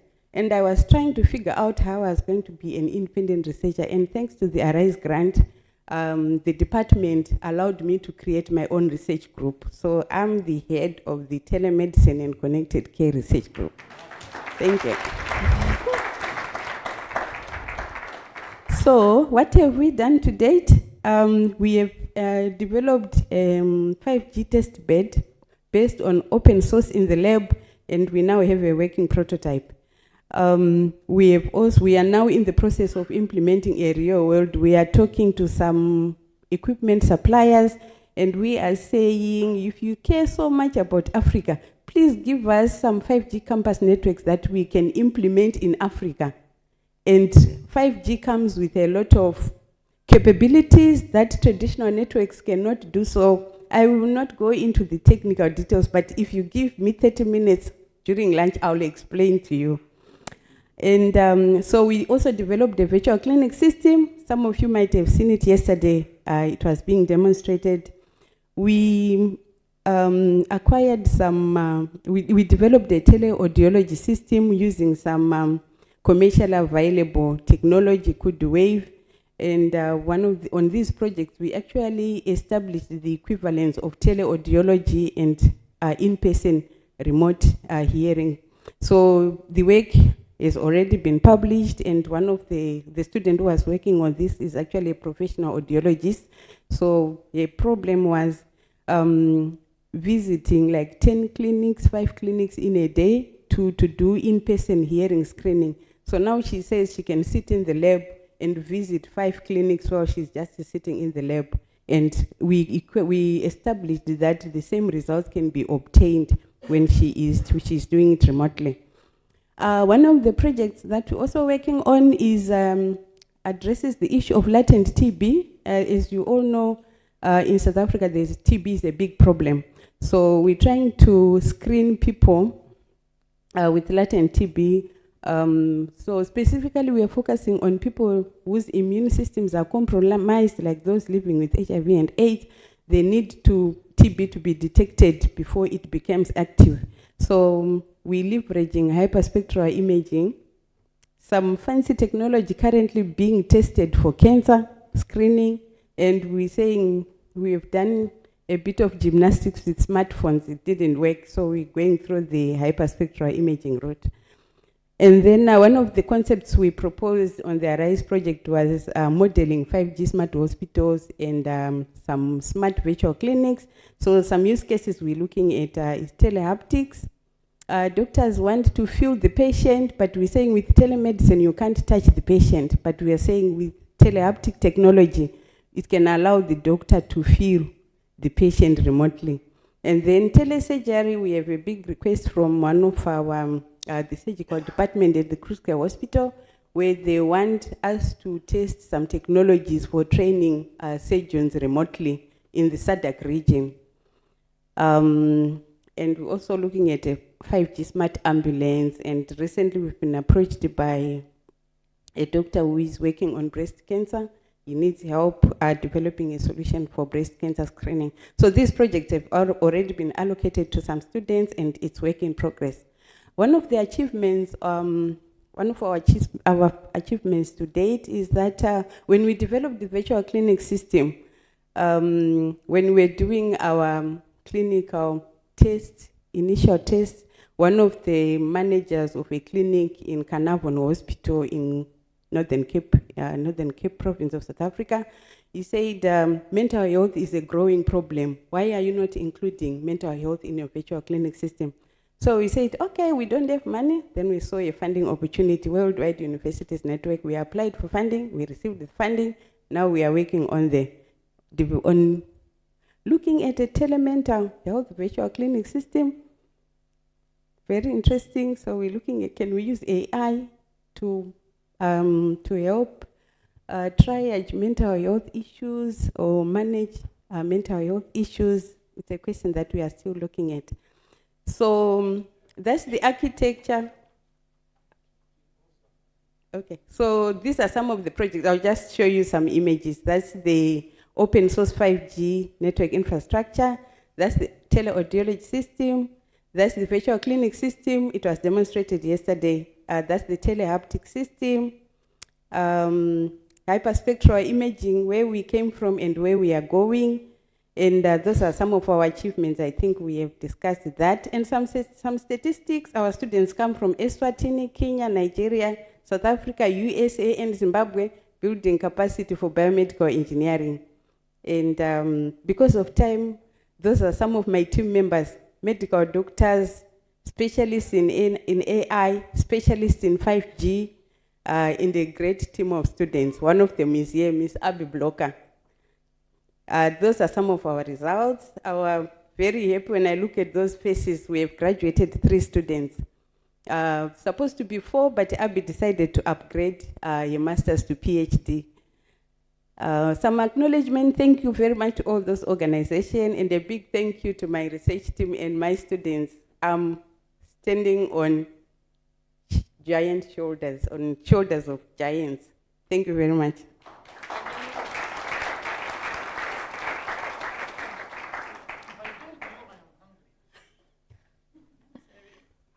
So good morning, everyone. So today I'll be talking about artificial intelligence until my slides come. They are here almost. So today I'll be presenting my work about artificial intelligence and bioinformatics for drug discovery. We will be presenting our work in the frame of the ARISE grant, but this work has been already prepared a few years ago in order to be able to plan and put together this nice project that we call the BIND and that I'm presenting today.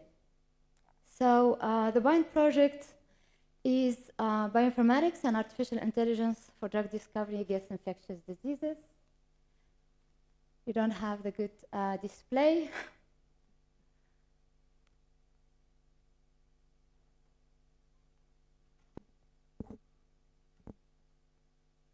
Inverted. So I'm an assistant professor at Institut Pasteur of Tunis, and I have a multidisciplinary background that helped me dive into this multidisciplinary journey where I can both work in biology and chemistry, physics, and bioinformatics and artificial intelligence. So artificial intelligence is now in every aspect of our daily life. You know that we, by the way of just using your smartphone, you have access to a lot of services that are backed up by artificial intelligence. And some people, probably not people in this room, but most of the people in the world are now using smartphones without knowing that they are leveraging and empowering a lot of AI platforms through the use of these type of applications. So what I have for my slide that you don't see yet, but it's okay, is a definition that I said we used to Google things. Now we ask ChatGPT. So I asked ChatGPT, what is your definition of artificial intelligence? And it was an accurate one, which is very expected. So it says these are AI refers to the development of systems on machines that perform tasks that are typically requiring human intelligence. These include understanding natural language, solving problems, recognizing patterns, and making decisions. And then it adds that AI systems use algorithms and data, and I'm highlighting this, to learn and improve their performances so they can adapt towards novel situations and tasks. So in fact,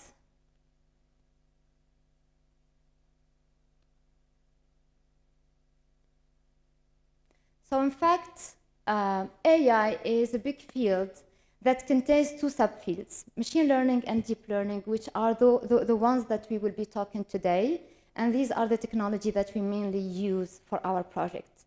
Just to explain what is machine learning in general, it differs from classical programming in the fact that in classical programming, you would address certain rules that you code to the computer. Then you give data so the computer can give you answers. So that's classical programming. In machine learning, it is different because what we do is that we feed data to the algorithms along with answers. We call these labels, which means that we have information, data, and then we know if we are asking a question, what would be the answer to that? Like if we are given images, we know what the image contains. And then the algorithm, as ChatGPT said, will be learning on this data. And then it will dress its own rules. So this is why we always think of machine learning as black boxes, because these rules are internal to the algorithm. And then he's able to adapt and answer if you're asking questions. So this is basically how it works. So now, what is the relationship with the BIND, bioinformatics and artificial intelligence for drug discovery against infectious diseases? When we talk about computational sciences applied to drug discovery, most of the time we think historically of it is still of use and of big interest as well, and we do still do this in our group as well, is the use of what we call structured bioinformatics, where we identify targets within the pathogen of interest, and we try to identify novel drugs targeting these type of of enzymes within the pathogens. So that's historically what we call bioinformatics. Then we saw that implementing this computer-aided drug discovery, all the computational approaches that we bring into the drug discovery process, it helps a lot with cost and time reduction, and it also enhances a lot the outcomes. So AI does the same thing, but in a different manner. So we are not tackling, and this is what I'll be exposing later. So we are not necessarily talking about enzymes and targets within the cell, but we will tackle things using databases of large information about chemical compounds. So I have been part of an expert panel that dressed together with the BCG and Wellcome Trust a report that have mapped the landscape of the use of AI in drug discovery worldwide in the research and the industry. And what the report says is that when we look at the growth rate of application, you can see that we have between 18% and 27% annual growth rate for applications that are related to small molecules. We'll be talking about this specifically for the bind, vaccines and antibodies. Then when we split things into a type of diseases that we are looking at, we can see that we have most of what is done in antibodies is in oncology and COVID-19.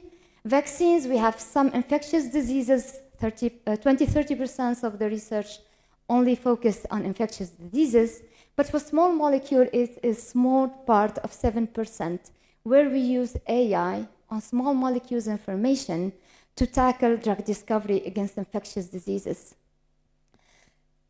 If we look into more details on what is happening, we see that the impact of AI when they are introduced in these type of applications into the small molecules process are of high interest. So we have high impact to medium impact at different parts of the early steps of the drug discovery process. And this is exactly the steps that we are taking into the BIND project.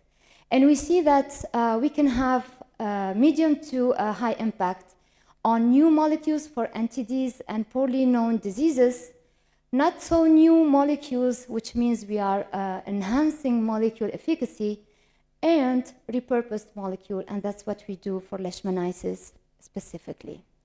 So the BIND, this is the framework. We are focused on two main applications and development.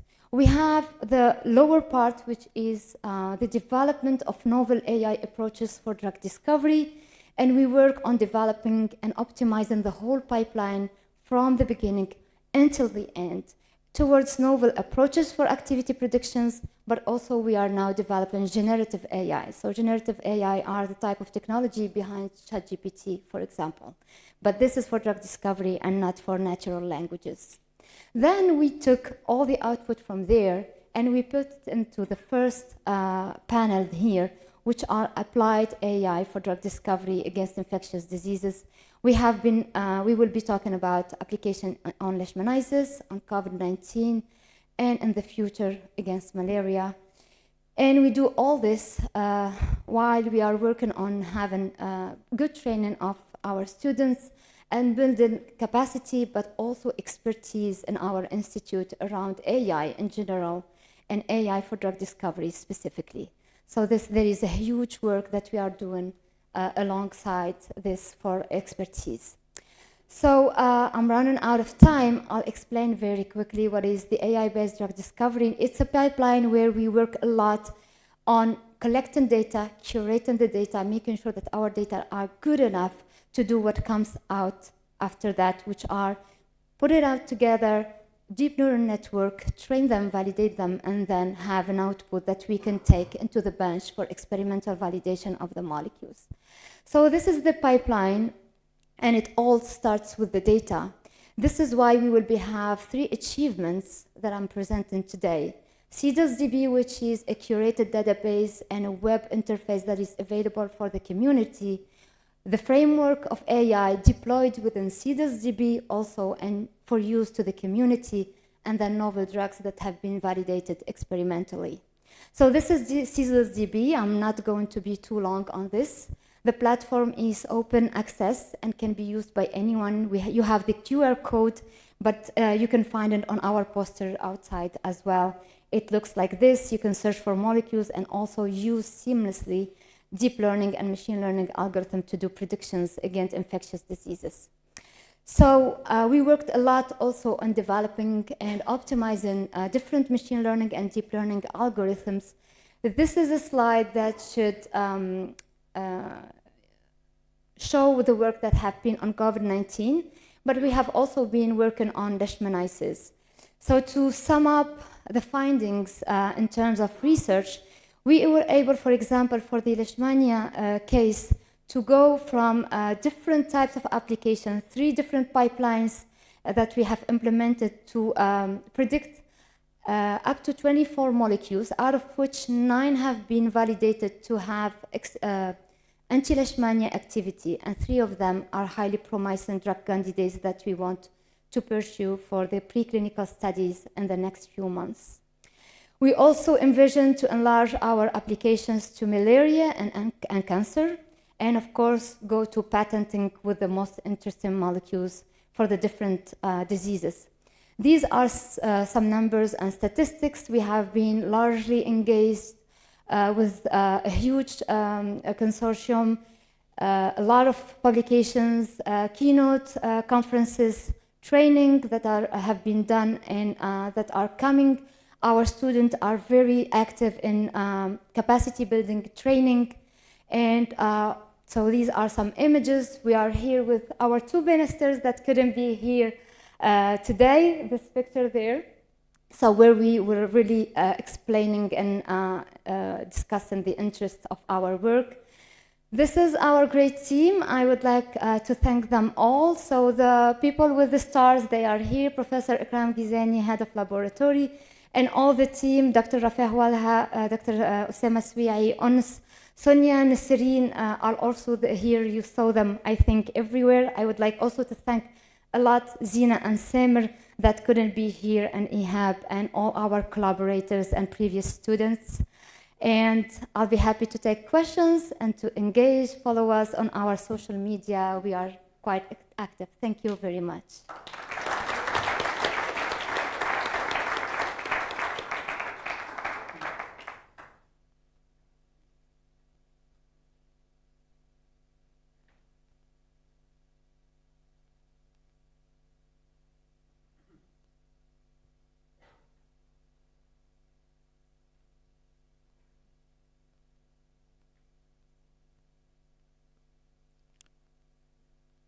Good morning, everyone.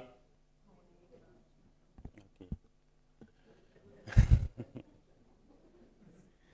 My name is Alassane Assani Seydou. I'm assistant professor. I'm from University of Parakou in Benin.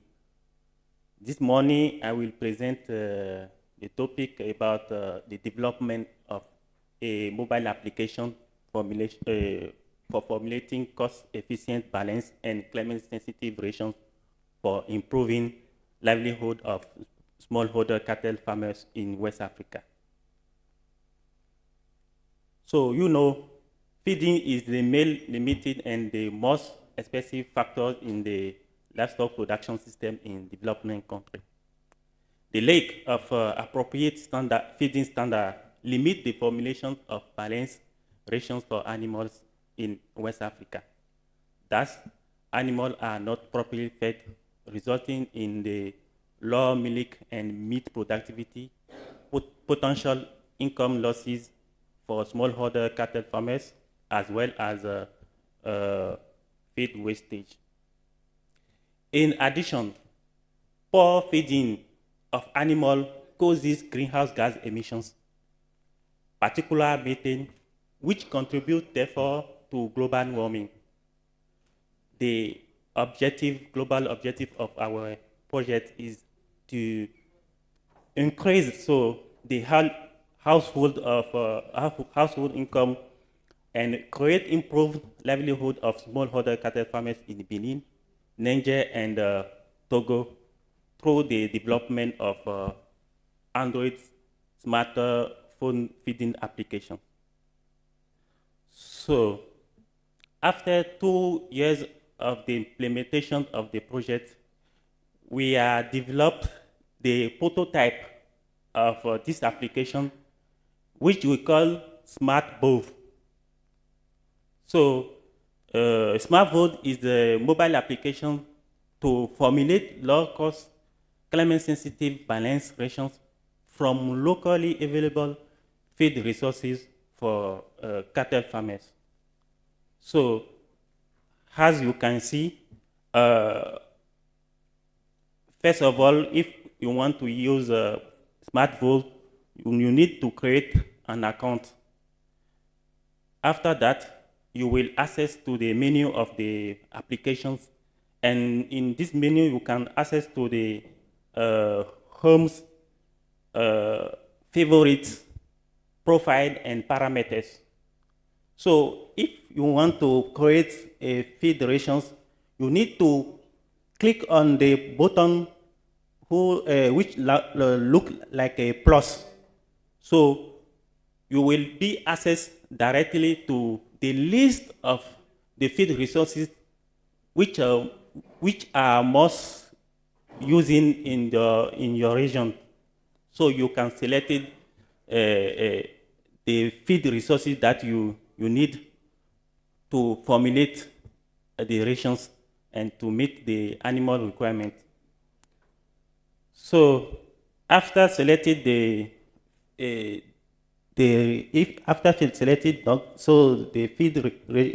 feed resources, you can go and click on generate the rations,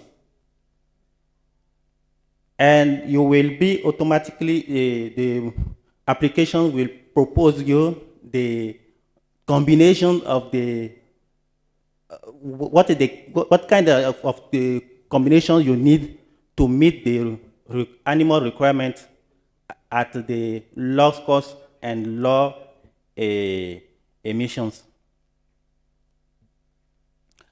At the end of the operation, you will have the resume of your rations, which will give you the cost of the feed, the emissions of these rations, also the nutrition composition of the rations.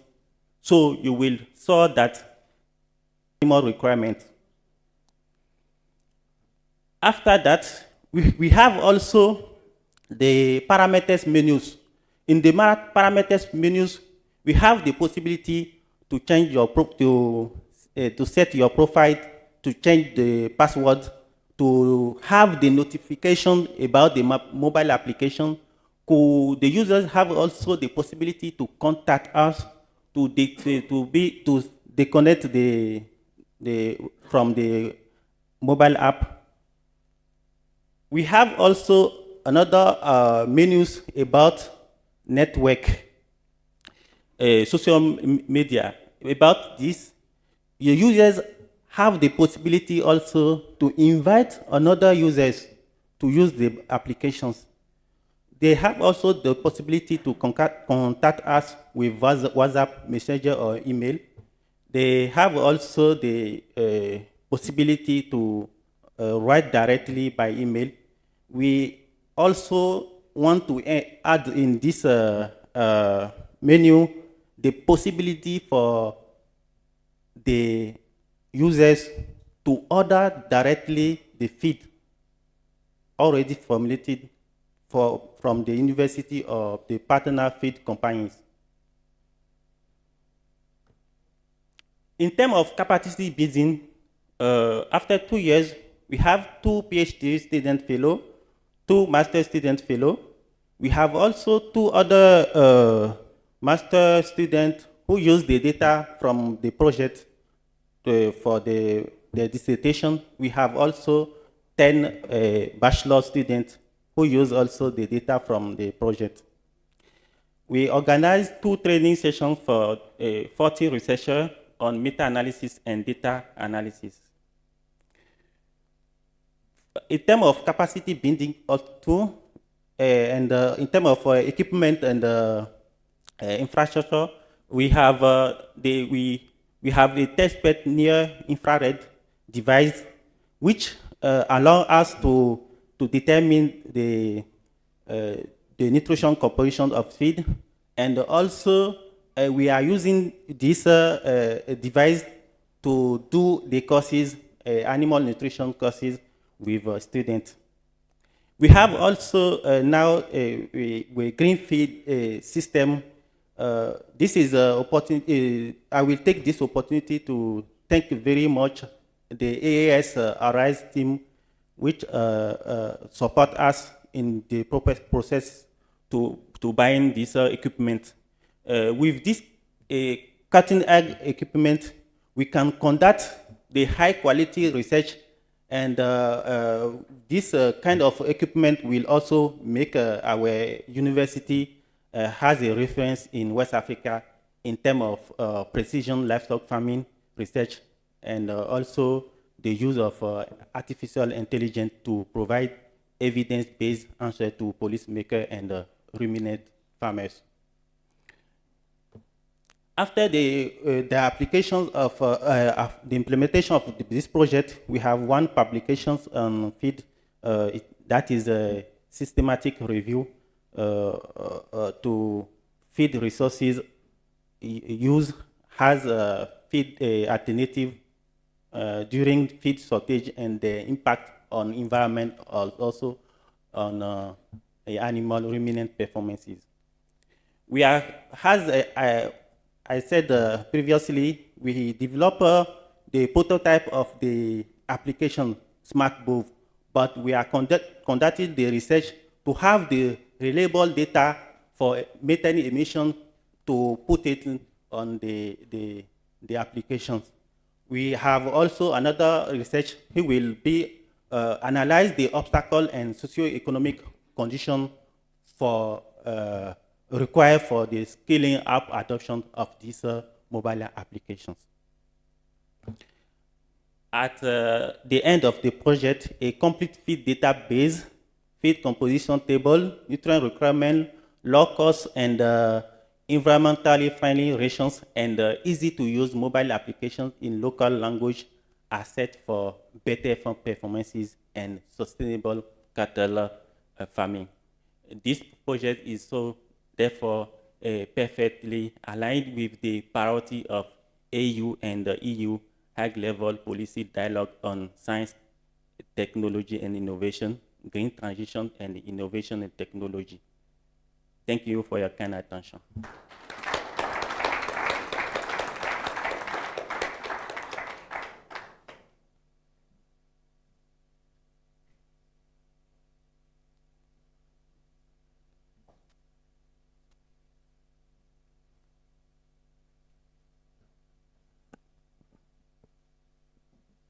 So hi everyone, I am very pleased to be among you today. My name is Hajar Al-Hamouti and I am an assistant professor with the College of Computing of Mohammed VI Polytechnic University in Morocco. And my RISE project is entitled Broadband Internet Access for Unconnected and Underconnected Areas. Now, as you may know, half of the world's population lives in unconnected and underconnected areas where the internet connectivity is very low or inexistent. And most of this population lives in low-income countries, in particular in Africa, with very high rate of illiteracy. At the same time, telecommunication operators are very reluctant to invest in the ground internet infrastructure in the absence of a viable business model that ensures a return on investment. Now, this results in a vicious cycle. So low-income population cannot have access to internet, therefore they cannot access to e-learning and online job opportunities, and hence they cannot increase their income and it attracts the investments of telecommunication operators. Our project aims at breaking this vicious cycle by proposing technologies and approaches that provide internet connectivity to these areas quickly, efficiently, with reduced costs through the use of non-terrestrial networks. Now, non-terrestrial networks are networks that include the use of satellites, low-orbit satellites, drones, and high aerial platforms in order to provide connectivity to users in remote areas. And this technology has existed. However, it still suffers from many challenges. Among these challenges, we can cite the optimization of the deployment of these networks, so how to position satellites and drones optimally such that the network performance is improved, and how to reduce their energy consumption, especially when we use drones, since they have very limited battery life, and also how to allocate the network resources optimally so that the costs are reduced. So within the framework of ARISE project, we try to address these challenges. And so far, we have addressed three main questions. So the first one is identifying use cases where non-terrestrial networks can be deployed efficiently and quickly. And we have studied two scenarios. The first one is a scenario where we use drones in order to collect data from ground sensors in either a smart city context or agriculture fields. And the second scenario is or concern the use of multi-layer networks where we have multiple types of flying infrastructure that can be deployed quickly in order to provide connectivity to the users. We have also answered the question how to reduce the energy consumption, especially when we use drones. And we have published two papers within this context. The first one studied the deployment of drones as base stations that collect data with a limited budget of energy, and we proposed an algorithm that improves the performance metric of the network while optimizing the energy. And the second one studied the use of an advanced technology which is called the reconfigurable intelligent surfaces. Those are mirrors that are carried by drones in order to reflect the signals and increase the coverage area of the antenna, and also reduce the energy consumed by the drones. The third question is related to the optimization of the network resources such as the transmit powers, the bandwidth, and also the association with the users. And we have published a paper recently which studies the use or which proposes an algorithm in order to optimize the connection from the ground through the air to the space of the users. Now, this has been done thanks to a team that is composed of 3 PhD students, and I'm proud that these PhD students came from different African countries, in particular from Niger, Botswana, and Senegal.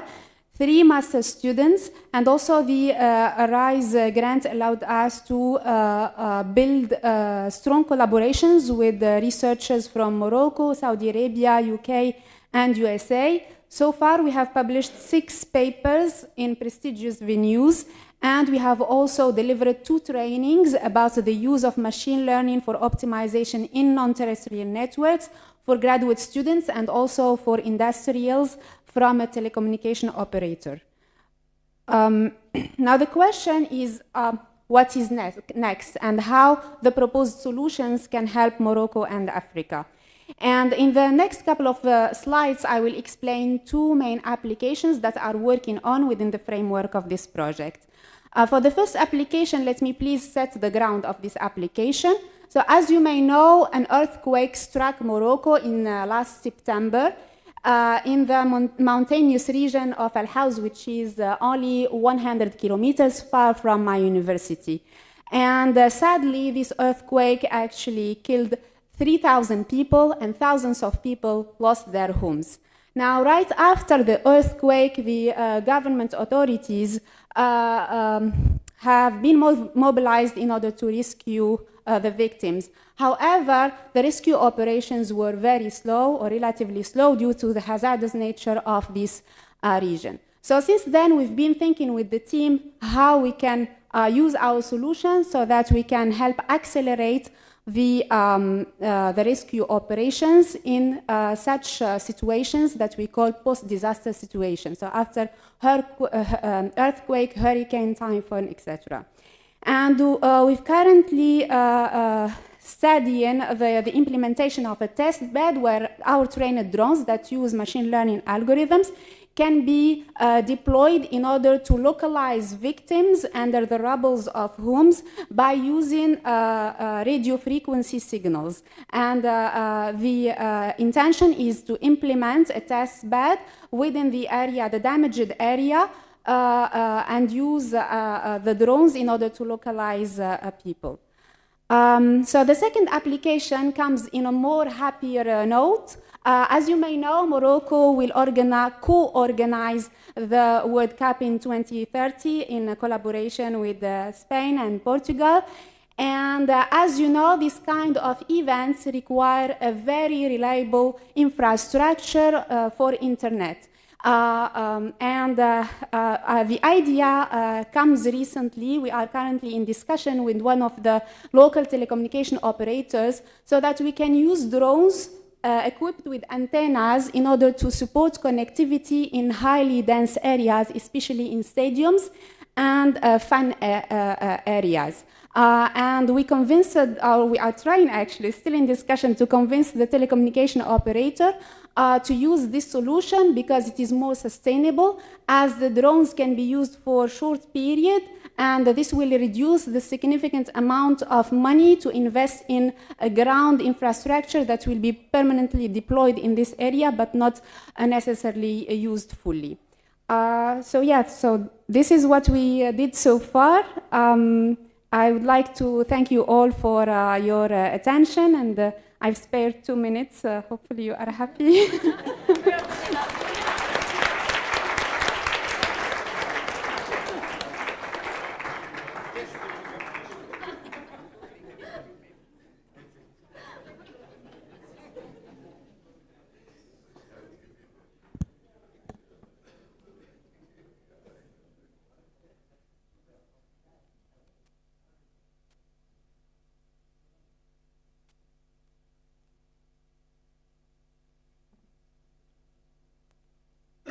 Okay, good afternoon.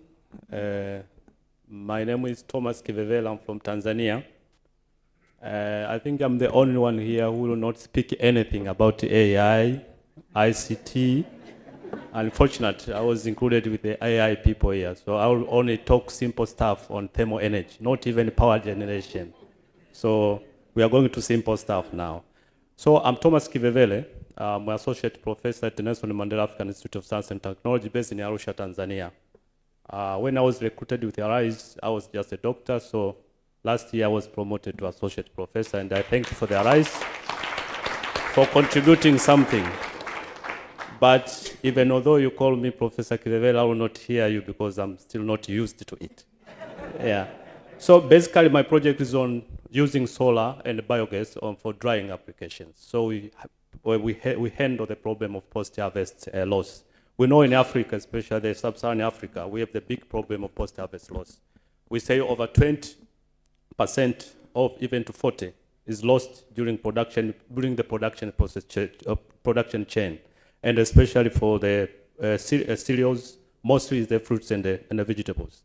So there are different technologies that are being used, especially on the normal open sun drying, also on the using of solar collectors, of solar dryers that are passively used. When the sun is not there, they are not used, or they are useless kind of dryers. So for us, we are trying to integrate at least two systems to have a hybrid kind of a system, so that when the sun is not there, you have a continuous kind of drying.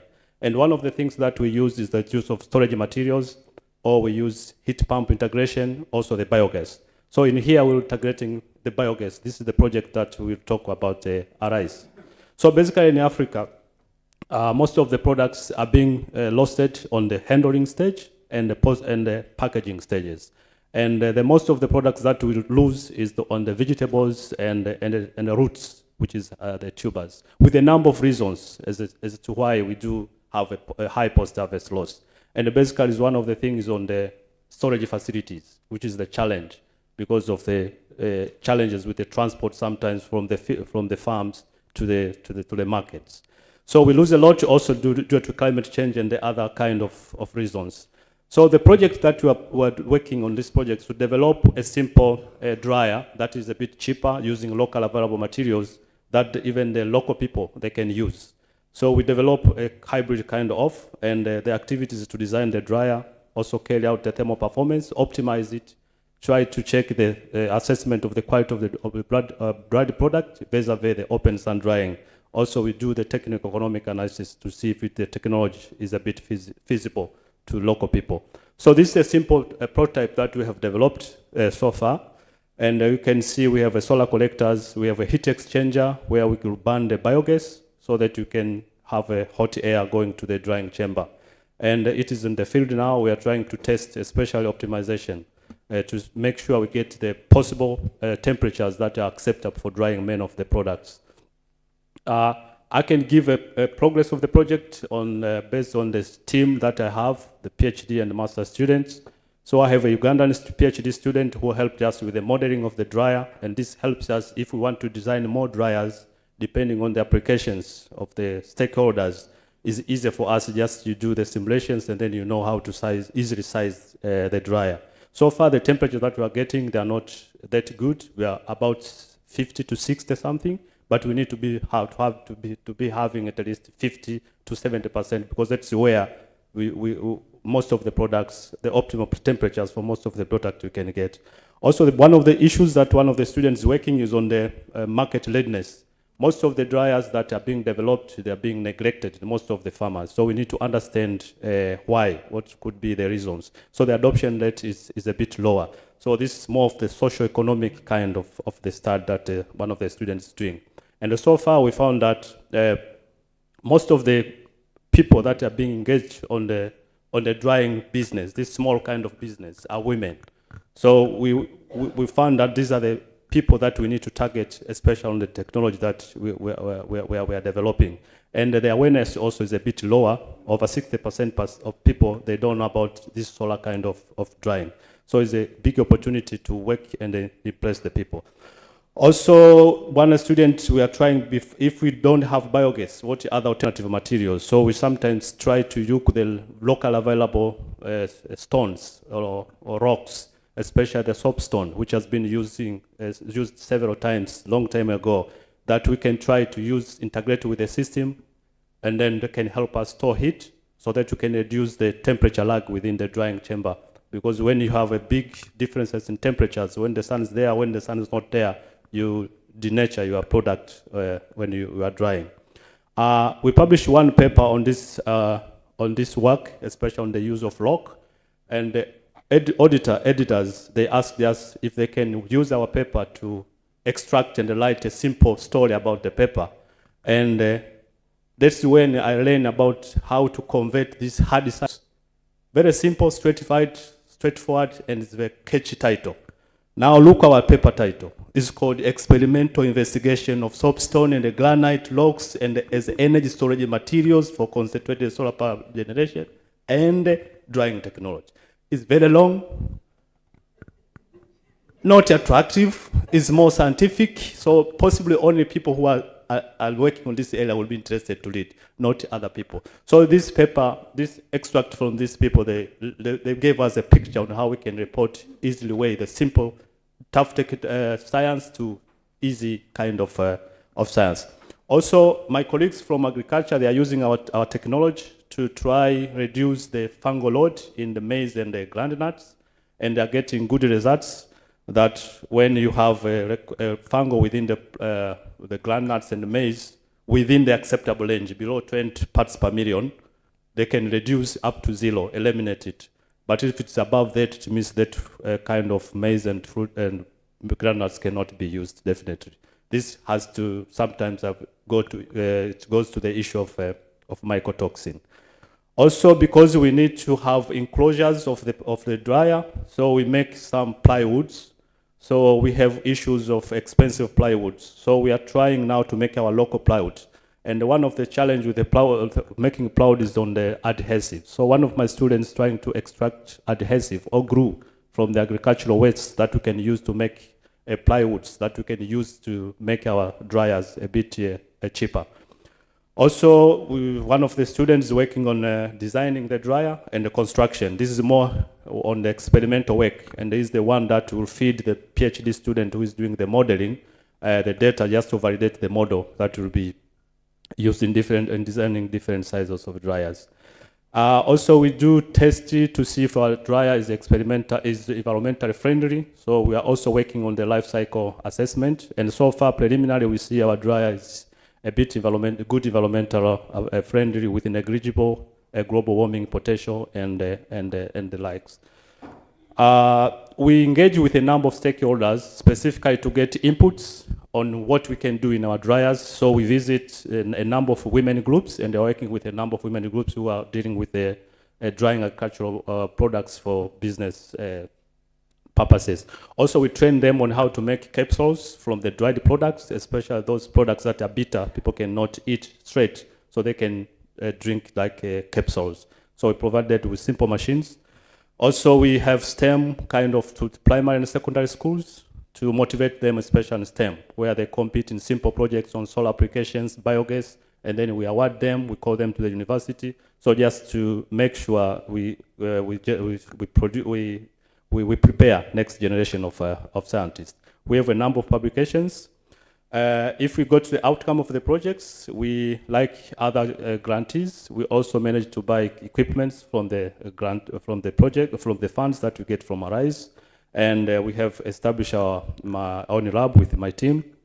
So we are enhancing the research capacity of the university, also enhancing the skills and skills to different stakeholders, especially by offering scholarships and outreach activities. We expect at the end of the day, our project will increase the food security by reducing the post-harvest loss. These are in line with the AU-EU HLPD on STI, especially on capacity building, capacities for sciences, public health, green transition, and innovations and technology.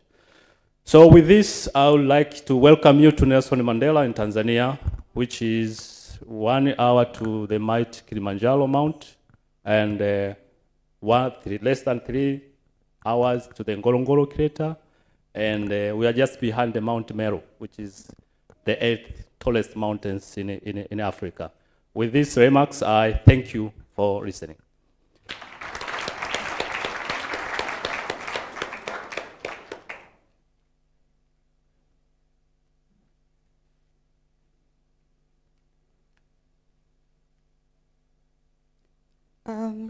Hello, I don't know if it's good morning, good afternoon, but once I am the first Lusophone here, allow me also to greet you in Portuguese.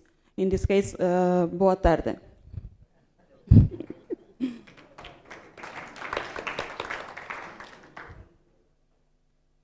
Okay, I am an assistant professor in the University of Cabo Verde. Oh, sorry, my name is Salia Semedo. And today I bring this presentation, Architecting Internet of Things for Smart Agriculture in Cabo Verde. But before we explore the proposed architecture, let me share a bit about how we started. We started in 22 with just an idea, alone, and without any infrastructure. Thanks to the ARISE program, by 23, we were able to form a team, establish and equip a laboratory, the Responsible and Smart Solution Lab.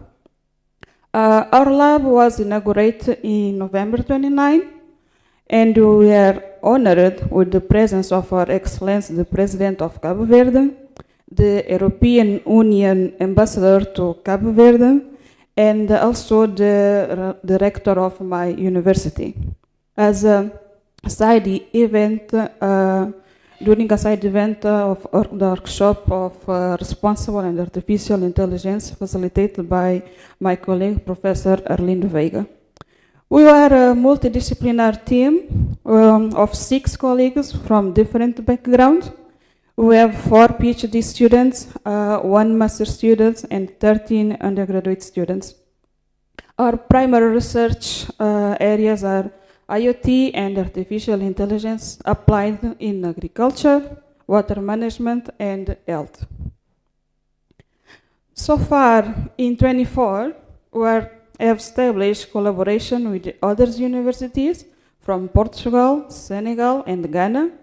We are working with partners from the civil society, the United Nations, and also private sectors. All of these was being made possible thanks to the ARISE program. And I would like to thank the AAS, the AU, and the EU for turning my idea in our reality. What does, please stop. You understand this. So, what does the future hold for us? Wait until the end and we will know. So, moving to the project itself, in this project, we explore strategies to solving challenges in IoT systems, not non-terrestrial one, like Ajar, but terrestrial one, because I don't want to work with drone right now. Challenges such as communication range, power supply systems, and data security. However, we also want to analyze how our research results can be used for the benefit of society. In our case, we decided to apply our research to 2 priority areas for Cabo Verde: the water sector and the agriculture sector. Why these areas? Because Cabo Verde has a strong agriculture tradition and also experience long cycle of drought, so will directly impact the agriculture productions. The irrigation agriculture is developed by small farmers and on small plot of lands. In only 7.8% of the available land for agriculture with a moderate production, because they complain that they don't have enough water. And this poses an opportunity to develop innovative solutions based on IoT and artificial intelligence, again, sorry, for water management system that can boost agriculture production while conserve water resource. Here we have some results. We provide a list of recommendations for implementation of IoT in Cabo Verde regarding to technology, communications protocols, energy systems, communication ranges, Wi-Fi coverage, and mobile coverage. Why a recommendation for Cabo Verde? Because, once again, Cabo Verde is an archipelagic country, mountainous one, where most interesting areas are far from each other and mostly located in rural areas without or with little infrastructure installed. So our project successfully established experimental field in the university, similar to a real one. Why? Because this field will serve as a practical testing ground for the implementation of smart solution, and also will test the effectiveness of the solutions. Also, we'll use this test field as a showcase for a low engagement with the local farmers. We actively engage with the local farmers because we need to know what are their real needs and challenges and try to sit together and design the best solution for their needs. And also developed and prototyped a smart irrigation system. Why a smart irrigation system? Because discussing with the farmers, they say, I don't want a system that do everything for me.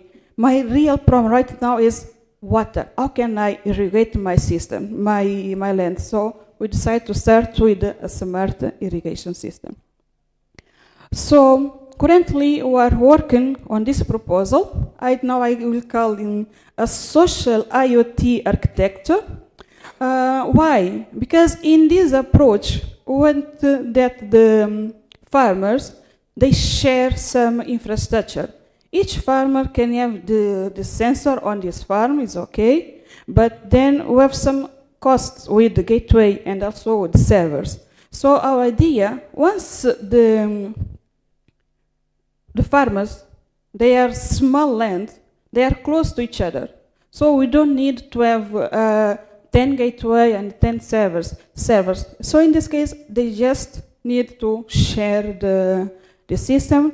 Then we'll be there on the cloud to use the data to improve our model, and then we give this result for decision making to the farmers via web applications. Right now we're facing some challenge, such as the stability and security of communication on the sensors. We also need data available for our artificial intelligence model to improve the decision making.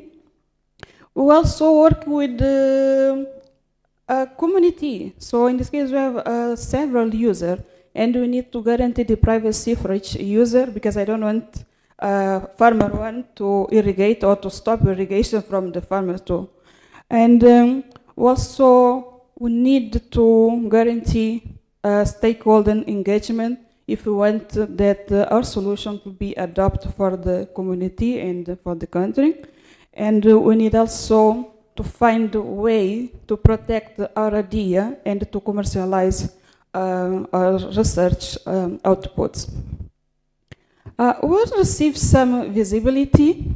I will take this time to say that thanks to ARISE, I am currently a Fulbright visiting scholar for the academic year 23-24. I forgot from this, my introduction, so then. And as you can see, it seems that I'm the only one on the pictures, but I have a team. For me, I could bring my team, but what happened in Cape Verde is that they say, you are a model. You are a woman, you are a physicist, and you are leading research in emerging technology. So we need to spotlight you, because we need you to inspire the next generation, the next women. And so this is why just me there.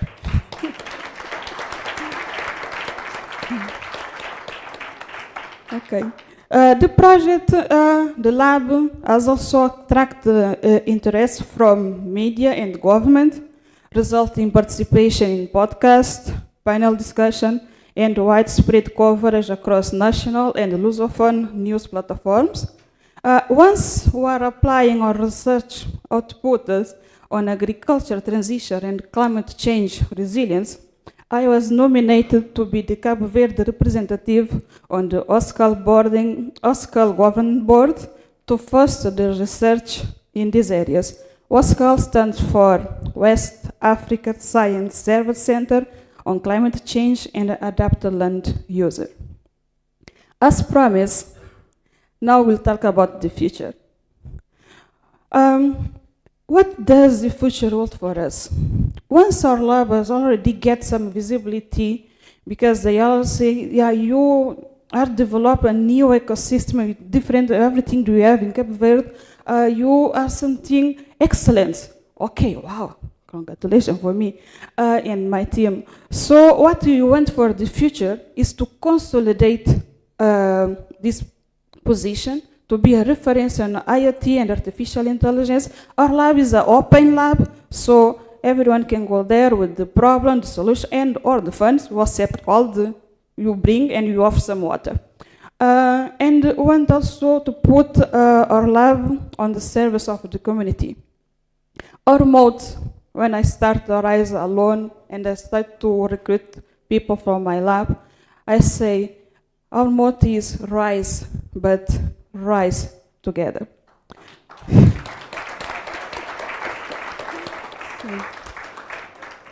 And to this end, we invite you to join us, because what we are doing is not just for us, our institution, or our country. It's also for Africa, our continent. Please join us, support us, collaborate with us. I will stop here and thank our sponsor, our collaborators, our teams, and especially thanks Dr. Emne and her team for hosting us. Thank you for your attention.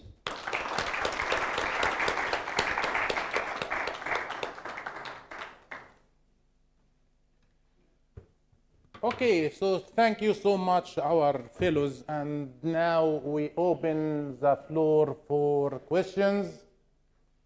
I have long list of questions, so don't worry if you don't have questions. Okay, so we have one question here. We will start with the first presentation, just to remind you, development of a secure 5G and beyond digital health test bed. So we need 1-2 questions for these presentations. Here, microphone here, please, or here. Yeah, you can start. Okay, thank you very much. I will want to ask my question to the presenter who used the drone, who was presenting on the aspect of the drone. So will not be the first one as such. My concern is in regard to the signals that are going to be produced by the drone. And we know very well that if you look at the prism, the ionosphere and all that, and you have got the sun rays have got the ability to deflect or interfere with the signals.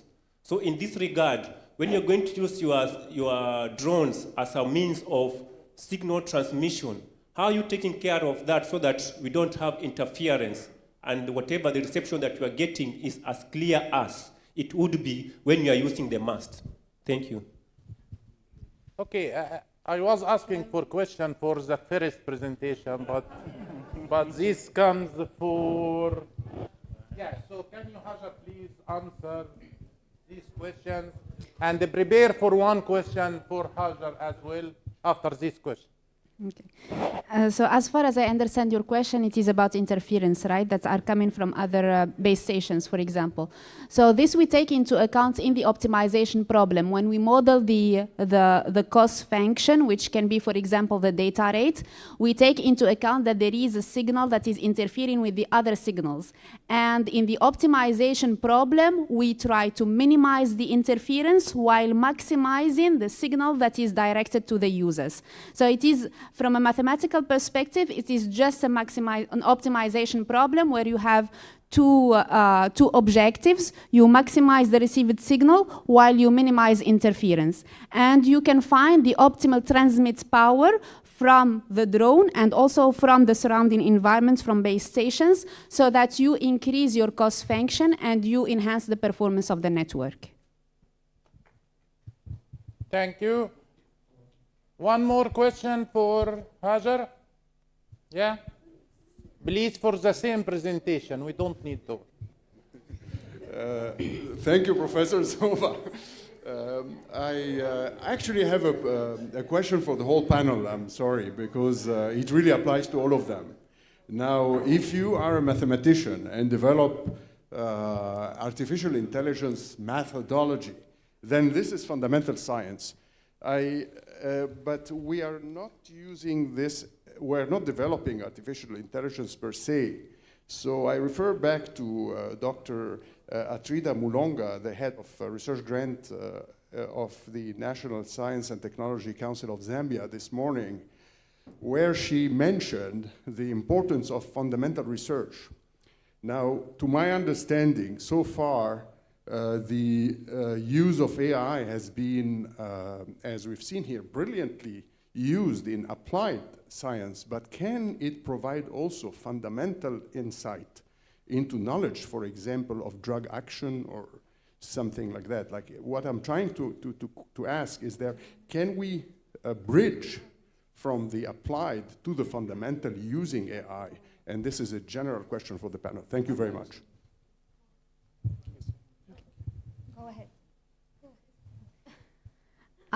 So let me just reformulate your question. It's about the contribution that we can make in the machine learning field as scientists and mathematicians. Maybe I will talk from my perspective and the use of machine learning in wireless networks. Now, one of the biggest problematics in this area is that when we send machine learning parameters over the wireless networks, this is very voluminous in terms of data. And the wireless networks are constrained and the bandwidth is very limited, so we need to optimize to the maximum so that we do not end up with bottlenecks in the wireless network. Now, from a machine learning perspective, one of the works that we did with my team is how to use compression techniques on the vector models that are transmitted through the network and ensure the conversions of the machine learning model while respecting the constraints of the network. So this can be seen as a contribution to the machine learning in connection with the wireless network constraints. I will also add up on what Hajar said, but it will be from a different perspective. So I didn't really mention in my presentation that we are working on developing new architectures. Now this work is ongoing. We are trying to explore the transformers, which are the models that may resemble what we use for generative tools and artificial intelligence. And the idea is to be able to generate new molecules that are not existing yet. And then we need to validate them, make sure that these are real molecules that can be synthesized, then validate their drug likeliness, and so on and so forth. So this is the fundamental part of the research that I didn't really highlight it because it is ongoing.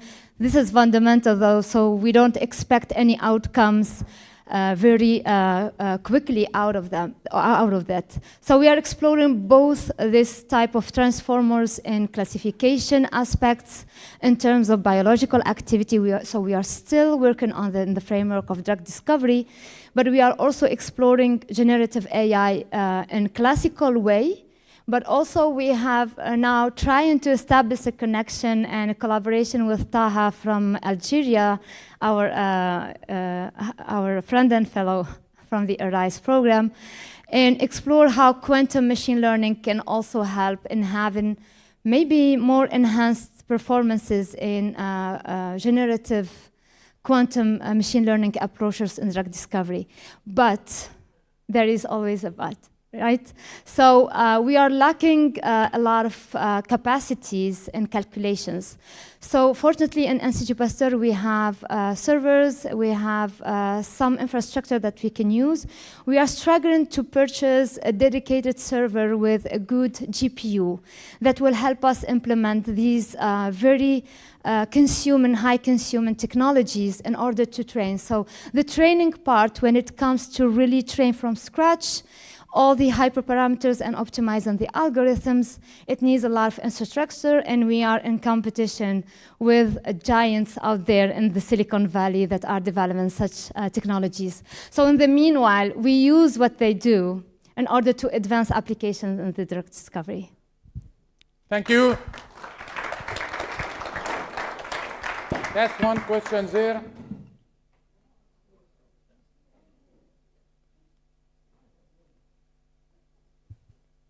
So my question is related to the first presenter, Dr. Bessi. It's about the development of telemedicine and virtual clinic. Can you sit here? Okay. Yeah, I want to, how you will ensure the patient's data safety and privacy with these new technologies? Thank you very much. Can I go? Want me to repeat? No, I got your question. Can I go ahead and answer? I see Dr. Okay, all right. Thank you very much for your question. The issue of data security and patient privacy and patient safety in digital health technologies is quite key. And I think, as I said at the beginning of my presentation, is that one of the challenges why digital health innovations have not been adopted into healthcare systems is governments will ask, okay, thank you very much for your technology, but how safe is the technology? How do you guarantee the privacy of patient data? And does your technology do exactly what you say it does? So when innovators can't answer these questions, then that's the end of the technology. So one of the ways we are addressing this problem is we leveraging blockchain technology. So one of my ARISE objectives is actually to develop a framework for leveraging blockchain technology in some of our applications that we are developing. And blockchain technology has been successfully used in cryptocurrencies in the finance sector. So we're saying if people have successfully used it to protect their finance, it should be good enough to protect health data and also ensure the safety and privacy and security of patients. Thank you. Thank you. Thank you so much. May I take this opportunity to congratulate the team, first and foremost, for a high level of gender mainstreaming. If I look at the scientists up from there, I see 4 young female scientists, a record in terms of what I see coming up in Africa. And I also see the young 2 men. It is really consoling that Africa is generating a team of serious scientists. My only concern is that, one, the fidelity of the data. It's not a question of how many publications you have generated, but one, the quality of the data we are generating and where we publish. I would want to see a situation where we are seeing some also, even if it is one publication in Nature, for example, because a high-level journal, it might have had issues with us at one point, but it does not mean we cannot publish there. Number 2, that we should also be gearing to produce the next Nobel laureate from this kind of work we are doing. So that if you have a team focusing on, say, telemedicine, like our colleague from South Africa, or our colleagues from North Africa, or even West Africa, or even the lady from Veda, then we know really that that team would be giving us maybe 3 Nobel laureates in the next few years to come. Last but not least, allow me also just to say that I'm impressed with the kind of presentation that is coming, and it is actually demystifying the fact that Africa has been segmentalized into some small cohorts of different countries. We are actually a huge continent, and these artificial boundaries where we are not able to communicate with each other is being broken by this ARISE program, where you can come from West Africa and you are able to communicate to your colleagues in East Africa very freely and without any barrier in terms of even the language. I wanted just to give that comment. I didn't want to specify, but you can, in terms of your journey to being a Nobel laureate, you can comment on that. Thank you. Thank you. Let us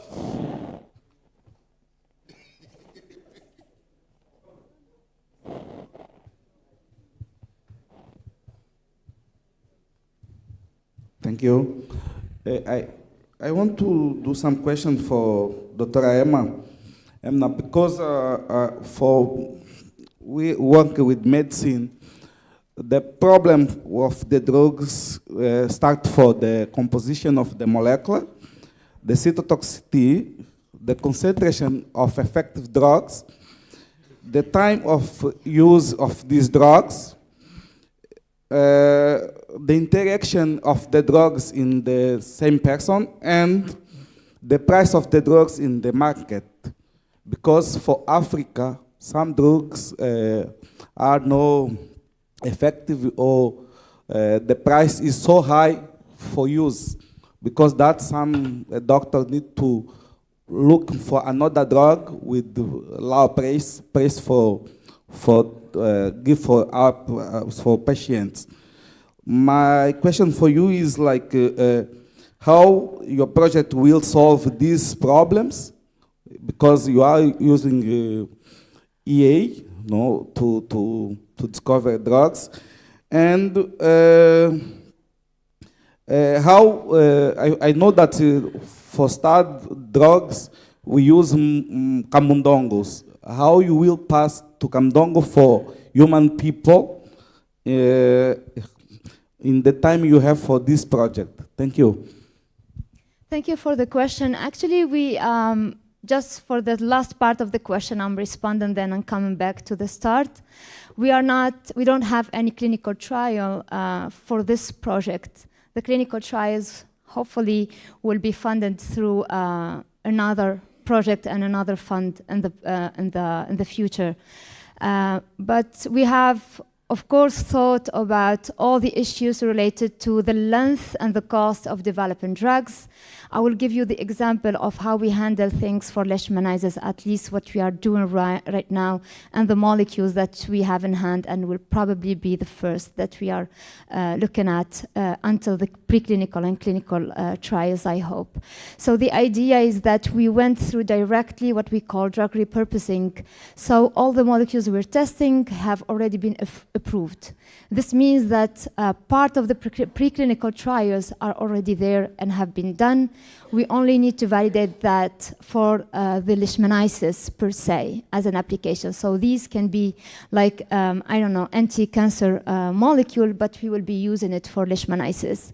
And then even for the clinical part, there is much of the work that is not needed to be redone because these are actually approved drugs and they are on the market, which means that they are also affordable most of the time if they are old enough. So a lot of molecules are already very cheap in the market. So it depends on how we will be able to conduct the clinical trials, the latest phase of the clinical trials on human patients.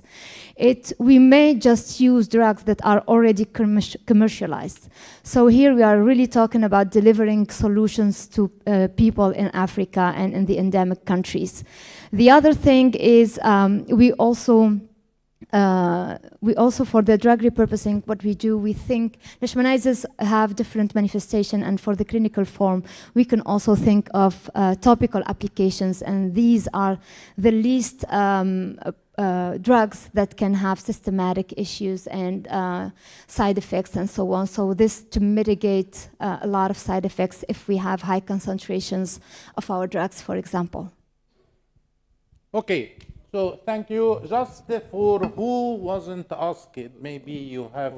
I have a question for Aja. No, this is enough, please. We need to end, but we have one for Alison. Your end users are the farmers. So did you receive any feedback from them, or are you planning to involve them? Because the most important thing is the impact. That how your mobile app will enhance and improve their life. Okay, thank you for your question. It is an excellent question because as I said, the smart bulb is it is a prototype applications. So to elaborate this prototype, in the aspects of the design, we involve the farmers to know if the presentation, the design of the application, it will be easy for us to use. So this is one of the points. The second point is also when we will finish the development of the application, we will also test this application in the selected farms. So we will receive the feedback about the mobile application, and we will so improve, if need, the application to have a good model of applications for farmers. Thank you. Thank you. Thomas, and regarding your solar dryer, where is your dryer in terms of cost and efficiency from the traditional dryers which are available? Thank you for the question. I think efficiency-wise, and that's one thing that we are trying to improve. So far, most of the efficiencies of existing dryers, the efficiencies are below 25%. So far, for us, preliminary, we have over 45% of the efficiency, especially on the energy perspective. And we are still, because we just built it. I think we are just started testing last month. That's where we got these preliminary results. So now we are moving to a second stage of optimization, and our goal is to reach above that. So we'll go as higher as we can, at least beyond the 50% from the 25 that is existing now. Cost-wise, I can't tell exactly. We are still examining because we are still finalizing it. But we are the main thing that we really considered is to use the local available material to try make it a bit cheaper. But exact figure maybe in the few months or next year will tell how much it will cost. Thank you. Thank you. And lastly, Sonia, your solutions which are being implemented in Cape Verde, do you have any idea to which level of the scalability your solution can be implemented in any other regions which have similar climate changes? Thank you for the questions. I think the representative of the United Nations Cape Verde, she did the same question because we went to visit a pilot on a farmer, and she asked, can I apply this to another place? I said, yes, it's okay. You can, if you work on this valley, it means that you will work in all valleys in Cape Verde. If it's working in Cape Verde, it also works better, for instance, in Senegal, because Senegal, we don't have so many mountains like Cape Verde, so we won't have the telecommunications issues that we are trying to solve in Cape Verde. So I think it's possible to scale the end product for other villages and also for other countries. Okay, thank you. So to meet the time, okay, for this session, and I think all are hungry like me now, so I am happy to end this session and to conclude. Thank you so much for you, and enjoy your lunch. Thank you very much. Thank you very much. Professor Ahmed Zuba, thank you very much. And thank you for all the presenters. Just before I announce you the program, no, you can. Dr. Fadila want to thank someone or some person or some institution. Thank you. Sorry, I'm in between you and the lunch, so it's a very critical position. I just realized listening to her that I forgot to thank Dr. Emna for welcoming us, and I forgot to thank, of course, the Institut Pasteur. So this is something that I really wanted to do before we break. And this is it. We can go for lunch. Thank you. Ladies and gentlemen, now it's the time for the break, lunch break. But before, I want to announce you that for the presenters who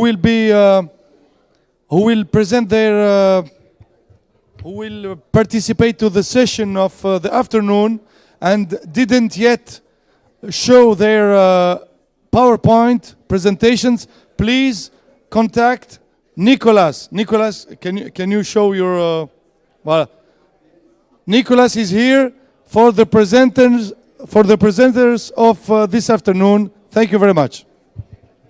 We have 45 minutes lunch break.